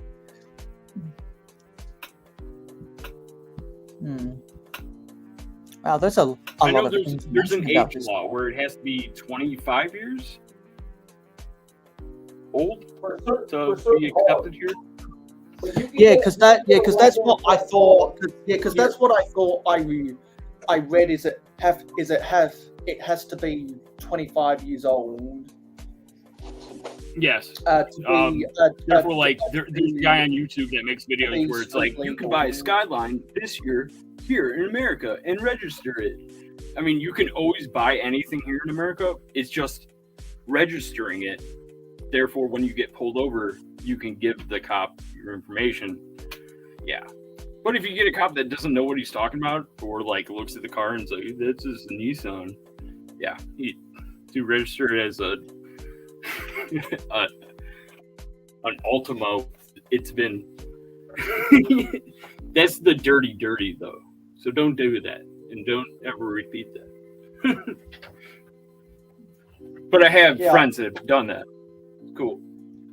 Because I thought I read something about 25 years as well. There's a lot of information out there, and I always see the really cool Dodge Chargers, and I forget what model of Chrysler it is.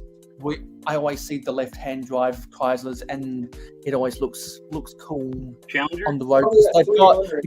Because they've always got really shiny paint, because their owners make sure to take good care of their cars. Yeah, I used to be a big Chrysler guy until I realized Chrysler money is really expensive. We used to have a Chrysler Charger factory. in Fast and Furious. We used to have a Chrysler factory. Yeah, they are made over there, aren't they? Which turned into a Mitsubishi factory, and then all of the car manufacturers. And then all of the car manufacturers realized it's cheaper to manufacture in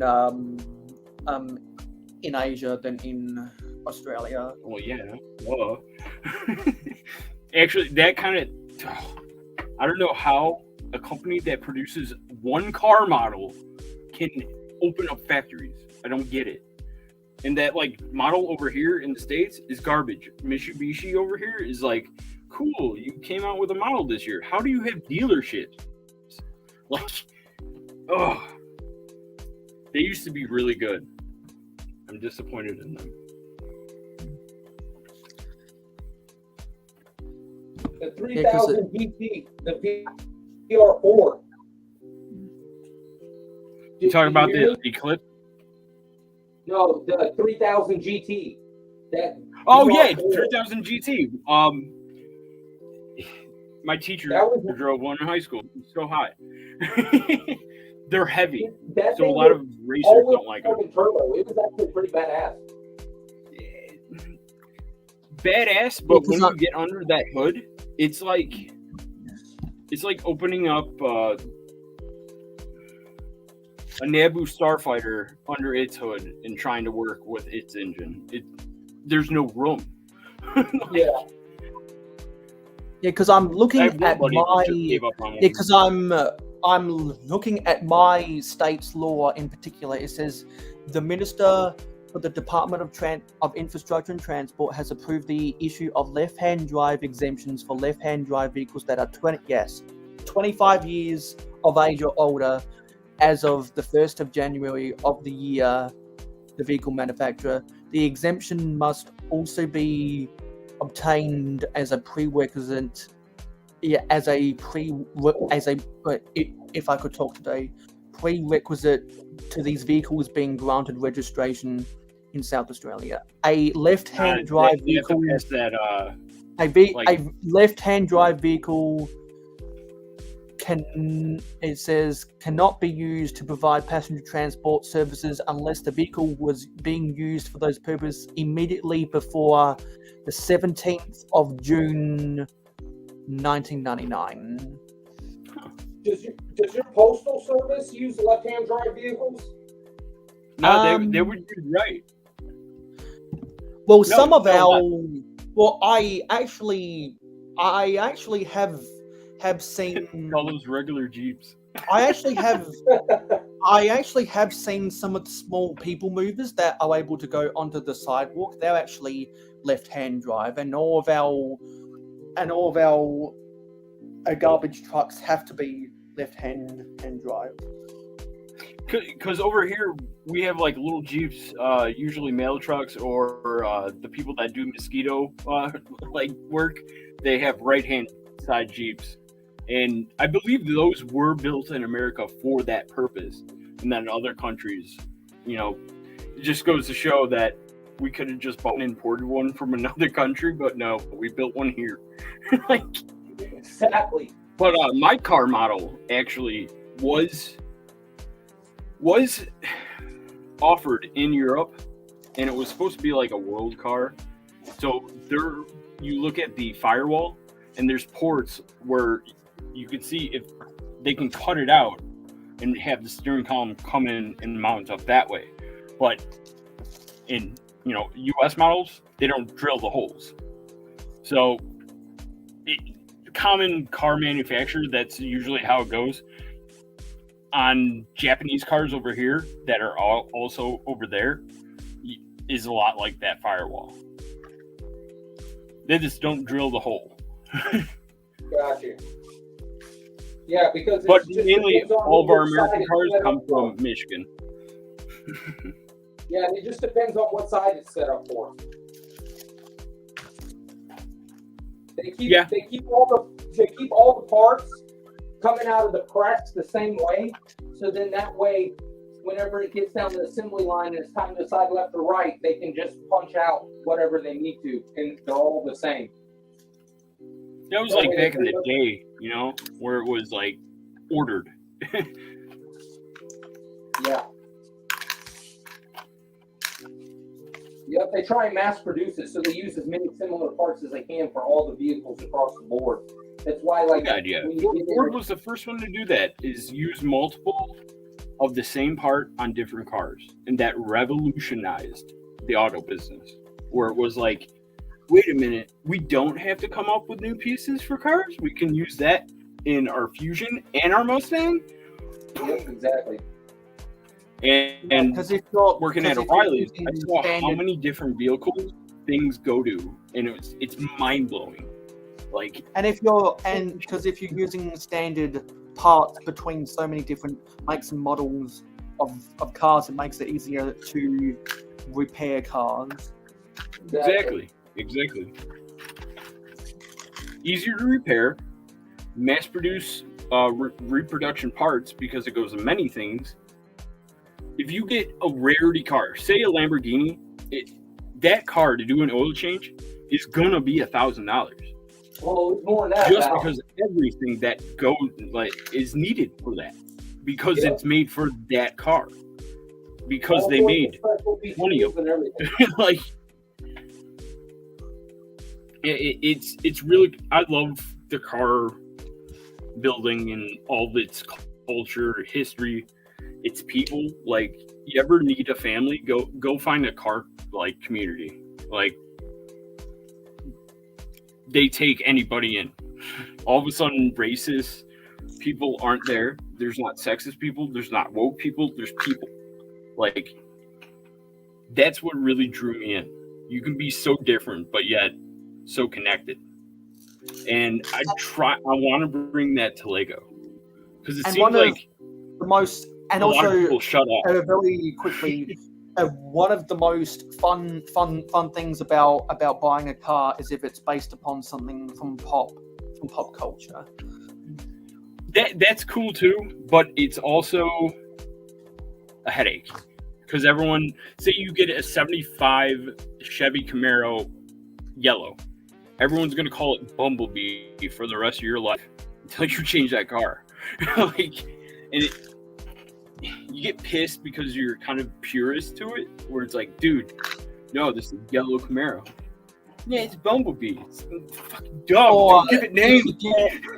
If you get a grey or a silver DeLorean, or if you get a red, generally, I forget what the name of the car. It's an orange that's General Lee, 1969 or 70 Dodge Charger. Yep. It had a Confederate flag on top, not because it was racist, because it was rebel. And General Lee, it's its name. Cool. Let's get over it. And then all of the cars from the Fast and Furious franchise, like, yeah, well, and like the reason why the Speed Champions, the Nissan Skyline was such a popular set was because it harkened back to Fast and Car culture right there, like, wanted it. and Furious, and also that the Skyline is just a fun vehicle to drive. It's just a cool fucking looking vehicle. Over here, we're not allowed to have it yet, but we're You only just get the getting old ones. We can have it. And over here, it's a legend. If you have one of those over here, guess what? You have $300,000 rolling down the road. So We a get lot of the, people we are get trying the to do GTR though. We do get the GTR, the new one. Yeah, GTR, the new. Those things are fucking trash. Okay, I mean, they're built trash, but like, now everyone has one, and no one wants what everyone has. Yeah, they're nothing like a R34 or R35. Yeah, there you go. Those, I used to have a biggest thing or the closest I ever came to having an import was the Nissan 240 from the 90s. That's my import life. But I've had that's a cool car too, though. What, it was the 240 SX? It was what year? Oh yeah, 90, 91. Oh, I think. 90, Yeah, 91. Yeah, the Sylvias are pretty cool. The 90, like 7, 98s and 99, 2000s. Those things are pretty badass. Interesting thing about the Sylvia name is just like what Carroll Shelby is here, but in Japan. Yeah. So it's really cool learning about, like, whoa, you have one of those, but you call it Sylvia, you know, and it's interesting. That's what kind of stopped my racism towards Japanese cars. There was a guy I knew that had Their a blue one, culture and it was fast. like It mine. was super fast. It was outrun street bikes. I had a 68 Dodge Dart that ran street bikes. It was fun. Yeah. But it's expensive too. Mopar money is a real thing. And that's Chrysler products. Classic Chryslers over here are expensive because old people won't let go of them. And if you do find one, it's rusted out. Like the 70s Charger, that body style from Fast and Furious, since the movie is so popular, nobody can get one. Like, you can get a shell of one for 20 grand. And that's really stupid expensive. Yeah, That it's is just a because- body. It's because all the other ones have already been bought up. Oh, yeah. But occasionally someone will find something hidden in a barn, or, you know, maybe that day at Chrysler they didn't wash it down with salt water before they painted it. But yeah, there's like little hidden things too, where maybe in that month they didn't or they left the metal outside for a certain amount of time and they got to the product, and therefore those years and that month made of car rust out and is gone. You know, I like little things like that. Like Chevy is known for cheaping out on the metal in the blocks. Ford is too. And then you get some cool oddity like Superman, like strength cars, where if you get a Mexican 302 Ford engine, it can hold the world of power and not break. It's neat. I heard there's a V6 that's like a random V6 motor out of a certain car that can, like, you can run as much boost power or anything. It's out of a Volvo, I want to say. And they say that it's just this random motor that you can run the most amount of boost you've ever seen to, and it just takes more and more and more, and it'll never blow up. Well, I mean, there's like iron blocks like that. I talked to a guy that designed the SHO motor, and they were putting it through trials, and it held 1,200 horsepower before the header melted off, and that was mind blowing to me. Where it's like, dude, let's do it. It's like, no, dangerous. That's why they make other parts cheaper, so that way they fail before the motor blows. Well, there's restrictions to that point, but we're getting to a point where we can bypass that computer bullshit and tell it to do it, and it's kind of cool. You get geniuses that do that stuff. I like to call them the kids with the Technic money, but or the Mindstorms. That's funny. Yeah, so while we've been geeking out about cars, I quickly took apart what I stacked from my pap cup and filtered away some of my foliage pieces, and got a nice stack of trans clear 1x6x5 wall panels. I'll definitely use these for skyscrapers. Dude, skyscraper is a scary like thing to me. I don't think I can build one. There's a lot of cars that they can make for speed champions and the Technic sets. Oh yeah. Oh god, yeah. I mean, I would like him to do another classic Mustang in the 10 wide. I don't think I appreciate they did the Corvette, even though I hate Corvettes. I love them. I hate the owners of Corvettes. Everything. I do like they did the vintage one. I love the Challenger that they fucking made. That's the coolest damn set ever. Is the purple Challenger? Oh, the one that came with the dragster. Yeah. Yes.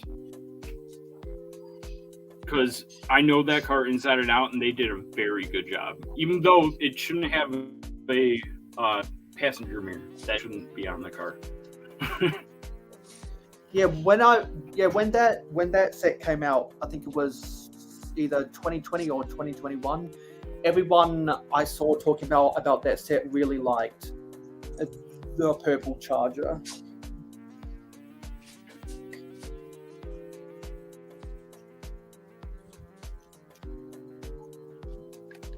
Now I'm just trying to stack these 5x6 leaf pieces. I'm going to be able to build so many trees with this. And now that winter is over, now I need to take the snow off of my non-evergreen trees and put the green leaves and the flower blooms back on. Because in my Lego city, I like to change the colors of the trees depending on the seasons if they're not an evergreen. So pine trees, fruit trees, and palm trees are evergreen, but my oak trees aren't evergreen. All right, like this. There's a video from my old city. All trains. All the old vintage ones. That looked like the caboose from the My Own Train. Very nice. What a train!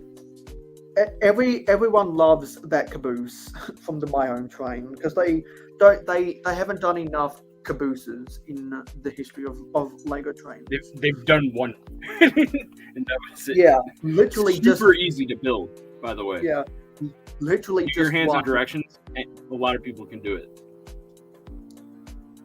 The closest That's the one thing that had kind of universal parts.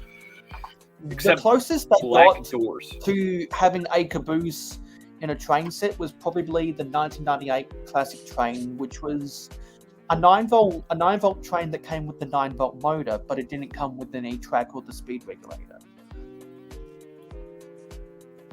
Do you know what the classic train is? Like the set name was Yeah, just the Michael called train, classic train. No, I'm talking about the classic train from 1998. The My Own Train came out in 2001. I'll try to throw up an image on the screen because most people don't know. Sorry, the black one with the red. It's that's a passenger car. It's the one with the black tank engine. Yep. No, that one, the motor itself was the engine. Yeah, because the chassis of the tank engine was built upon the motor, and that's something that was really cool about the 9-volt trains. Is you could build steam tank engines right on top of the motor. Both the passenger train, the yellow one in that book was like that, and the that blue one that I had the box for is like that. Yeah, And because they had a special base plate. the locomotives for both the 1996 cargo red one railway right there and the 1999 railway express were built upon the 9-volt motor, and it didn't have a base. It just used the motor as a chassis, which was an interesting decision. You know what? I got it right there. Train I want, man? I want that Santa Fe train. Everyone wants the Santa Fe train. It's just too. Which one, the orange one or the Super Chief? The Super Chief. The Super Chief. It's an amazing train, but the orange BC or BNSF it's is the coolest. Yeah. I got it. The Burlington Northern Santa Fe GP40 that came out in 2000. I think that was a 2003 set, and then they produced the TTX intermodal. Intermodal truck, in the next year in 2004 was by far the coolest freight stuff they've ever done for Lego trains. But that's if this is sharing correctly, that's the classic train from 1998, and that you can either interpret that that red thing as a really short passenger coach, or a medium, or a really small caboose. It's a coach. It's a passenger car. Yeah, because I've seen so many people debating: is it a coach or is it a caboose? Is it a coach or is it a caboose? I personally think it's a coach, but I know so many people who tell me it's a caboose. Caboose. I just really like the red accents on the tank engine, and the fact that the printing for the gauges at the controls. It's sticker. Yeah, it's a sticker that has black and gold. It's really cool. And because I think it was a sticker over assembly, it's hard to find that sticker in good condition. Yes, I do not have the ones with the stickers, unfortunately. So, But, if anyone ever finds the classic train complete online, because the gauges for the controls was sticker over assembly, normally it's going to be missing. I built mine with stuff around here. That plate I got in a bulk buy, and I recognized that this one was really easy to build, so a lot of the parts were accessible. The one thing I had trouble with was the windows of the car and the what do you call the clips, the old clips that connected together right there on the front axle of the engine. Those were hard to find. Yeah, the magnet holders. No. The what? It has the magnet classic holders connection with the multiple teeth. Oh, you're talking about the what One was had it called? 2 prongs and one had 3 prongs on each end. These 3M finger hinges. Yes, yeah. Because when those were hard to find. Because when you connected the 2 prong the 2 prongs with the 3 prong, it looked like fingers interlocking with each other. Just because those were a special length, like they were pretty hard. I have a bunch of them Mail next week we need to like collaborate on something so I'm more prepared. Yeah, because you're really fun to talk to. I have a lot of things. Because theoretically we could talk about 9-volt trains until the cows come home. Like, I feel bad because I just left some of my train like stuff over in the corner. Really cool. Really cool. See, like the remnants of my my circle around my city, and I feel bad because I got the Octane tanker car right there, and some guy sold it to me on eBay for $15, new in package, and I know for a fact it's like 115. Oh, so was that my own train version? No, this is the early 1996 Octane one. This is like because there was a twin tank car that came out in 1993, I believe. Yep, that's it. Yeah, the twin tanker. I'm getting the directions. And that was an interesting design because it wasn't a traditional cylindrical tank. It was two spherical tanks. Yeah, like the early you see them in the submarine sets, the underwater lab. Those because it kind of looks like the domes that you see that you see in the that you see on liquefied natural gas shipping ships. A better words. Oh. Ill prepared. This I got with a train set. My order. It was the service parts. And somewhere on there would be an address for Connecticut, and you could write to the fake Susan Williams. Susan Williams' name is probably on there somewhere. I forget who proved it, but someone was able to prove that Susan Williams was a fake person.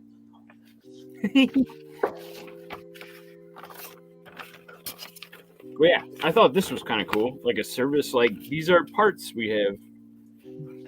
Yeah, I've got one of those mail order sheets from 1993. It came with adapter set. I think it. That was Pick-a-Brick before they had Pick-a-Brick. Yeah, because instead of going to the store and picking your own pieces, you used to have to fill out check boxes and mail a check out. Because before they had mail order, and now with the internet, no one needs to do mail order anymore. But before 1997, mail order was all the rage. And you're definitely a male. Well, you definitely grew up with the concept of mail order. If you read comic books and ordered the toys out of the back of a comic book. Easy. Instructions for the boost. What was really dull about the My Own Train instructions is that it was just printed on plain silver, and now Lego's kind of come circa because all the instructions are on white, and that's the 1999 train engine wash. That was always one of the weirdest sets. I loved it. I idolized this set for so long. Yeah. I always thought it was a weird design because instead of having the brushes in a fixed position like a railway version of a car wash, it was two vehicles that would go in and out. I thought that was kind of funny. So it's it'd be well balanced. It's like the spin rate. It's like the spin rate of each brush could be individually controlled. I think was the concept they were going for. And it was an easy way to get the brushes out of the way when trains were passing through and didn't need to be washed. I think was what they were going for. You need to just stop being lazy and get up and grab. Damn. I always thought it was funny to see what looks like one of those track inspection vehicles, but with a car wash brush attached to the front. Right. I wanted to come up with a way that cleans the track for it to like run better with the electric motor, but as like an inspection like car. I know they have the snow one, which you saw in that video, which I love that thing. Yeah, because in 1999 they also had the snow plow.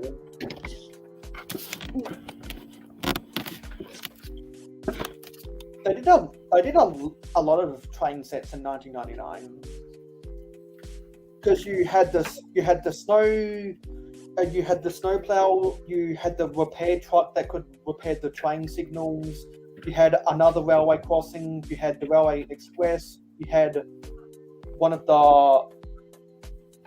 you had the last of the red train stations. There was a cargo crane that used those A-frame girders. The red one, right there. Yeah, that had the crane that could slide back and forth. That is it. It's just yeah. They had the train wash. Hearing. They had the train wash. I forget if there was any rolling stock that came out in '99. I think it was more trackside accessories than anything else that was really big in 1999. 1999 and 2000 was the era of that blue passenger car because they came out with two versions of it. Yeah, because the Railway Express was only that came out in 1999. I think it was only sold for 2 years because it wasn't all that popular compared to some of the previous 9-volt trains. And when 2001 came around, they went full throttle on the My Own train. Which was an awesome concept where it was like, hey, pick your engine, small or large, pick your color. And it was, I always thought that was really cool, you know. Unfortunately, it just I'm didn't like, sell. well, I'm gonna go some with this. Unfortunately, it just didn't sell that well, and it wasn't really logistical for the Lego group to keep on running because they had to pay people to pick parts because the sets, instead of being pre-packaged, they were made for order. And if you ever have a product that's made for order, there's more of a cost of there's more workers' costs that come along with that. Yeah, I understand. And unfortunately, that kind of met the demise, even though the sets were some of the coolest train sets they've ever done. Because it was so much stuff that before that, and even more so after that, they don't do a lot of. Like, after my own train, they stopped doing separate sale rolling stock. It had the only caboose we ever got. It was one of the biggest emphasis on steam engines. They had some really good designs for different shapes of steam engines, both tank and tender. My own, and the customizability was one of the strongest factors, but ultimately met its demise because of it, which is kind of a sad story in retrospect.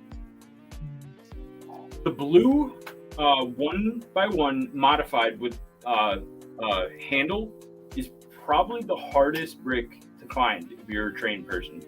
Because it only came with that blue passenger coach and that blue passenger coach, and that the green passenger coach was sold individually, but the blue passenger coach was only sold in one of those combo packs. It's a set, and it came in a white box, and I have it.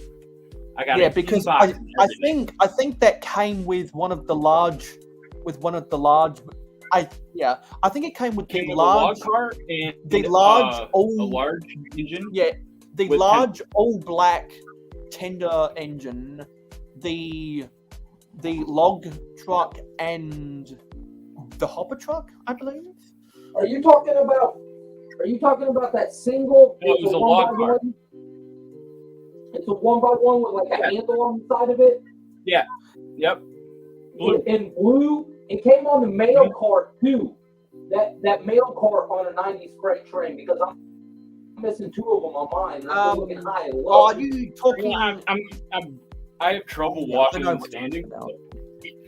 I think I know what set you're talking about. So you're talking about the freight rail runner from 1994. 4564. Yeah, exactly. The freight rail runner from 1994. Let's go get an image of that. Because I know a lot of people who've told me that's actually their favorite 9-volt train. Yeah, I need the because on my mail cart I'm missing that's where it came off. I'm missing two of them. Yep. Yeah, because I think the blue version of the 1x1 modified brick with the handle was there to help stop the sliding door sliding out of the rail. Yep, those are exactly what I need to find. They're the hardest thing to find. And then They weren't sold in a lot of sets. They were sold in blue engine sets of my own train. That's how you get the most of them. Yeah. Because I can't think of too many non-train sets that had those pieces in them, because they were really good for hand and guardrails.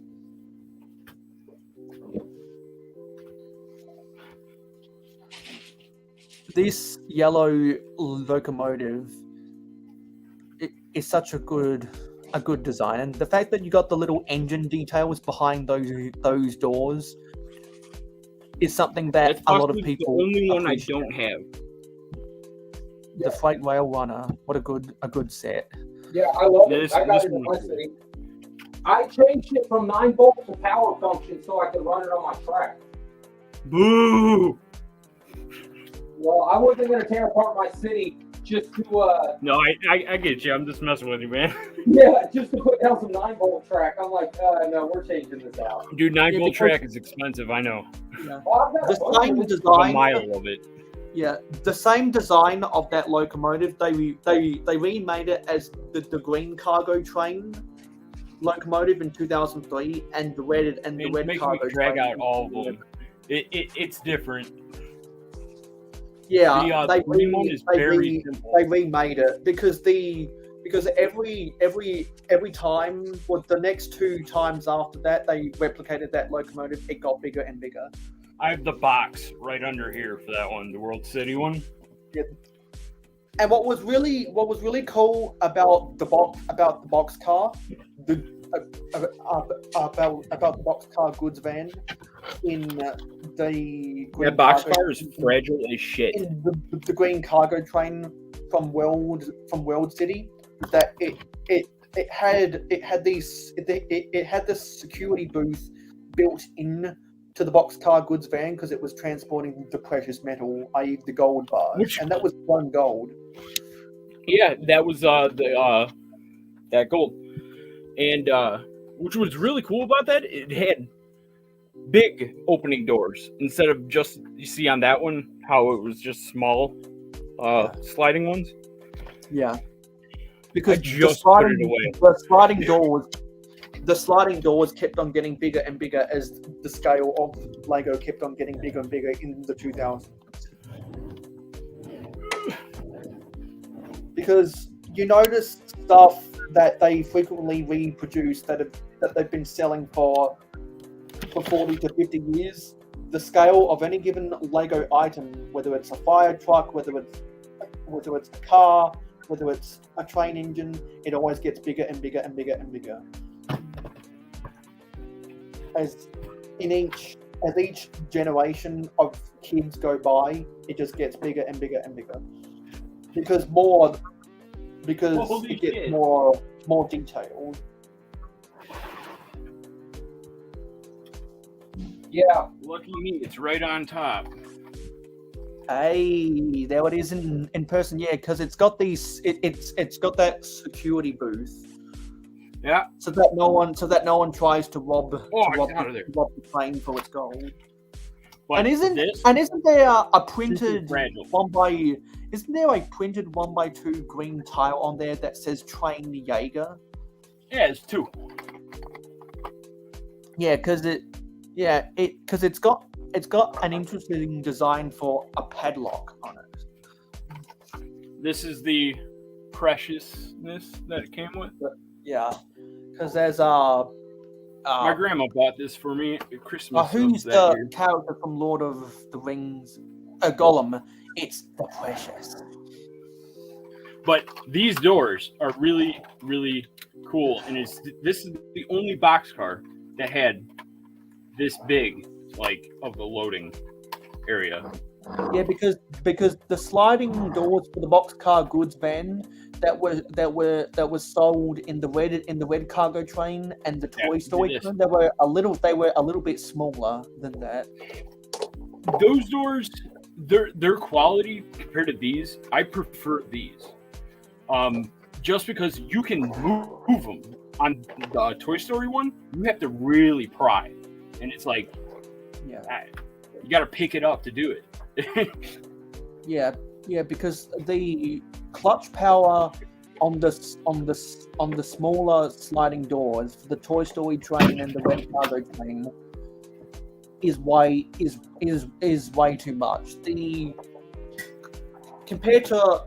Comparing all of the clutch power for all of the sliding doors they've ever done for different boxcar goods vans, the World City cargo train probably got the right level of clutch power. The older sliding doors had too little clutch power, and the newer sliding doors have too much clutch power. the hopper or hopper car. Very simple.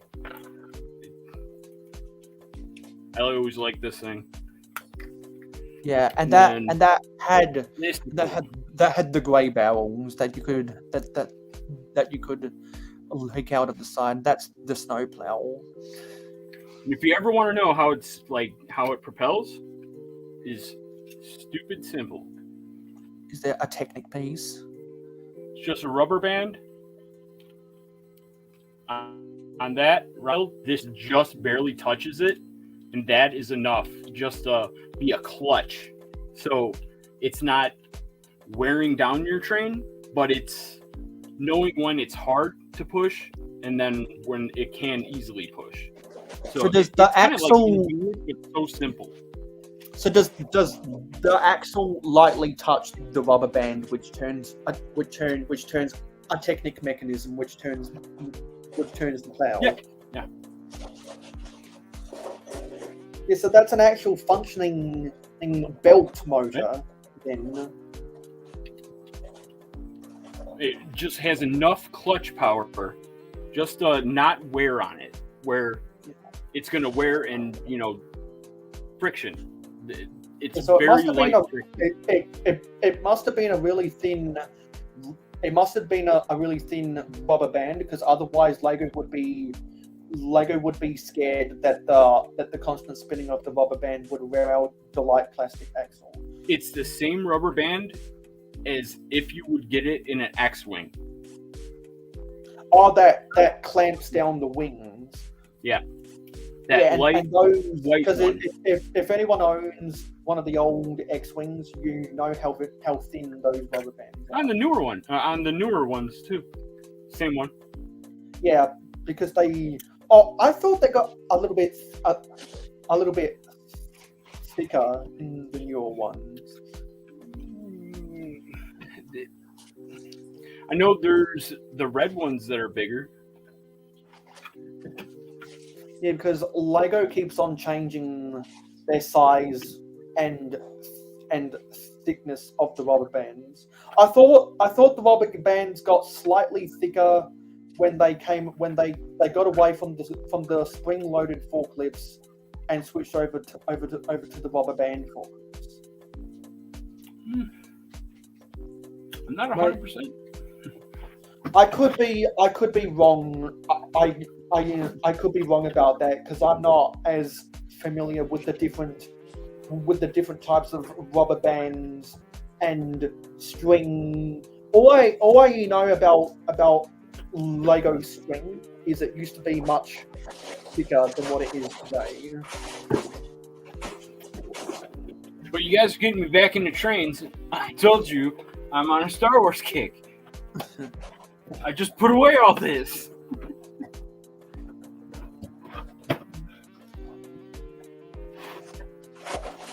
My box is just tires. I gotta go somewhere just for 60 seconds. Hey, dude, you guys are doing me a favor by talking to me. Tell me shut up. You need me, dude.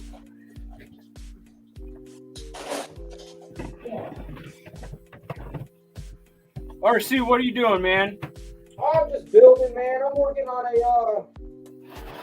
got a shuttle, like a launch pad with a shuttle and a command center I'm building. That's awesome. Where are you at, man? Are you, what time is it your time? Huh? I said, where are you at? What time is it your time? I am in Chicago. Oh, okay. So, I'm right in the middle of Wheaton and Crest Hills minifig, bricks and minifigs. Okay, so I'm about a half an hour away from Schaumburg. Yeah, so it's about what, 1 o'clock your time? 1:15? And I got the computer reading me something else. Hold on. Oh, okay. No, don't worry about it. Probably, but I have insomnia. Like, yeah, when I'm productive, it's nighttime, and I'll stay up for a couple days. Yeah, I can relate to that. Where are you from? Orlando. Where? Orlando. Orlando, Florida. All right. Are you getting affected by the weather? No, that storm missed us big time. Yeah. Yeah. So, do you know M&R? Who is that? M&R Productions. He does a lot of the Star Wars. He's Lego. he's the most famous Lego Star Wars guy on YouTube. The famous. Okay, yeah, no, I haven't seen him, met him, or I haven't heard of him or nothing. I don't know. He said that he's opening a store. Talking about him? I'm appreciating what he does.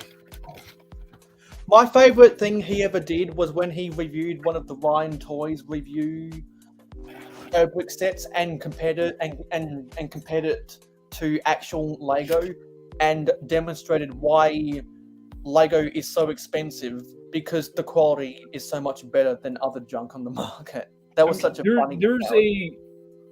There's a reason like he gets as many views as he does is he is himself. And when I first got back into Lego and stuff, watch his videos, yeah, I had a bone to pick with him. But the other part of my brain is going, hey, wait, this guy is like you with Mustangs, Eric. He knows everything, and he can say, like, he can diss when he wants to diss. He can do, that's his opinion. You have your opinion on cars too. So therefore, why do I dislike? Maybe it's jealousy. I'm a bigger man to admit that. And it's pretty cool that he's doing what he's doing. And he stuck with his stuff as long as he did. So I just wish I can like express that to him in a way I can talk to him. Yeah, no offense to anybody who likes Star Wars, but I'm just not a big Star Wars fan personally. Like you said, Me everybody's neither. got their preference. I'm not a Star Wars fan. I'm not a Star Wars fan, but I respect the impact it's had on Hollywood. Yeah, I can respect it, but I'm just not there. I'm a big fan of it. I love the movies. I love everything about it. I mean, I like its universe. You know, some people like DC universe, some people like Marvel universe. I just connect with Star Wars. Exactly. And it just so happens I got a toy product that I like that does Star Wars stuff, and it's keeping it going. I mean, it hasn't missed a beat since 1999. The main thing I like about particularly Lego Star Wars is it gives me different inspiration for sci-fi mocks. Because I really need to build more. I really need to build more space mocks for my interplanetary space base, which is in a mess right now.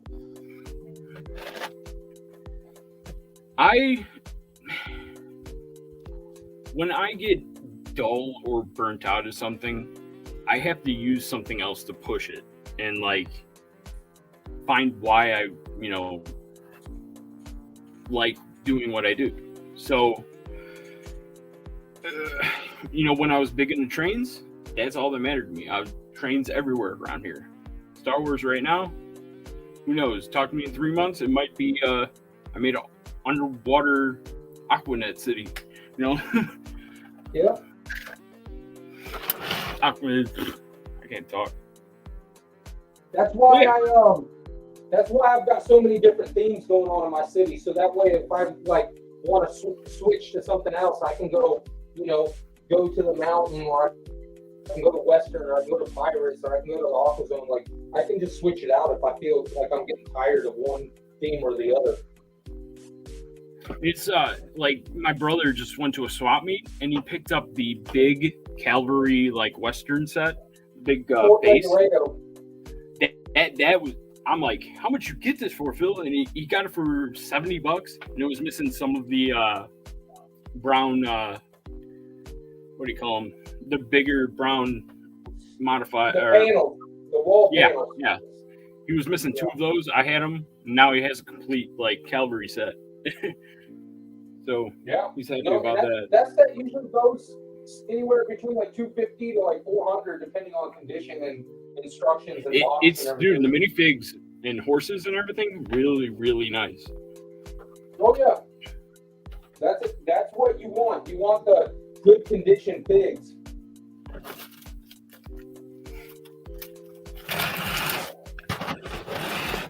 Yeah, excuse me. I'm more professional and well thought out than I am today. So when I screw something up, I do know what I'm talking about, but I don't know how to say it until like I kind of rehearse it in my head to a point. I have to prep myself for what I do.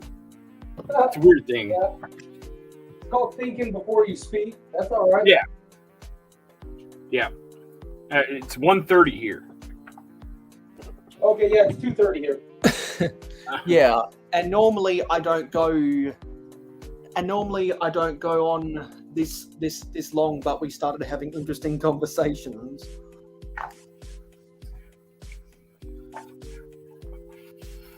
So I'm interested. What got you into Legos, RC? I got back in during COVID. I'm a car guy, a motorcycle guy too, man. That's what I usually work on. Is I got a garage full of motorcycles and cars. All right. So you know the mechanic life, you know? Yeah. I run a landscaping business, so. Yeah, you know all about the mechanics. Hell yeah, I man. constantly have to be working on mowers and blowers and two All right, cycles. oil changes, maintenance. You know. Yeah.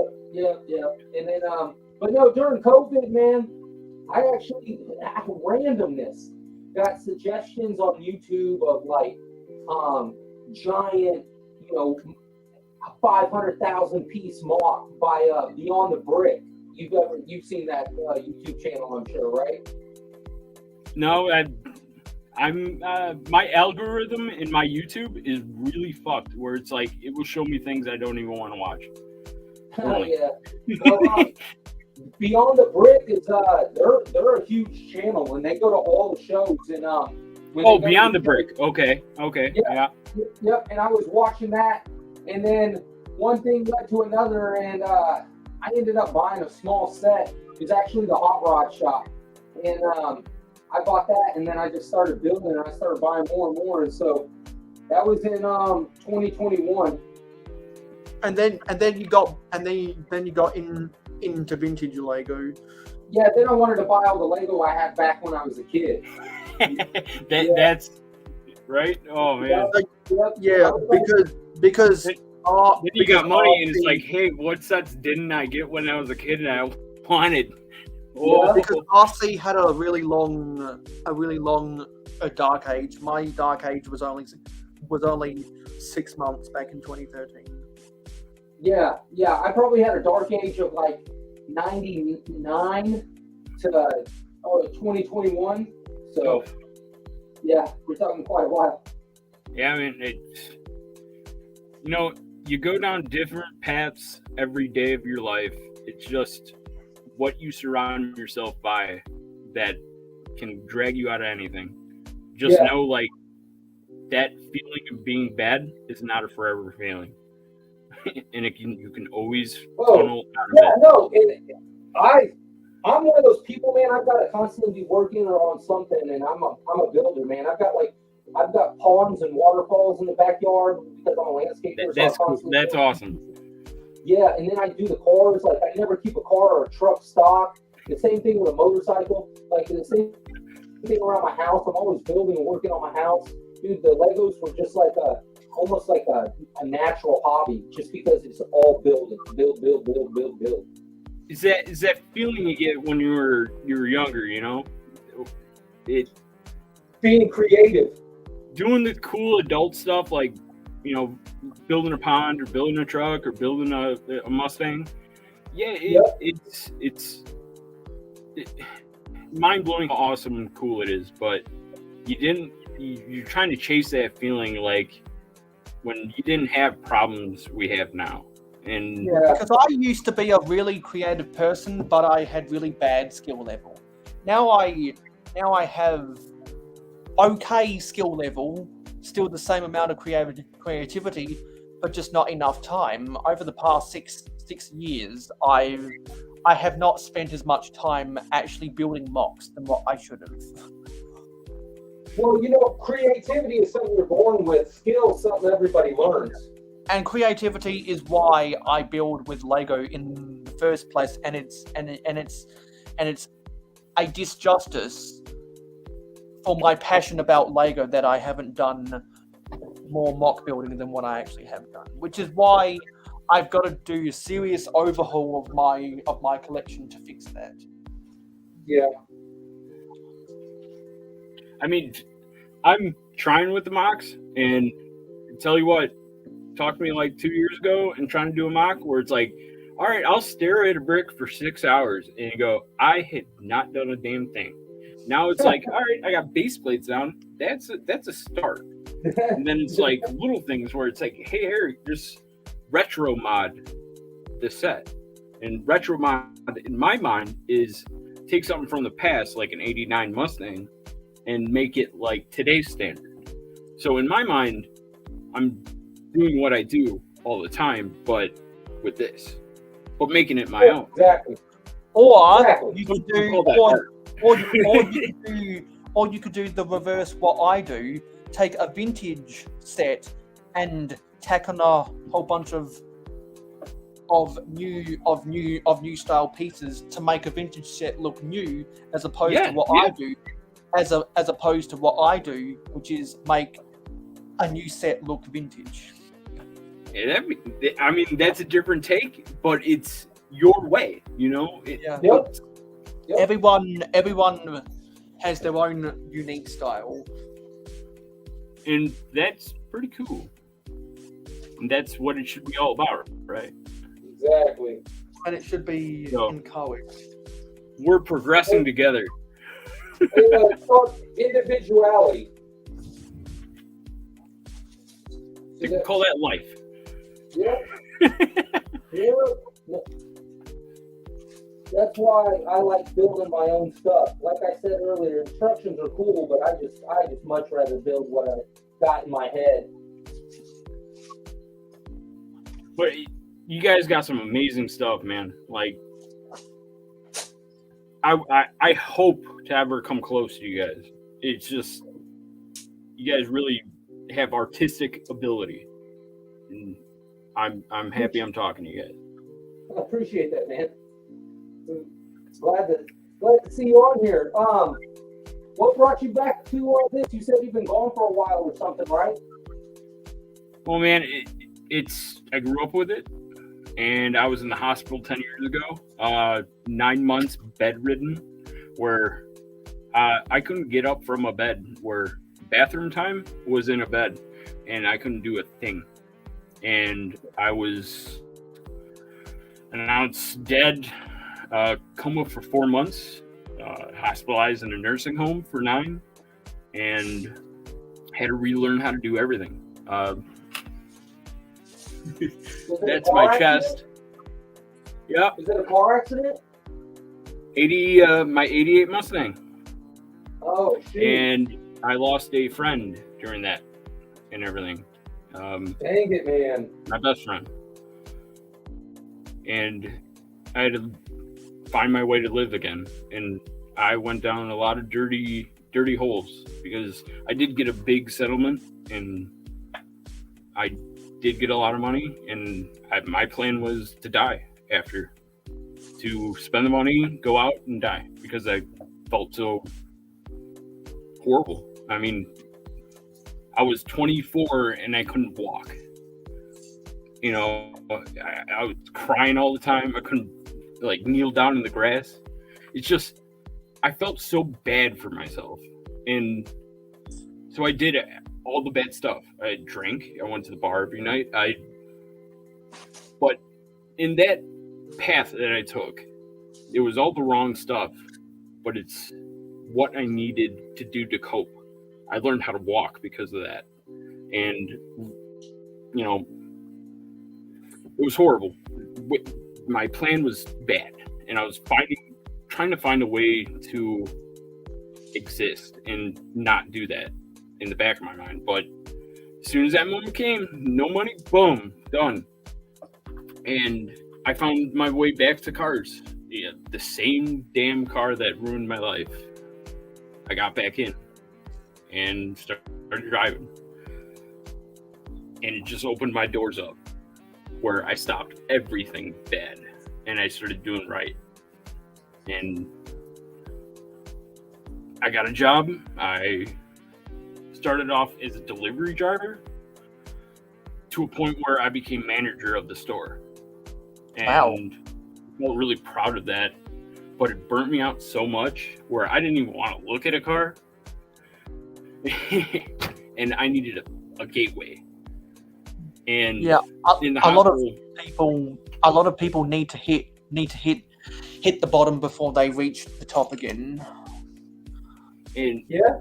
in the hospital, like, I had Star Wars Lego because of Amazon Prime, because that was my only outlet. I didn't want anything to do with cars. I was so mad at them for taking my friend's life and then feeling like it took my life. It didn't take my life. I just Well, thought I've got kind of a sad story too. Our neighbors were always really friendly to us. When I got locked out of my house once, I asked my neighbors to call my parents and tell me I was locked out of the house because I didn't know where the spare key was. And I was able to get on the phone, and my parents let me know where the spare key was on my neighbor's phone.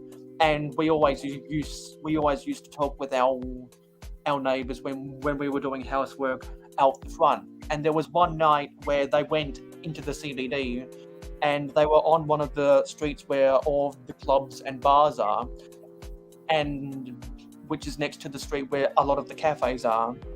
And well, our neighbors are elderly, and so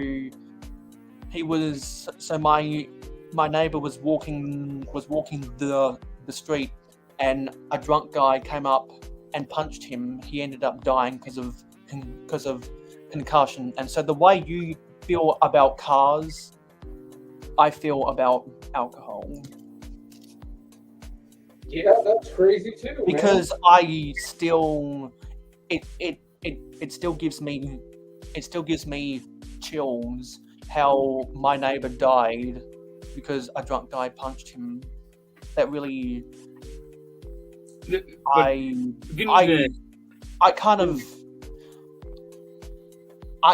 get this weird feeling. I don't think it's PTSD. It's an unexplainable feeling, but my skin starts getting kind of jittery just thinking about it, and it's like, wow, things can happen just like if I can get the grease off my fingers. Stuff happens in life, and life happens. Some things are within our control. Some things happen because of external factors, and some things we just can't control because dust exists. Everything and no one likes flies, but they exist. So some things just exist. But what people can change is their culture. Yep. And you know what? It's the thing that ended my life brought me back to life, and it kept me away from all the bad. And I started appreciating everything again and seeing maybe why stuff happens. And I accepted everything. I found happiness again. I'm only limited in my mind. It's just I have to do things differently. Maybe it might take a little bit more time, but I can still kneel in the fucking grass if I want to. It was just in my head at that time. I felt like it was all taken away, but I didn't expand my mind to a point where it's in your mind. Just accept everything, you have to do things differently. You take walking a certain way for 24 years and then have it taken away from you, and you got to relearn it. Yeah, it's gonna be fucking hard. But after learning everything like that, and to a point where I got up to the manager job at O'Reilly's, I was so burned out because that place sucks. They treat their employees like crap. I was working like 80-hour weeks in a week instead of the 2 weeks, and that was going on for a year with no vacations, missing out on paid time off, which I couldn't do just because I was always there.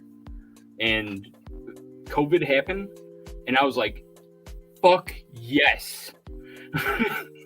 And I got out. I was done. And I needed an outlet. And I found my way back, and I enjoy it. I still do car stuff all the time, but I needed to do something other than cars for a little bit. But full circle, come back to my childhood. I did this before. I love Star Wars. I like its stuff. Toys, cool. Minifigs, awesome. Yeah, and at the end of the day, this is playing with Lego is how people cope. It's how a lot of people cope with life, because things may be bad in our lives, but I think we can all agree that Lego is a good thing. So with that being said, I've got to abruptly cut this stream because my ride is almost here to go get a haircut. So I'm really happy with all of the conversations that we've had today. Get in touch with me. Let me prepare. Because we all have a story to tell, because for those who have been keeping up with Tasman Briggs for a while knows that Lego actually helped him recover from amnesia, which is amazing. Lego is so powerful for all of that stuff. So who did we have today? We had YOLO X, Mikey J Productions, Eric Hutt, who is on the panel right now. We had everyone's favorite hero. We had Scott's Blocks, so I was finally able to reveal my Scott's Crops mock, because I promised him I wouldn't do so. I'll keep it a surprise until I next saw him. We had Dave, Richard Cranium, who is from Blocks to Mocks, Macro Briggs, Tasman Briggs, and that was everyone. Yeah. So thank you for watching this stream today. We had some really, really powerful conversations. Where can we where can we find you guys on social media? RC, you want to go first? All right. Let you go. Find me on Facebook. It's Eric Mopar Hut. I don't know. Yes, I'm coming. But yeah, it's a white car. Just find me. Message me. Because I sent you the friend request. Anyway, I don't even have. We'll see you later. Nice to meet you, Eric. Nice talking with you, RC. Nice talking, Mayo. Thank you. Bye. Later, bud. Later.